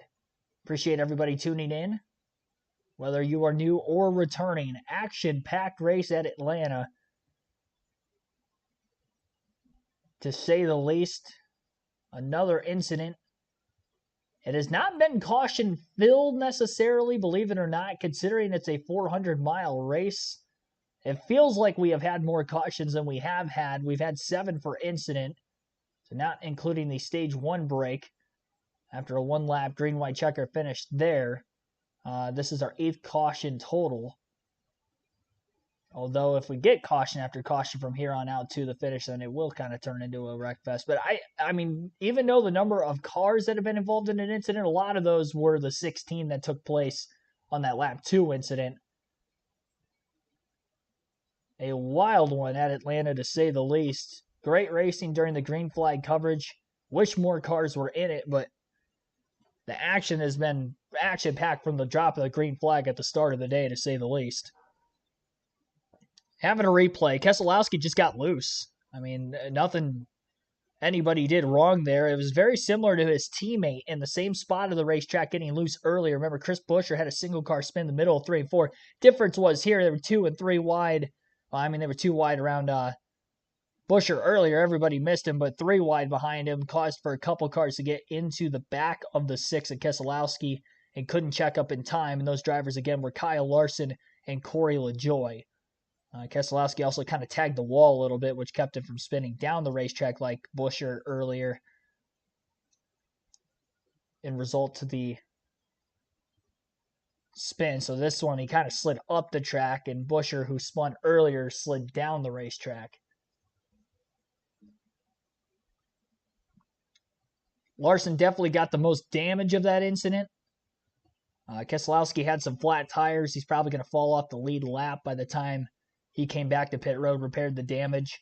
I would like to think Corey LaJoie is going to be able to stay on the lead lap.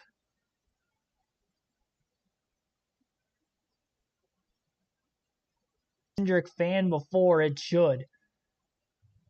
What a move to go 4 wide to the lead as cleanly as he did, too. I didn't think it was going to work. I thought they were going to pile up going into the first turn. That was a last lap move with about 50 to go, but it worked. And somehow they were still 4 wide for almost a full lap after that, and they still ended up not wrecking. And unfortunately, Keselowski just he got loose here. It looked like he got aero tight and then overcorrected it and then got loose, but definitely an ill-handling car at the time of the incident here. So you can't really put anybody at fault. I mean, obviously, Keselowski losing control of his car, you can put the fault on him, if anybody, but it wasn't any sort of like contact that caused the incident, just an uncontrollable race car. High-rated speeds on a very treacherously handling racetrack, and a car that is more difficult to drive than what we saw with the Gen 6, and a combination of those few things and caused this incident. Denny Hamlin leads the race under the yellow. Kyle Busch has scored 2nd. Austin Cindric 3rd. Chase Briscoe 4th. Todd Gilliland 5th. Martin Truex Jr. 6th. Harrison Burton 7th. Ryan Blaney 8th. Justin Haley 9th. And Ty Gibbs is rounding out the top 10 as we run. After that wave around earlier, there are 25 cars on the lead lap. Chris Buescher, who was involved in that earlier incident at the end of stage 2, he is back on the lead lap. He had taken the wave around along with Byron, who had the spin coming to pit road towards the end of stage 2 during green flag pit stops. And Austin Dillon, by the way, who got into the wall in the early laps after that restart, had lost the lead draft but never fell a lap down, gets the caution needed to catch back up with the pack. And could come to pit road and change tires if he needs as well, but there was no major tire rub there, obviously, as he was able to continue on. So Dillon is still on the lead lap also. Josh Berry, who had a pit road speeding penalty during the green flag pit stops, got back in the lead lap with the wave around. He was trapped a lap down for a while. Chastain took the wave around. Also had a pit road penalty during the green flag stops. So there were a lot of guys that had problems during green flag stops, more than just the 2 that spun of Byron and McDowell. There were quite a few penalties handed out there for speeding or some sort of a pit road penalty that caused them to go a lap down under green, and they were all finally able to get back in the lead lap. So that's why we had about 21 to 23 cars on the lead lap for a while. But then with that caution at the edge of the pit window, they took the wave around. Now, they were not going to be able to make it on field at the end of the race by taking the wave around, but getting this caution right now, they could top off. They'll be able to make it. That's the caution they needed before the finish.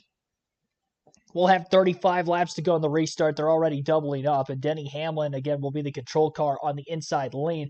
It's the first race this weekend where we've actually seen more cars not only take the lead from the bottom lane, but also just electing to restart in the bottom, as we haven't even had a bottom lane of actual drafting pretty much in the truck and Xfinity race compared to this Cup race. And I think both the package itself, but as well as just the talent level in the Cup Series, drivers able to race as aggressively as they have today and not necessarily wreck every single lap like you would in other series, allows for them to be more aggressive from start to finish.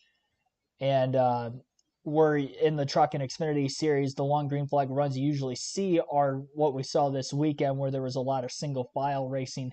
Nobody really feeling confident that they could keep control of their race cars to try to make the moves necessary to get themselves to the front and battle for the win. But great action so far. I'd have to put this race so far ahead of the Daytona 500. I don't know.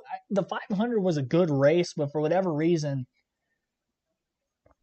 it just did, like, something was missing. I don't know if it was because it was on a Monday. Like, the hype was there for me all day still leading up to it. But today's race, and really this racetrack as a whole, between the race we saw here in the summer last year and now, Atlanta is definitely one of the top racetracks to want to get a ticket to go see. Got a little crank it up for you guys as they're going green.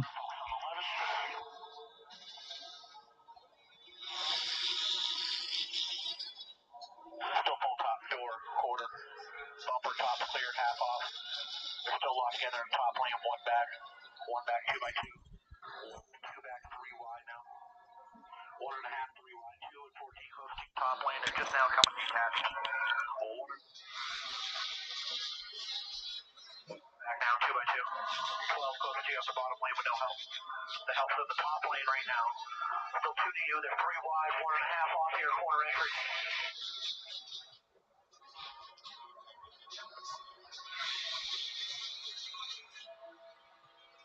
Still there with the 12 by 1 to the 2 now. You're back to even, both by half to your help. They're tight outside now, no like quarter to the 38. Still even 12. Even by half to the 2. Still out there tight. 12 close to 2, but he's got no help. 1 back, 2 by 2. 12's gonna push on the 2 now, corner entry, still by 1. Still by 1. Ribbon grab. Still inside. Still inside. Still inside. 1 out front. Still inside. Still 1. Within 1.5 of him. He's there wide open hole now.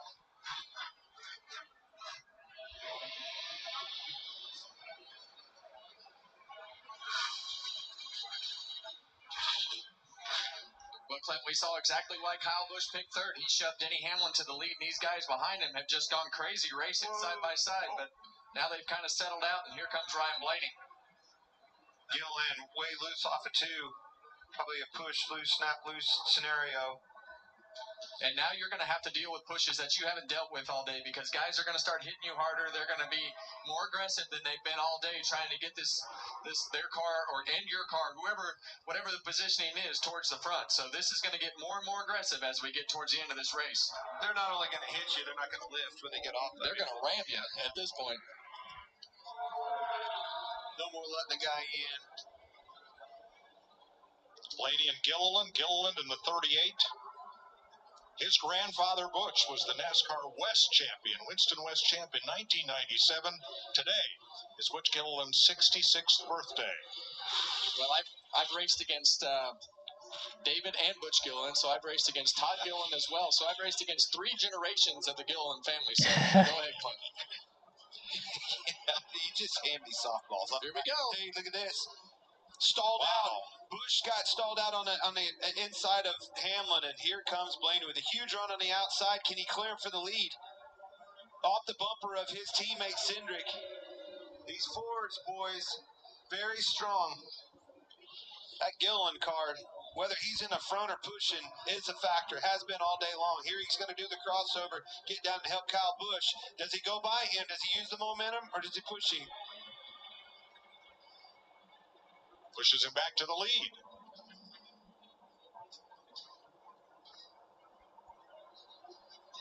Blaney steaming around the outside. Well, we talked a lot before the race, and 3 wide with Chase Briscoe on the bottom. He has a tough time holding it down, too. You see him shoot up the racetrack. That was a heads-up move by Todd Gilliland. You had me messed up at David, but he gave him room, lifted, and look at the distance. Whoa! Lost on Cindric just had his nose chopped off by the 14 of Briscoe, who stopped that run right in his tracks.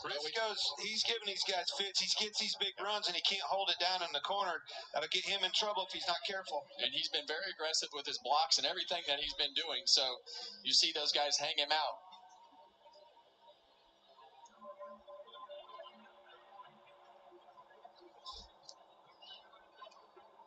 We see Ryan Blaney on the outside. We see Austin Cindric behind him, his teammate. We heard Austin Cindric tell his crew that he is dangerous because of the fact that he can push and he has a fast enough car to go by you. So he feels like he can be on offense at all times in the 2 car.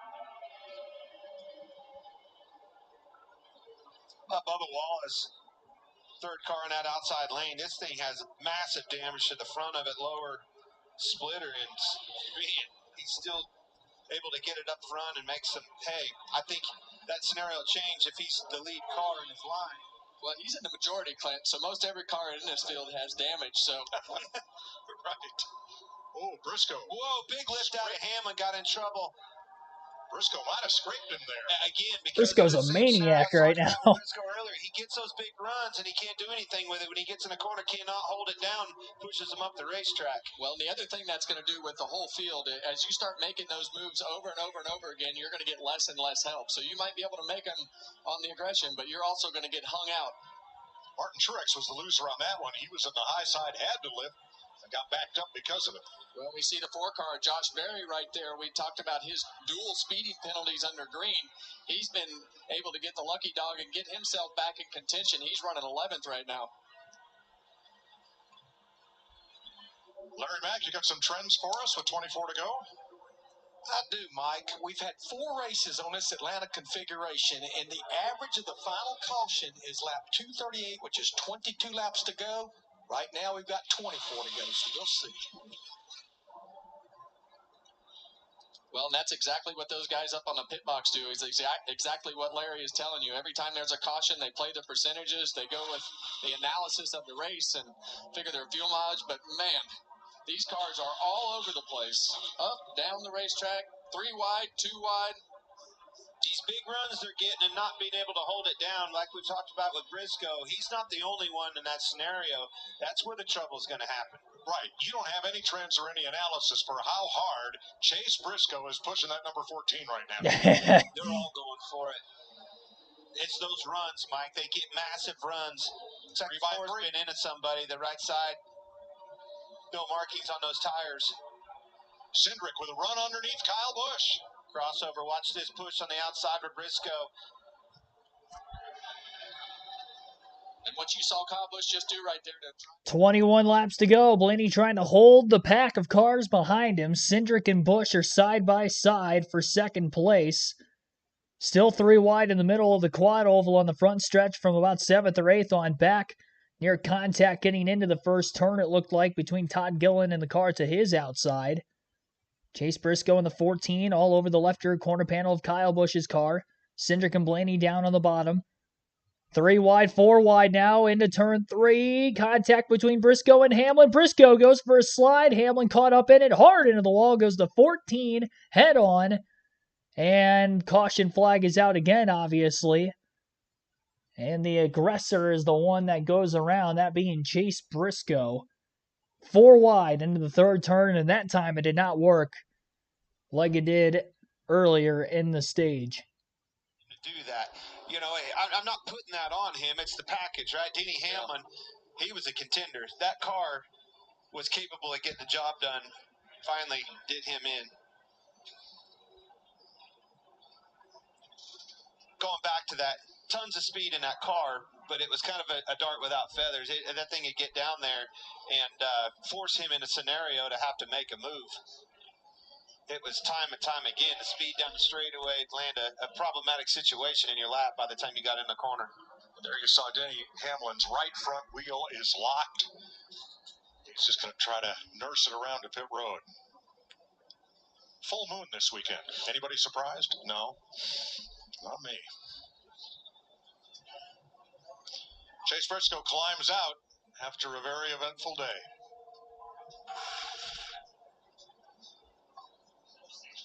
Well, you see Chase Briscoe right here.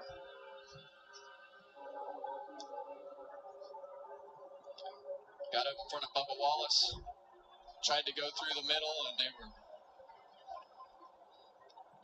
too wide below him, and he just lost it. Shot the gap one too many times. Yeah, and you want to be aggressive, and you want to keep doing everything that you need to do to go forward, but at that particular point, he just got a little tap from the 11 underneath him there because they were 4 wide. There was just nowhere to go, and wound up getting spun out. Can't say he wasn't going for it. 9th caution flag of the day.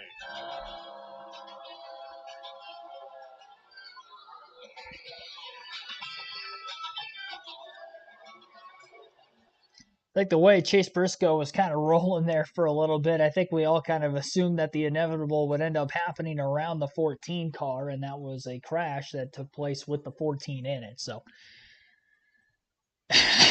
some people in the chat are upset with Briscoe, and I'd say there's a right to that. I mean, he was all over the place there. The one thing making bonsai moves, but he had made contact with several cars well before this incident ended up taking place.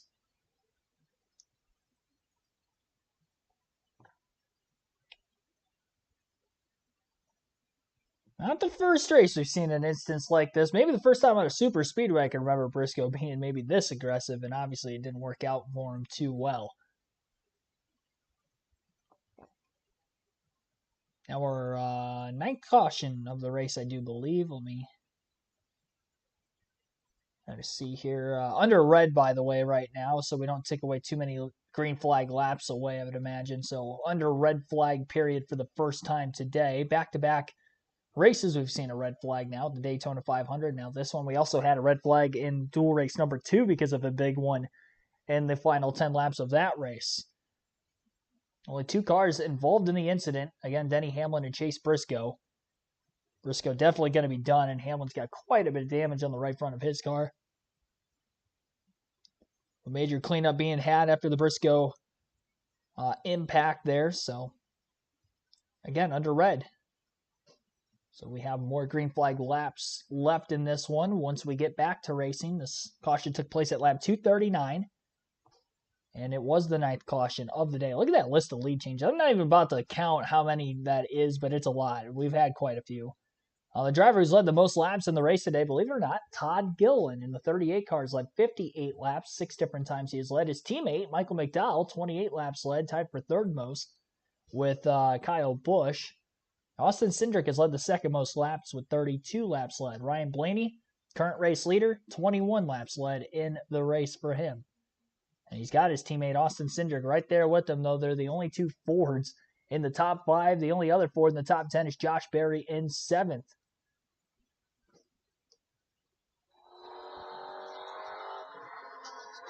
Other than Briscoe, looked like Denny Hamlin got the worst of it here.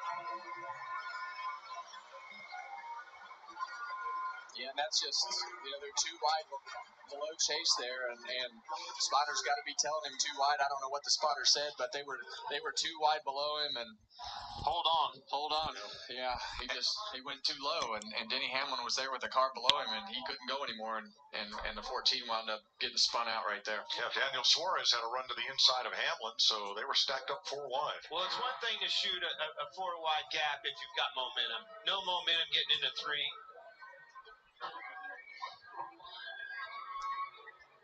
Yeah, and you see him let go of the steering wheel with this ragged pinion steering on the front of these cars. It just whips the wheel back and forth. So a lot of guys choose to just let go of the wheel and not get their wrist hurt.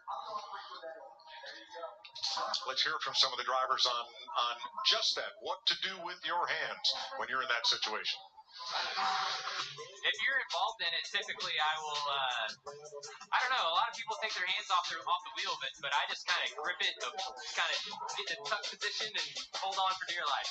You don't want to get your hand caught in the wheel. That's a done deal for a while. If you break your wrist, break your hands. If I'm in impact, I'm letting go of the wheel. Try to do yourself a service by getting your hands out of the wheel because that thing is going to move and it does not care what's in the way.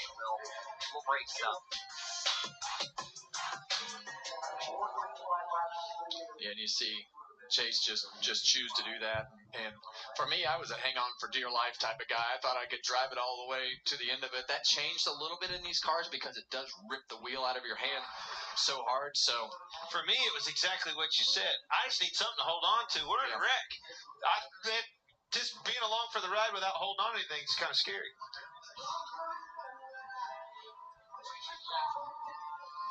How about we dial up Kyle Busch and see what he's thinking sitting here in fourth place under the red flag? How about you, Kyle Busch? Boy and the boys, you got a minute? Well, yeah, actually. Well, good. Holding pretty wheel out there, cowboy. So far, so good. Yeah, it's been a little up and down. We've had a fast car, that's for sure. So all the guys at RCR and ECR should be proud of what we got going right here with our stuff. Made a mistake on pit road there instead, got us behind, but we recovered nicely. So all in all, Cheddar's Camaro looks best out front, but the rest of these guys have a problem letting me lead laps. So we'll see if we can lead the last one. Well, talk to me about that a little bit. We've seen a lot of carnage. We've seen a lot of runs. We've seen moves go wrong, blocks, all of the above. What lane do you like to be in, and moreover, what company are you trying to get with? Well, I'm running out of friends. I didn't have any to begin with, but the ones that I kind of had are diminishing. So I don't know. You know, I feel like I just got to maintain or choose my best situation, not necessarily who by any means. So, you know, just trying to play that chess match the best I can and make the right moves and plan and predict. It's so hard with the anomaly of everything happening, and the race changes each time these characters crash and knock some of the players out. Well, you've already brought home one trophy this weekend. Let's do it again today. Good luck out there the rest of the way. You're doing a great job. Yeah, man, thanks. I've had my fair share of brooms. I'm sure the Atlanta Motor Speedway's got another one somewhere. That's the Kyle Busch I'm looking for.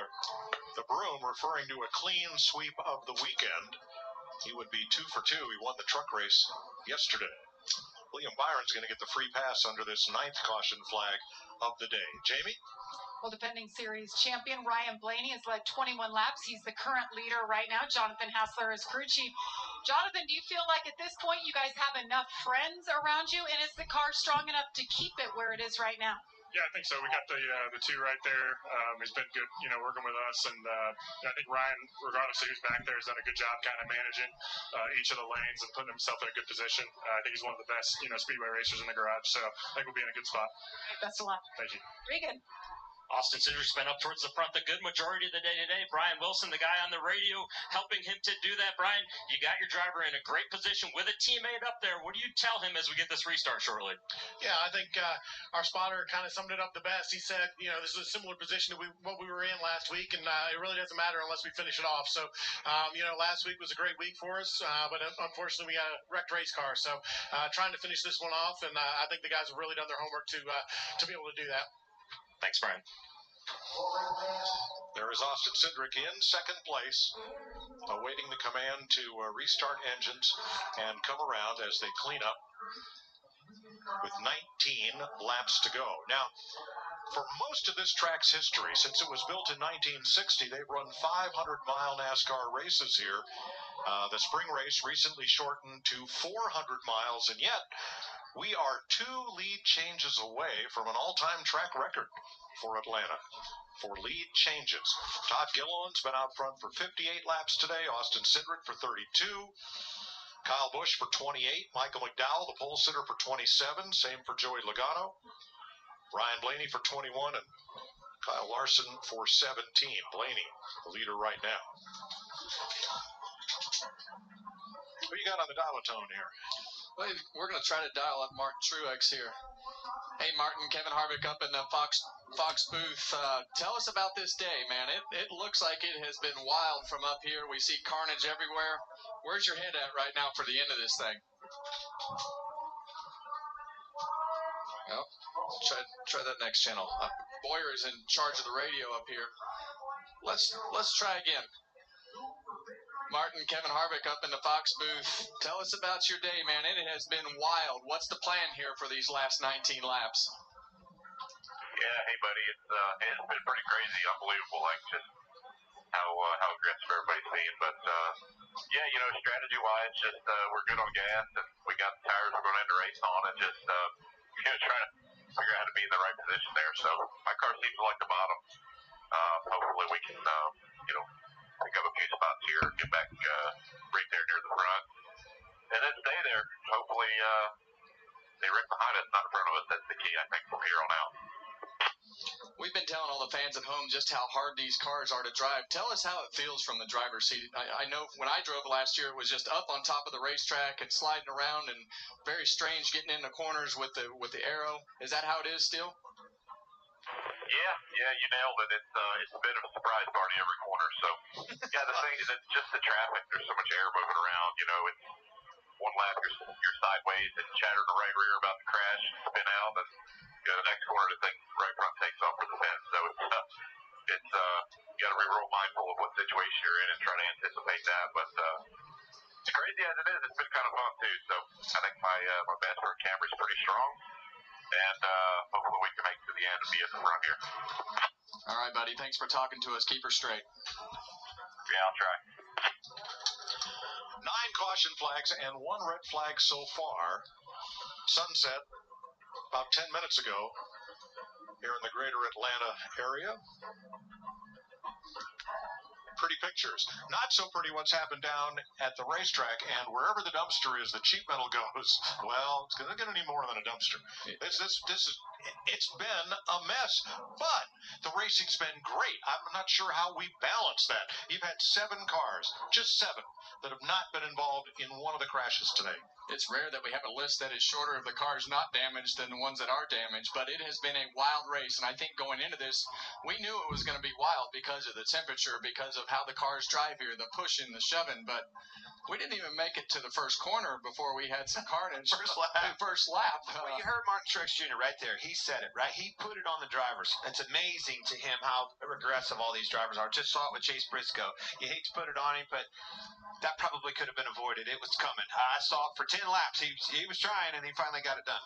But does a driver say, well, hey, that worked okay the last time I tried it. Hey, 4 wide, we can go around 4 wide here. I'll try it again, and I'll try it again, and try it again, until you can't. Well, sometimes that momentum and a fast car just puts you in the kind of take the bait type of mode to be able to shoot this hole and shoot that hole, but it has definitely become a survival race, and I think as we get to the end of this race, we still do have a couple of fast cars up in the front for sure, and I think as we go later and later, the pushes, like we talked earlier, they're going to get harder and harder.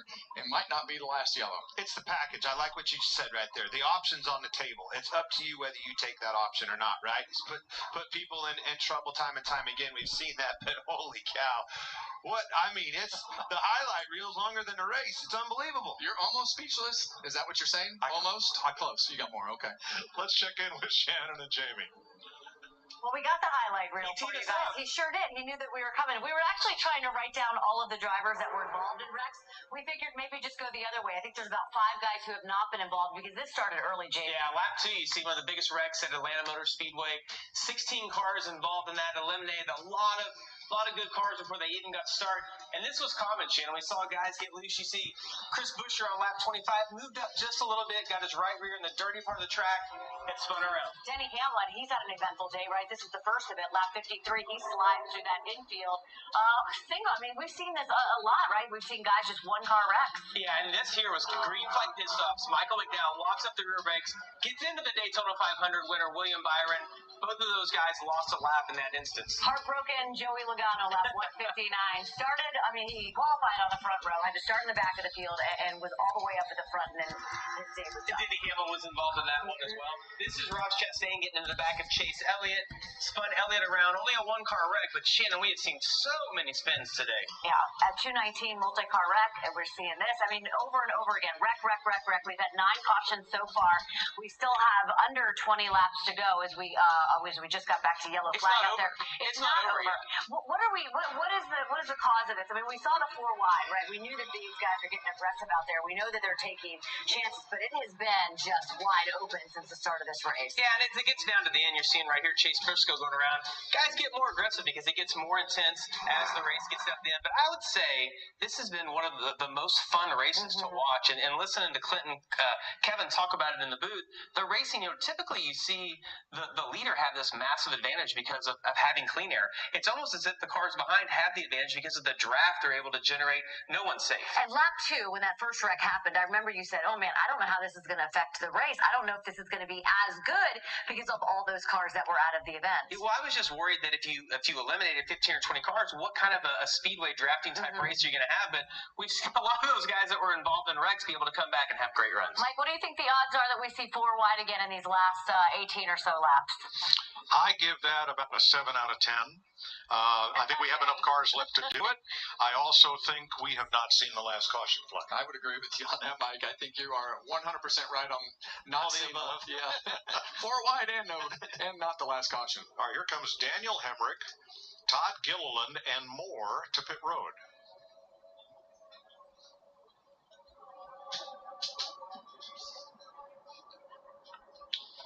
We see Todd Gilliland with some damage to the right side of his car. Daniel Hemrick there changing right side tires, damage to the right side of his car as well. But as we get towards the end of this race here, I think you're going to see everything that we have seen, but probably a little bit of what we saw last week with Ross Chastain, as he did just an absolutely wonderful job of blocking. It's just become part of racing. But as you see Joey Logano here, he's got Ross Chastain shoved out, and he thinks that Brad Keselowski is going to help push him by. But Brad has other intentions, and that is to win the Daytona 500. But you see the one car in the front there of Ross Chastain working those lines, trying to put himself in the best position possible to keep those lines behind him. And as one run comes from the bottom, he blocks it. And right here at the end, here we'll see Ross, and you can just watch the intensity in his hands as he's trying to block these lanes. He's got Brad Keselowski behind him, Brad up the racetrack, and you see him jerk the wheel, trying to block the run, and now he's going to follow him down the racetrack as Brad starts to go underneath him, locked on the back bumper. And honestly, guys, if he doesn't wreck right here, Brad is underneath the one, but Ross Chastain has just done a great job. He did a great job last week of blocking, and blocking is going to be a part of this game. I don't know that you can do it exactly like you did in Daytona last week because of the speed of the runs, but blocking is still going to come into play pretty much everywhere we race now. That blocking on display right there was doing part for the two-way system. Brandon McReynolds in his ear talking him through those runs and which one to block. That communication is so important. That was spot on, and they did a good job. It was wild to watch that. Moving 3 lanes. See the teammates, 12 and the 2, Ryan Blaney and Austin Cindric pick the bottom. Will we see the... All right. 15 laps to go on this ensuing restart. Could be the final one of the day. Whatever happens here, we know it's going to be thrilling to the end. Ryan Blaney is your race leader. Austin Cindric is second. Daniel Suarez third. Kyle Busch fourth. Bubba Wallace fifth. Martin Truex Jr. in sixth. Josh Berry seventh. Ricky Stenhouse Jr. eighth. Ross Chastain ninth. Carson Hocevar is in 10th. That is your top 10 coming to, again, a restart with 15 laps to go. Be sure to hit the like button if you guys have not done so on the stream yet. We are 2 likes away from 100, so be sure to hit that like button if you haven't done so we can get well surpassed that. Subscribe if you're new to the channel for more NASCAR content like this. Live race commentary streams every NASCAR race weekend for the NASCAR Cup, Xfinity, and Truck Series races, as well as NASCAR Cup practice and qualifying on the race weekend as well. A little bit of debris, it looks like, on the front of the 38s grill. Hopefully you can get that off as we are about to get to racing. Ryan Blaney is your race leader, and him and his teammate Austin Cindric are on the inside lane for this ensuing restart. Couple Chevys on the outside of Daniel Suarez up in contention for really the first time today. Kyle Busch has been up there for probably the second half of Stage 3. It was up there all of Stage 1 also. Fans have stayed around. It has been a wild fight to the finish, and the wildness ensues as we are back to racing following the red flag period at Atlanta. Blaney Cindric getting the push, headed into turns 1 and 2. Blaney clear. We'll see if Cindric's going to be able to push clear. He's not yet. Still building speed as they work their way off turn 2 down the backstretch. Truex to push the 2 now. And Blaney's going to get a lot of help into turn 3. Going to have to let go to make the corner. Blaney's clear, moves to the outside, and now going to try to control both lanes at the same time. Back to the bottom off turn 4. A little more than a car length gap now in the front stretch. Big run's going to be coming. It's going to be tough for him to take care of both lanes, but he's going to do his best. 14 laps to go. Blaney covers the bottom in front of his teammate Cindric. I would imagine he's going to want his teammate at any point to try to pull clear of Daniel Suarez so they could both move to that preferred outside lane. But for right now, not the case. Blaney's been clear, but he can't get the 2-car clear also. Suarez gets the help from Kyle Busch. Bubba Wallace in the mix. He's right behind the 8-car. And he gave Busch the big push before Busch got to the back bumper of the 99. Blaney covers the bottom lane of the racetrack. Lap car staying low to the inside and out of the way. That's Denny Hamlin trying to log in laps. Suarez to the outside of Blaney into 3. Finally got the help needed from Kyle Busch. Enough of it at least to pull alongside Ryan Blaney, and it's a drag race on the front stretch. 12 to go. Suarez by inches leads that lap at the line. 18 one-thousandths of a second was the difference. Cindric out of the gas, up the track, 3 wide, now in the middle. Truex takes care of that position. Wallace almost into the wall, contact behind, big contact between Hocevar and Berry. Berry goes around for a spin. Chase Elliott is spinning at the end of the backstretch, headed into turn 3 as well. He's going to get it locked down as narrowly gets missed by John Hunter Nemechek. And this is now our 10th caution of the race today. Not much damage on Elliott's car that he would have already have had. Very fortunate Nemechek missed him right at the end of his spin. Looks like quite a bit of damage on Berry's car, and that might have been caused by Cindric being in the middle 3 wide. Pandemonium kind of happened around him. It's hard on the bottom two. You see him lift. Cindric got tight, got up into Busch. He had to move, and here comes Truex on the bottom filling the void. And when we talk about tight, for those of you at home that don't know, we see the 23 car and the 4 have a little contact, and the 4. Basically, the aftermath of all of that transpired getting into 1. Finally wrecked down the backstretch. When we talk about tight, that means the front tires won't turn. So Austin Cindric went into that corner, and the front of his car just would not steer, and he gets stuck in the middle, and you see the 23 car get a little bit loose, and then Josh Berry check up just a little bit and got loose behind him and spun out. I'm glad we saw that angle right there. That movement of air is what made Berry loose. As soon as he got loose in front of him, it took the air off of his car. That wake in front of him dumped all the air off of his, and boy, around it went. Yeah, and a lot of times in that situation, Clint, when you've got the wheel in it like that and you just check up, that car will sometimes just unload and spin out. It's hard to tell if the 4 car had to check up right there when the 23 got a little bit sideways there, but that just lifted Carson Hocevar. Yeah, it was amazing. As soon as Wallace's car got loose, that thing followed suit right behind him.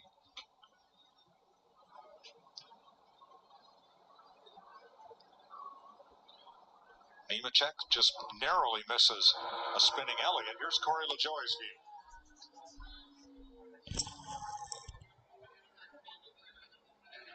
Which way is he going? Wow. You see him downshift, grab that gear quick. Another 10 laps to go, still under caution for this incident on the back straightaway off the exit of turn 2. Amazing camera shot of Carson Hocevar catching a little bit of air running up over the left front fender of the 4 car of Berry, who had turned down the track after getting loose off turn 2. Berry still trying to work his car to pit road. It looks like the toe link might be broken on the left rear of his race car, unfortunately. So Berry's day is probably going to come to an end. As for Daniel Suarez, he leads the race at the time of caution. We'll go through the full field running order here quickly with 9 to go. Suarez leads. Ryan Blaney is second. Kyle Busch in third. Martin Truex Jr. fourth. Austin Cindric fifth. Bubba Wallace sixth. Ricky Stenhouse Jr. seventh. Ross Chastain eighth. Michael McDowell ninth. Kaz Grala 10th. Ty Gibbs in 11th. Ryan Preece 12th. Daniel Hemrick 13th. Harrison Burton 14th. Corey LaJoie 15th. Chris Buescher 16th. John Hunter Nemechek 17th. Justin Haley 18th. William Byron 19th. Austin Dillon is 20th. 21st for Chase Elliott. Carson Hocevar 22nd. Josh Berry 23rd for now, but may fall back further. Again, he has a damaged toe link on the left rear, it looks. Denny Hamlin in 24th. BJ McLeod 25th. Eric Jones 26th. Todd Gilliland 27th. Alex Bowman 28th. Joey Logano 29th. Chase Briscoe 30th. 31st for Tyler Reddick. Kyle Larson 32nd. Brad Keselowski 33rd. Christopher Bell 34th. Zane Smith 35th. Noah Gragson 36th. And Josh Williams 37th. It is worth noting that the Daytona 500 did not finish in overtime. It finished under the regulation 200 lap length. We are going to get a restart with more than just a couple laps to go. Whenever they get the backstretch cleared. I would imagine we're probably going to have about 4 or 5 laps to go, which that last dash to the checker in the 500 was 4 laps left. We'll see what this one brings. Couple Chevys at the front. Really, all 3 manufacturers have 2 cars in the top 6. Truex and Wallace, the 2 Toyotas in 4th and 6th. Cindric Blaney, 2nd and 5th, with Blaney in 2nd. And then Daniel Suarez leads the way. The other Chevy with him is Kyle Busch. I would imagine Blaney and Cindric are going to try their best to get lined up nose to tail here for another restart. It'll probably be on the outside lane this time. I would imagine Suarez will take the bottom, although he won the race on the outside this time around, so you never know. 8 laps to go right now. They have not gotten the 1 to go signal quite yet. And there is the difference. So it'll be Suarez with lane choice on the restart. And that's because of that Cindric move, him having to lift. Blaney lost his help with his teammate behind him, lost the battle for the lead. And we're going to have not more than 6 laps to race to settle this in Atlanta. What an eventful day. You better buckle up. You think it's been eventful? It's going to get wild. Yes. It's going to get wild. It's going to be Block City. Here comes the runs. This is going to be awesome. But whoever wins this thing has earned their keep this day. Denny Hamlin gets the free pass. That should move him to 1 lap down. What do you think, Clint? I think you want Kyle Busch behind you. I think you want him to be your pusher. I think he's the best pusher up there. Well, he certainly is. He's got a fast race car, and he's got good experience. He's already been in victory lane. You know, he knows how to get the job done on this style of racing that we have at Atlanta. I like his chances. I mean, Blaney picking the top? I don't know. Or do you break those Chevys up? Well, here's the 8 radio on which lane. Every time the bottom lane has got the lead going into 1 and 2, but they come detached at like the 3/4 mark, and then everybody for like the first 2 or 3 rows gets separated by like 1, and it kind of stalls out, and then they get all evened up by the time you get back to the start-finish line. That's just on the first lap. Well, that's a pretty good assessment. He should be a book writer. I'll add it to the list. All right. He's about as relaxed, even when we talk to him, as I think I've ever seen him. To be that relaxed in this scenario, pretty special. I saw that video, and I thought we were coming to the choose right there. I'm like, oh, man, there's going to be a penalty on Bubba, and then I realized. That's what I thought, but I noticed the light had not gone off on the safety car, so we were not at the choose. They added a lap, and we'll choose at 6 to go and race at 5 to go. You think that same principle applies, though? Is that what you think how they're going to choose, Kevin? You think they're going to I think... You think Blaine's going to take the outside? Well, I think he's going to have to go off of what Suarez does, but I think, I just think he'll probably take the outside unless he wants to break those Chevys up like you're saying. So, a lot of conversations. happening I between don't the think driver he follows and the Jeep and Suarez. spotter. So the first four are Chevy, Ford, Chevy, Toyota. So the only opportunity for any kind of help would be if the two Chevrolets are together. Well, Kyle told us that. Kyle Busch told us in the in-car, there is no more friends. I'm out of them. They're either out of the race or they're not up here with me. I think these guys, it's every man for himself. I think you go where they don't. Track position's king now. Inside 10 to go. I want the track position. Well, we know Truex wants the bottom. That's where he's been successful all day. All right, Suarez to the bottom. Kyle's going to go with him. That puts Truex up top.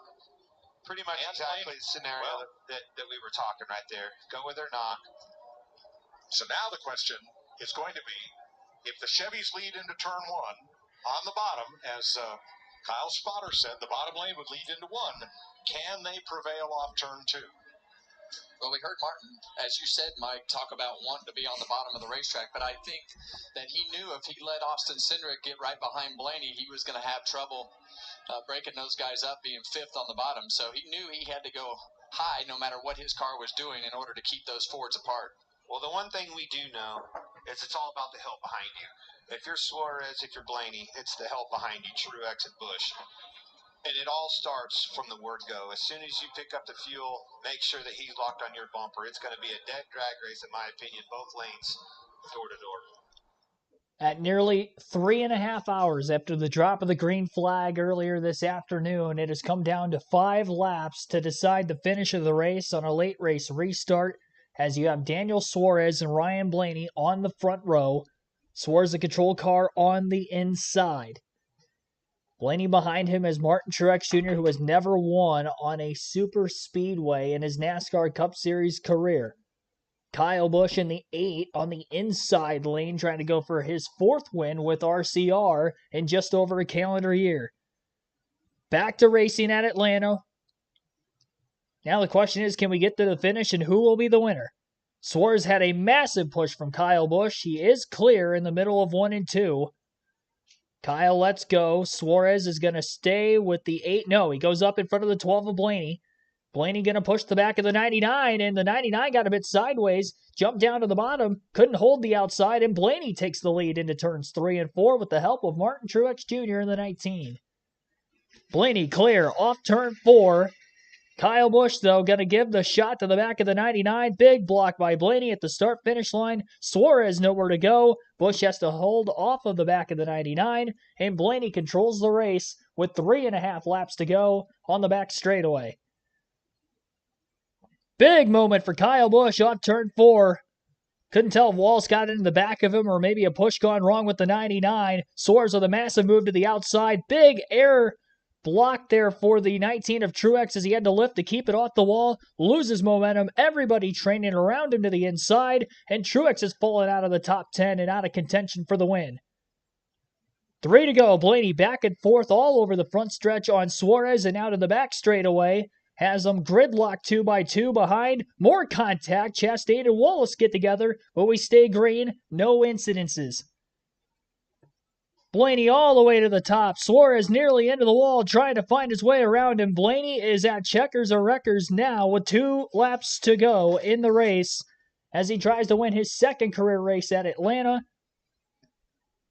He has won so many of these drafting track races. Some big blocks to hold the lead for now, but can he hold on for another lap and a half? Down the back straightaway, it's Cindric. Not quite pushing the back of the 99. Not enough to give him enough of a shot to get to Blaney at least. They're going to get to the white flag. This is going to be the final lap of the race. Blaney out in front. Side by side for second between Kyle Busch and Daniel Suarez. Suarez still on the top. Busch still on the bottom. We are still green. Off turn 2, Blaney still leads. Not enough momentum in the pack behind the 12. The 2 to the back of the 99. The 8 with a move to the middle. 3 wide. Kyle Busch up the middle. 3 wide for the lead now as they work their way off turn 4. It's the 12, the 8, and the 99. Drag race to the line, and it is, I think, Ryan Blaney. Suarez. Daniel Suarez wins by 3 1/1000ths of a second. Blaney second, and Busch third. I thought he had it. I thought Blaney had it. Suarez got it in a classic finish at Atlanta. Oh my goodness. What a close one. It was Suarez. Timing and scoring doesn't lie, but what a finish. 3 wide to the line. Busch, who finished third, was only 7/1000ths of a second behind Suarez, who won the race. And Daniel Suarez gets his first win on a drafting track and his first win since Sonoma in 2022. His first career win on an oval as well. Trackhouse Racing is headed to Victory Lane at Atlanta. And this is the 4th top 10 finish as well for Suarez in the 5 races at the new Atlanta. Oh my God. I'm a little heartbroken because I thought Blaney had it, but he did not. Daniel Suarez wins, and I believe he didn't lead a lap in this race. No, he did. Yeah, okay. I was going to say he led 9 laps throughout the course of the race. Most of them, though, were in the closing laps. It's a race between these 3 guys coming to the start-finish line, and it's just a drag race, and nobody's going anywhere, and it comes down to a dead heat between the 3 of them at the start-finish line. What? That's unbelievable. We'll believe it. That was awesome. And I love what you said there. As soon as Wallace slid up, it eliminated all the help from behind. At that moment, you knew it was a 3-car drag race to the finish. And Daniel Suarez, how about Jamigo? Huge win for him. That's going to be very popular. 7th win for Trackhouse Racing. Their last came at Phoenix in November in the season finale. And Chevrolet doubles up with wins at Daytona and Atlanta. There's a high five. What a finish. What a finish. What a race. Day. Yeah, and night. It's my new favorite track, boys. NASCAR has a high-speed imaging camera aimed right at the start-finish line, perpendicular to it. They review that footage, plus the footage from all Fox and NASCAR cameras that are fed. Yeah, he was there. I know he's frustrated, but holy cow, being a part of that 3-wide finish, team owner Justin Marks.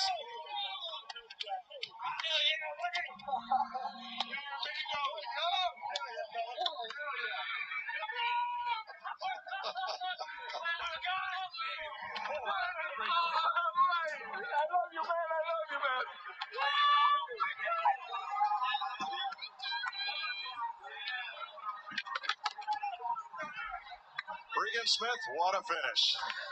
What a finish indeed. Daniel Suarez, it is a mob scene down here with your team. He's got the piñata, and the piñata is busted. What an amazing finish, Dan. You found a way to get to the outside there. Did you know you had it at the line? Because none of us did. It was so damn close, man. It was so damn close. You know, it was good racing. Ryan Blaney there, Kyle Busch, Austin Hendrick also was doing a great job giving pushes. In the back straightaway, he didn't push me because he knew I was going to fight his teammate, but man, what a job, you know. We wrecked lap 2. The guy did an amazing job fixing this car. So, man, I can thank everyone enough. Trackhouse Racing, Freeway Insurance, Chevrolet, all the amazing fans here. Woo! Let's go! Daniel Suarez, your winner in Atlanta. And Kyle Busch brings it home third. I know this is not the position you want to be in, but what a finish, Kyle. Anything that you could have done any differently there? Yeah, typically the third, whoever's behind getting into 3 prevails at the start-finish line with a side draft and everything. So I think I was second to the 12 right there, and the 99 was the furthest back, and he made the ground back up with the side draft and stuff. So, yeah, I mean, I don't think you could stop. You know, that certainly wouldn't have put us in the right spot either. I don't think. But overall, just real proud of everybody at RCR, ECR, and you know, our Cheddar's Camaro was fast. So it's good to see Daniel get a win. I mean, we were helping each other, being Chevy team partners, and working together there. So you know, shows that when you do have friends and you can make alliances, that they do seem to work, and that was a good part of today. But I was hoping to get a win because I know everybody wanted a free number 8 special on Monday from Chambers. So, damn it, we'll have to do it and find another one. Thanks, Kyle. Yeah. All right, let's go over here. We'll find Ryan Blaney talking to the media. We'll just jump on in here. And Ryan Blaney brings it home second. Ryan, I'll ask you the same thing I just asked Kyle. First off, what a finish. What a race for you. But anything that you could have done differently there right at the finish line? Not at the finish line. I thought I laid back enough in 1 and 2 to kind of not let them both lanes get that big of a run. I did that like the 3 laps before the end, and I was able to kind of manage it fairly well. And they just got both lanes shoving super hard. And I just chose the bottom and safest place to be. So what a cool finish. Appreciate the fans for sticking around. That's a lot of fun, and that's always a good time when we can do that. Race clean, 3 wide finish to the end. So happy for Daniel. That was cool to see. Fun racing with Kyle, and I can't complain. I won him by very, very little too, so I can't complain too much when I lose him by that much. So proud of the body armor, zero sugar car. Ford Mustang was fast and close. Great finish. Thanks for Mike. Thanks, Jamie. Record number of lead changes, record percentage of cars in the field involved in accidents, 3 1,000ths of a second decide the Ambetter Health 400. This officially makes this the 3rd closest finish in NASCAR history to that only behind the 20, which also finished in at 2 1,000ths of a second. So we have the 3rd closest finish in NASCAR history here tonight. And it's got to be the closest finish in NASCAR history between the top 3, you would have to think. I don't know what that spring 2011 race was when they were nearly 4x4 at the line, but 7 1,000ths of a second for 3rd for Kyle Busch is absolutely insane. What a finish to this race. What a finish to what it was a great race. It's an all-timer. I'm not going to say that this was necessarily the greatest Atlanta race of all time, but it definitely ranks, I think, in the top 2 or 3. There's been a lot of great races at Atlanta. I mean, you look at the 1992, Hooters 500. You look at the 2001 spring race. Well, I can't really remember the race itself too well. Everybody remembers the finish, how close that was. Even the 2000 fall race at Atlanta had a really close finish. 2011 had a great race here at Atlanta. But this one is definitely up there. I would probably definitely put it in the Mount Rushmore of Atlanta races, if not the greatest. You have to say it's hard to rank even if it's the greatest finish, just because the impact that the 2001 race had. But by way of just entertainment racing value, this is probably the best finish. Crazy, it's just unbelievable. What a race! What a race! What a finish! I'm glad we got to witness something like this on the channel, together. That was awesome. Appreciate everybody that is tuned in throughout the course of the race. This is not the end of the live stream quite yet. We still got to go over the full finishing results to this one. If we get any other interviews, you'll get to listen into that as well before Fox goes off the air. As you heard from Mike Joy, record number of lead changes in this race for Atlanta Motor Speedway. And this is a 400-mile race, which typically Atlanta Motor Speedway race is 500. This race was changed to 400 miles, though, and they still had the most lead changes. So it was the most competitive race in Atlanta history, on top of the fact it had the closest finish in Atlanta history. And then, again, the 3rd closest finish in NASCAR history here tonight. Couldn't really ask for anything better. If you're asking for anything better, you're insane. 112 mile per hour average race speed, 112.12, 112.12 to be exact. 3 hours, 28 minutes, and 9 seconds total time in this race. Honestly, the race might have at times felt longer, but less than 3.5 hours still. The Daytona 500 was a bit quicker than this, and it was an extra 100 miles, but still relatively quick in the grand scheme of things. And again, margin of victory, 3 1,000ths of a second over Daniel Suarez. Even 4th place, Austin Cindric finished 700ths of a second off the lead in 4th. That's insane. Oh, man. What a finish. Daniel Suarez gets the win. We'll go through the rest of the finishing order here. Ryan Blaney with a 2nd place run. He was my pick to win. Obviously very close, and I thought he actually won it at the line. He did not.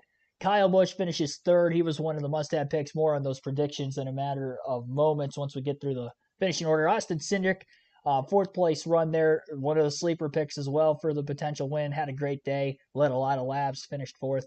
Bubba Wallace, sneaky top 5 finish. He was involved in the lap 2 wreck, and I think they got that car handling much better at the later end of this race because he was nowhere to be found even with the damage up until really the final 20 to 30 laps or so. Ricky Stenhouse Jr. kind of the same way, only he had a pit road penalty in stage 2 during the green flag stops, which put him behind. He was able to get back in the lead lap in the final stage with cautions in the wave around and ended up getting through the field, finished 6th. Ross Chastain, 7th place run. Michael McDowell, even wrecking coming to pit road, still finishes 8th after starting on the pole and leading a bunch of laps. He also won stage 1, so he does pick up a playoff point today. Chris Buescher with a 9th place finish, spun out, also caught up in a wreck on the last lap of stage 2, still got a top 10, and Ty Gibbs rounds out the top 10 in 10th. Harrison Burton finishes 21st, 22nd, Harrison Burton in the 21 car finishes 11th. Martin Truex Jr. finishes in 12th. Corey LaJoie, 13th. Kaz Grala, 14th. Chase Elliott ends up finishing in 15th. Ryan Preece, 16th. William Byron, 17th. 18th place finish for Daniel Hemrick. Carson Hocevar, 19th. And Justin Haley in 20th. The top 20 finished within 1 second of the race lead. 0.8 of a second was the difference between 1st and 19th at the finish line. John Hunter Nemechek finishes in 21st. And last car in the lead lap was Austin Dillon in 22nd. First car lap down in this one in 23rd place at the finish was Denny Hamlin. BJ McLeod finishes 24th. Eric Jones, 25th. Todd Gilliland, 26th. Alex Bowman, 27th. Joey Logano, 28th. Surprised he actually still finished the race. I thought he might have DNF'd, but he did not. 29th place finish for Josh Berry.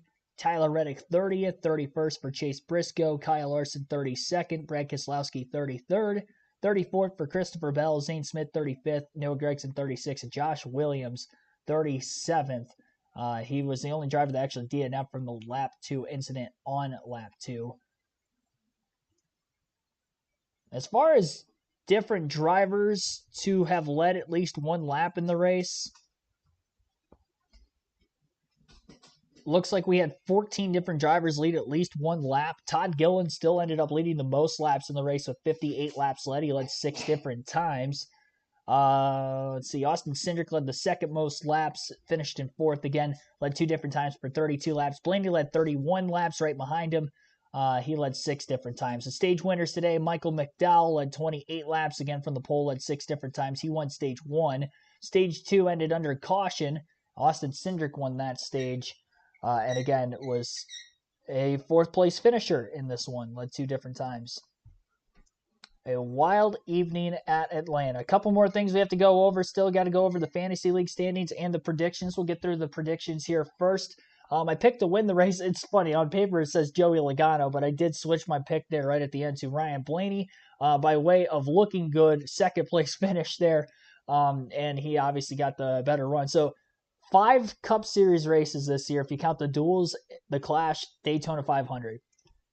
I've had top 2 4 times now. 3 seconds a win, and I picked Hamlin to win the 500 Monday, I should say, and he ended up finishing 19th. So crazy with the prediction so far this year, but needless to say, of picking Blaney to win, obviously he was a must-have pick. He scored a lot of stage points as well. He was a good fantasy play. 3/1000ths of a second short. He was leading the final 4 laps leading to the white flag, but Daniel Suarez got the win. Anyway, still a great day for Blaney, 1 for 1 there. Kyle Busch was also a must-have in contention for the win. I mentioned that he was my second favorite to win the race today after Logano had to drop to the rear for the start, and Busch finished in the top 3, 3rd place run.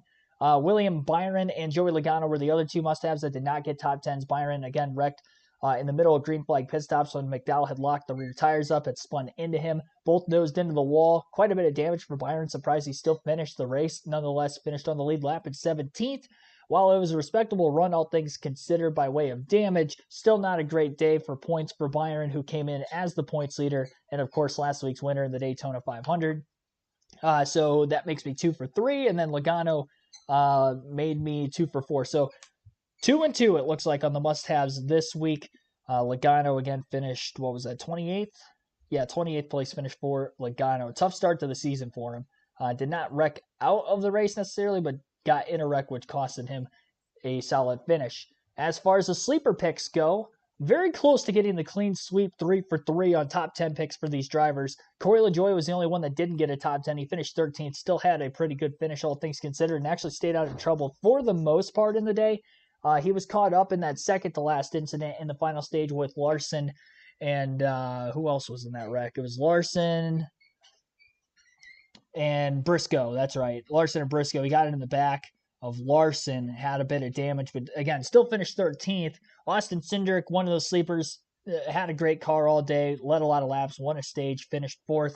And the other sleeper pick, Michael McDowell, also ended up winning a stage, top 10, finished 8th. Speaking of Austin Cindric, here he is. Definitely washed out and kind of put us outside the top 2 rows.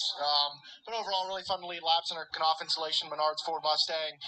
It's a real shame. The last 2 weeks, Team Penske's brought the 3 fastest race cars to the racetrack, and we haven't gotten the first win for this Dark Horse Ford Mustang. So proud of the effort of everybody. Should be a great points day for us. Top 5's great, but yeah, definitely had a car capable of winning today. Thanks, Austin. He is right. The Penske's have been super fast the last couple of weeks. But that's a finish he needed. I know he wanted to win, but he only had one top 5 finish last year, so that was a much-needed finish for him and his race team. He said he thought he had a car capable of winning. When I watched the race, everybody had a car capable of winning today. All right, so that was Austin Cindric. We get any other interviews for Fox Goes Off the Air, you guys will get to listen to that as well. As far as, okay, so sleeper picks again, going 2 for 3 there, 2 for 2 on the must-have picks. Almost got the bonus point if Blaney would have won, but not quite. He ended up second by literally not even a nose. It was like a hair. There might be hairs thicker than the finish of the actual race itself and the distance of finish between Suarez and Blaney.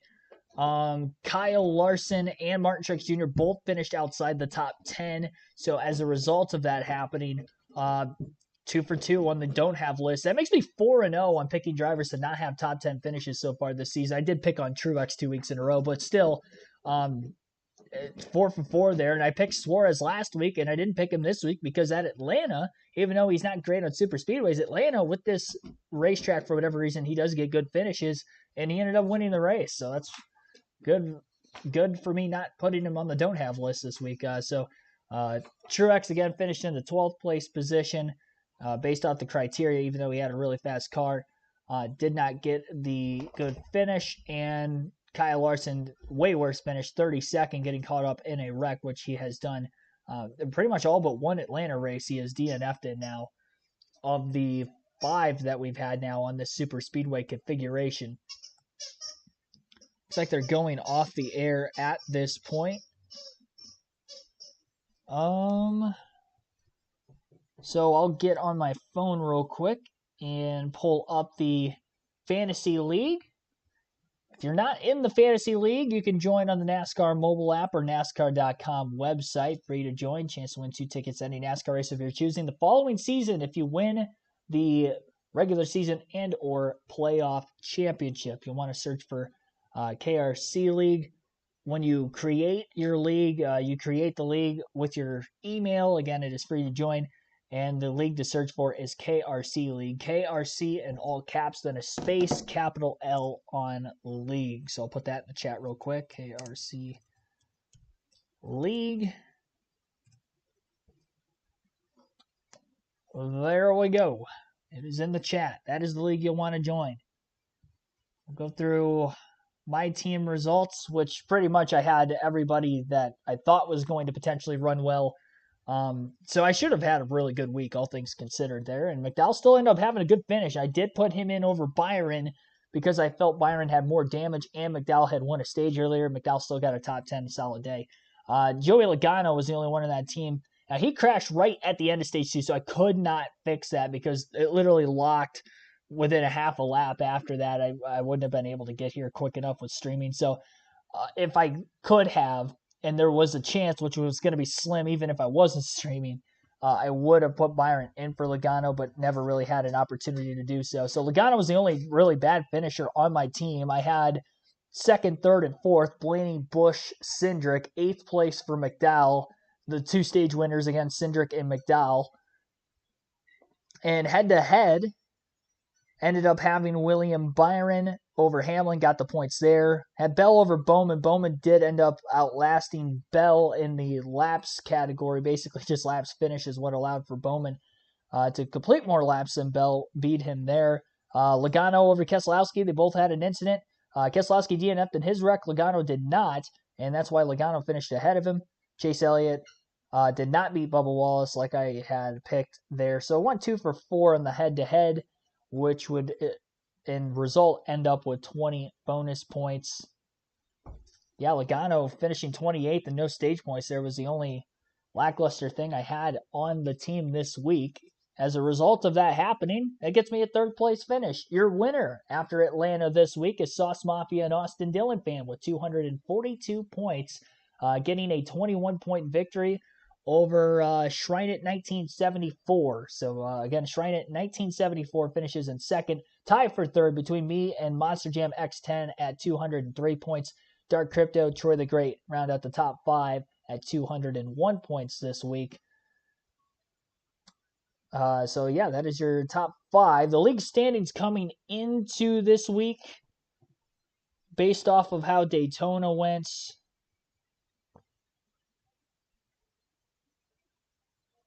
Oh, I was under the wrong standings. All right, league standings. Colton Thompson, who won Daytona, would have came in with the lead. He does not get a top 5 today. I think Troy the Great is going to end up being the leader in the league this week, considering he was in the top 5 both weeks, and he was actually, along with the Shrine at 1974, they were the only two that finished top 5 at Daytona that finished top 5 again this week. But Troy the Great last week had, looks like 38 more points and did not get outscored by that many this week. So after 2 races, Troy the Great should be the current points leader for the Fantasy League. Still 24 weeks to go in the regular season, of course, so a lot of time can change between now and then. Congratulations to Daniel Suarez. I'm not necessarily butthurt as being a Ryan Blaney fan and him losing by that much. Blaney stated in his post-race, too, he's won a couple by that few. And usually in that close of a finish, Blaney is the winner, so it'd be kind of coincidental, I guess, that he would have won this race. And at the line, I thought he actually won, but it was Daniel Suarez. Instant replay proves it. Time and scoring obviously proves it before that. And Daniel Suarez gets the win. Congratulations to him. He's locked into the playoffs. He missed a season ago.